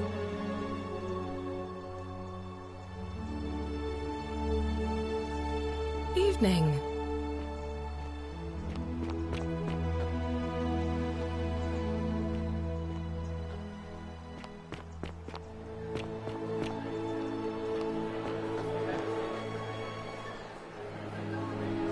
There you are. I hope you enjoyed that. Now, there's one more person I wanted to introduce you to. I think you know her. Sorry if I frightened you. Just a little joke I've been saving for a long, long time. Allow me to introduce myself properly. I am Proserpina, former goddess of the cycle of life and renewal, and now a regular mortal. I wanted to meet you in person, and thank you for freeing all these people, and me. I hate to think what would have happened to us without your intervention. Indeed. Suffice it to say that while Pluto was controlling the eyes and ears of each golden statue, I was able to control their tongues and whisper to you when he was distracted. I am sorry my messages were so cryptic. There were only ever brief windows in which I could speak to you without being detected. I did. I may have given up my immortality, but I still retain my gifts as the goddess of a cycle of life and renewal. After witnessing Pluto punish countless poor souls over thousands of years, I knew this generation, the final wave, would not survive. So I tried to give them a way to buy more time. A second chance. Rather, as many second chances as they needed to avoid his wrath. So I whispered to Sentius in secret, telling him the prayer required to create a portal in my shrine. I knew the danger of humans being corrupted by godly power, and so I put a safeguard in place. I required the creator of the portal to sacrifice their own life, so that it could only be used selflessly to help others. What I did not anticipate is that Sentius would retain his accumulated memories from each previous day, and as a veteran soldier he had long since shed his fear of death. He quickly discovered that he could, in effect, prolong his own life indefinitely by exploiting the cycle. Of course, once I had taught him the prayer, I could not unteach him, and there was little I could do but wait for someone like you to come along and see him for what he was. We were all fortunate you came along when you did. I don't know what happened to him. I haven't heard from him, and I rather hope it stays that way. Oh, she inherited dominion over the underworld. Last time we spoke, She was working on a new world of some kind. She wouldn't say what it was, but I'd be surprised if you don't run into her again. I imagine we all will, one day. And you, although it feels like I've known you forever. Oh, and one last thing. Do you remember all those golden statues scattered throughout the city? Good, because they remember you. Well done, my friend.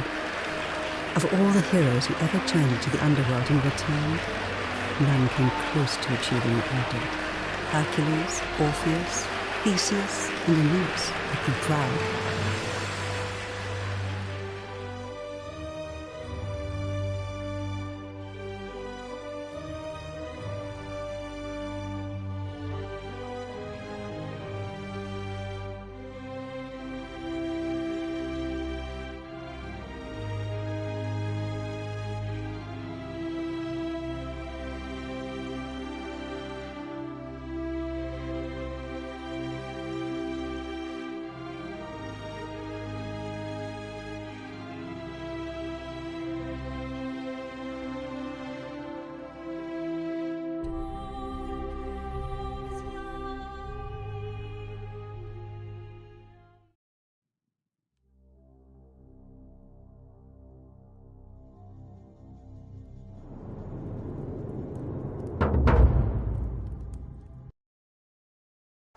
You vile, despicable creature.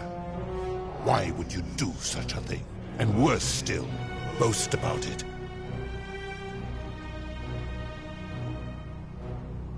You, if I do, and now this, but know this. Because this, the best, it is not up to me. Now, you...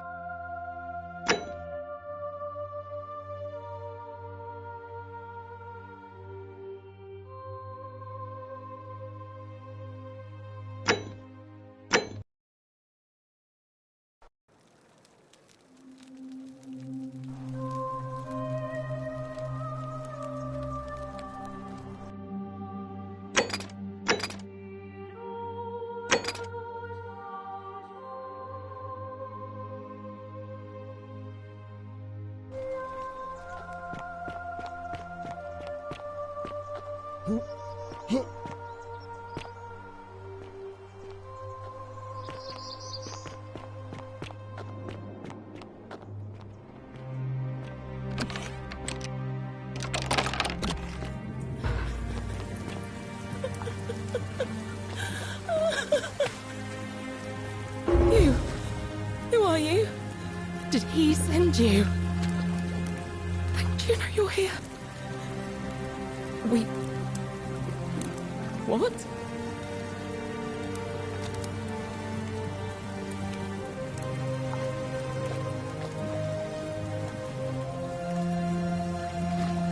It's no you. You're...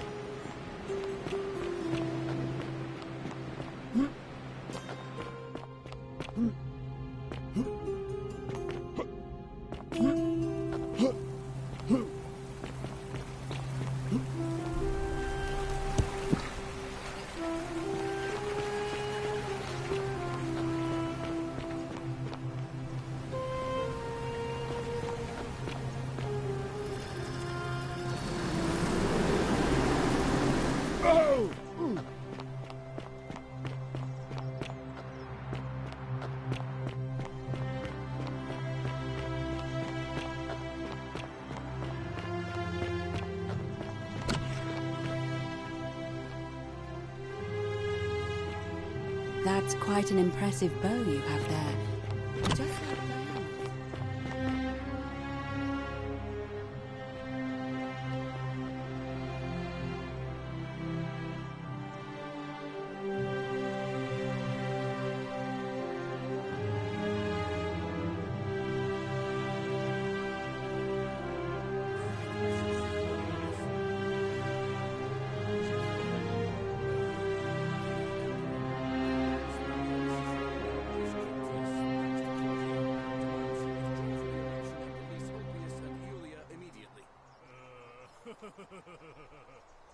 Are you out of your mind, farm boy? You're not gonna listen to this dog, are you?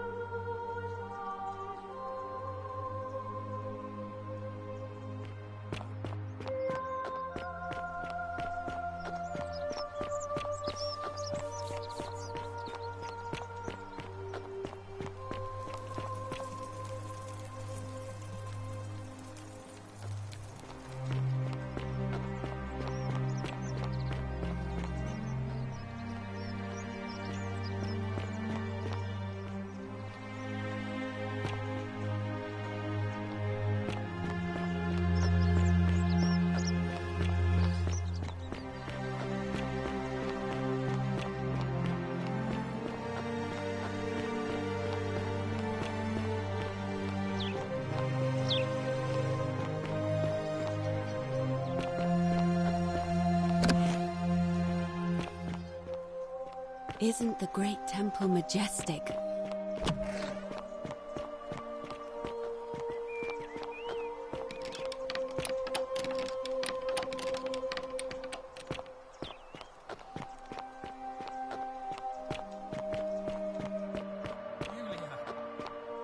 I'm so glad you didn't go through with it.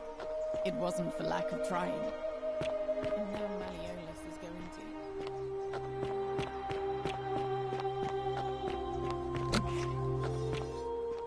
Are they?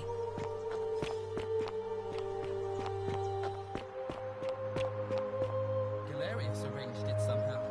Really? That's incredible. Oh, what a relief.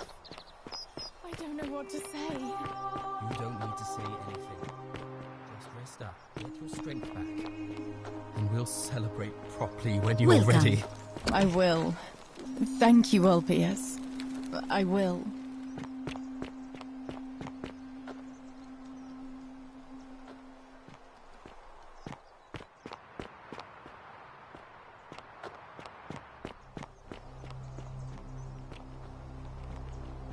Salve. Don't believe a word they tell you.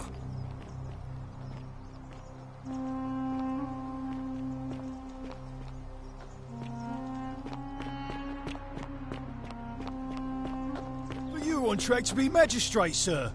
All that work, all that money wasted. Those are my orders. Carry them out. As you wish, sir.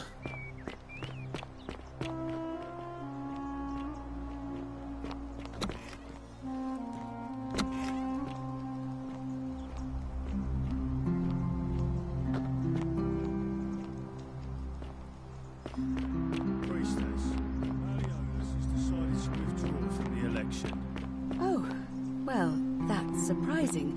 But thank you for telling me. I'll let everyone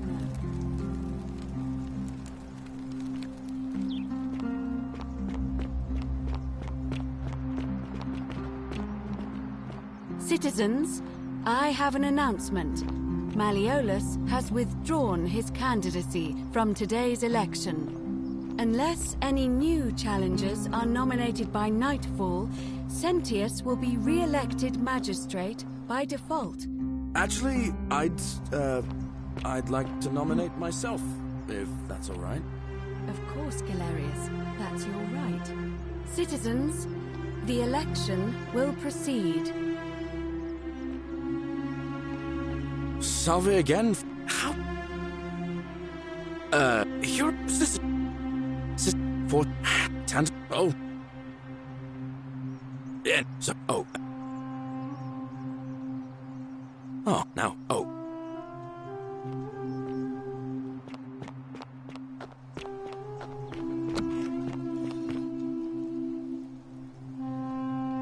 A new face, Ave, and may Vesta watch over you.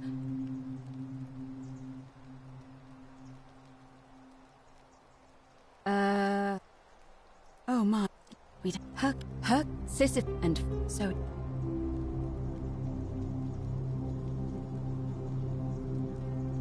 Shh! It's everyone. As I. Are you? I would so, but the. It look if you. It. How.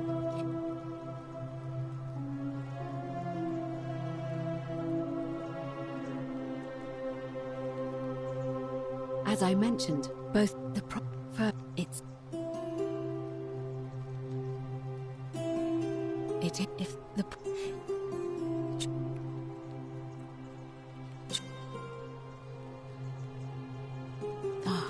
but all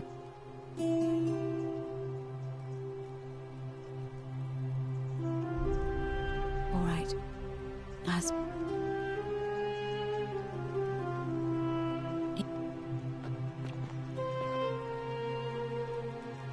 Ave. You did? I'm in. Wait, what? Sumerian? As in east of the Euphrates, where our ancestors built over the Greeks' temple, copied their religion, and changed their god's name from Hades to Pluto. But the Greeks had done much the same thing to the Egyptians. And the Egyptians had done the same things to the Sumerians before them. If that's true, then I've spent my whole life serving a goddess who may well have been a copy of a copy of a copy. It's no wonder I never felt like my prayers to Vesta were answered. All that time, who was I even talking to? Did I even know her name? I see. That is a lot to take in. I think I would like to be alone now. Ave again.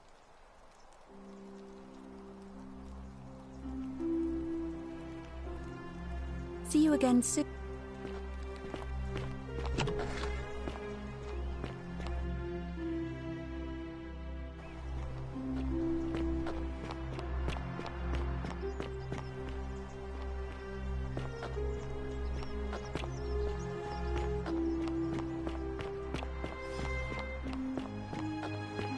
Don't believe a word they tell you.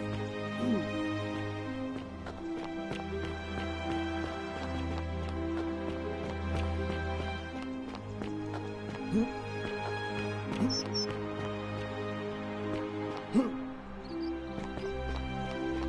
believe a word they tell you.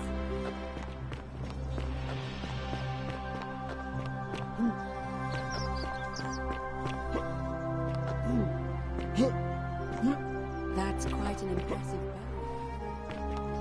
bow. All weapons are to be tossed into the chasm.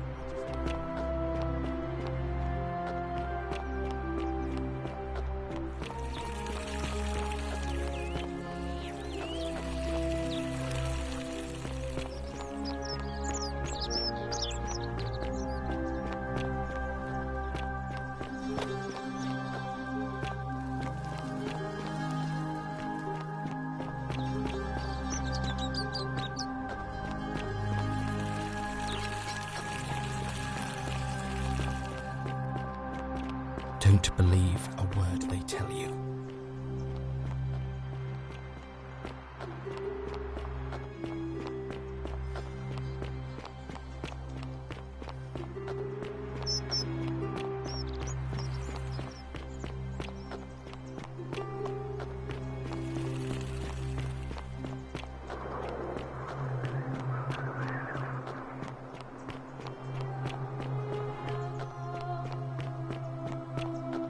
Salve.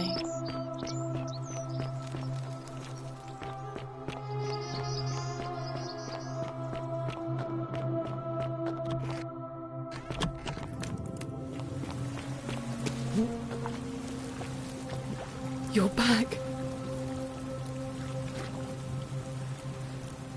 There's no time. Wait, did you hear? What?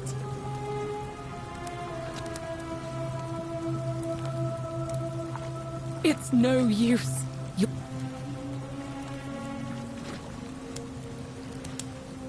You're making...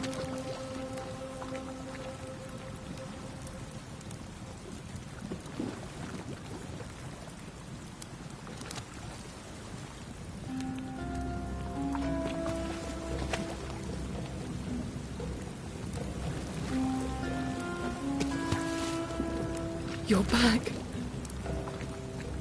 There's no time. Wait, did you hear that? What? I hate you. You're back. There's no... What? It's... You're making...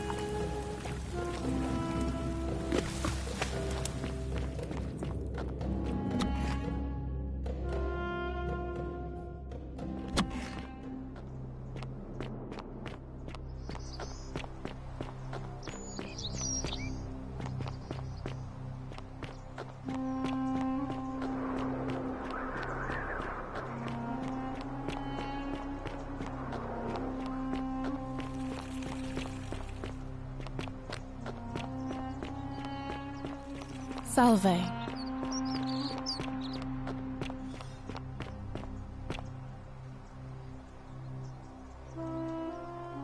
Arveg. See you.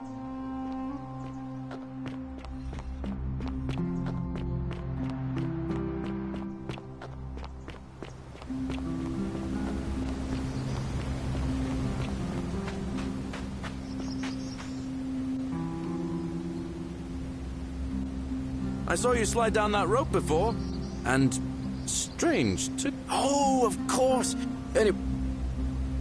Well, I've been trying to get this rare flower. It's too steep to climb, so I hung a rope over the lake and... Do you think you could use the device again? And...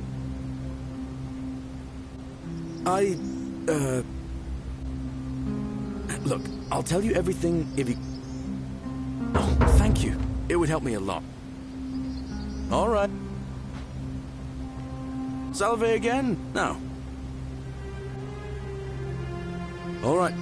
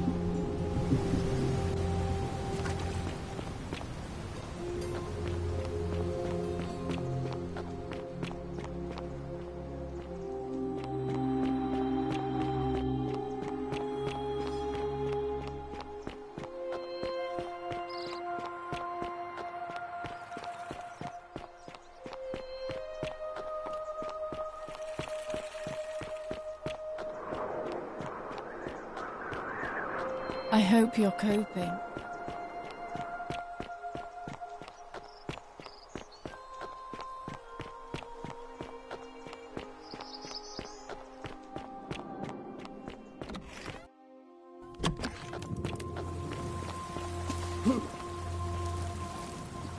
You're back. Oh, he's here. You distract him. Stay right here and keep him talking while I look for something I can use.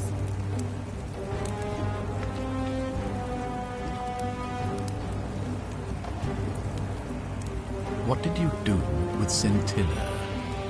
Where is she? So that is how... So, you discovered my secret. So what? What are you going to do about it?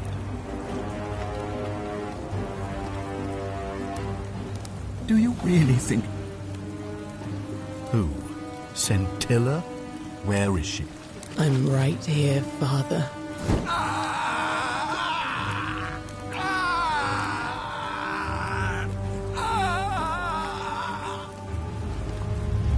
The many shall suffer for the sins of the one. To go. Hey, what's happening to you? That light, it's so bright.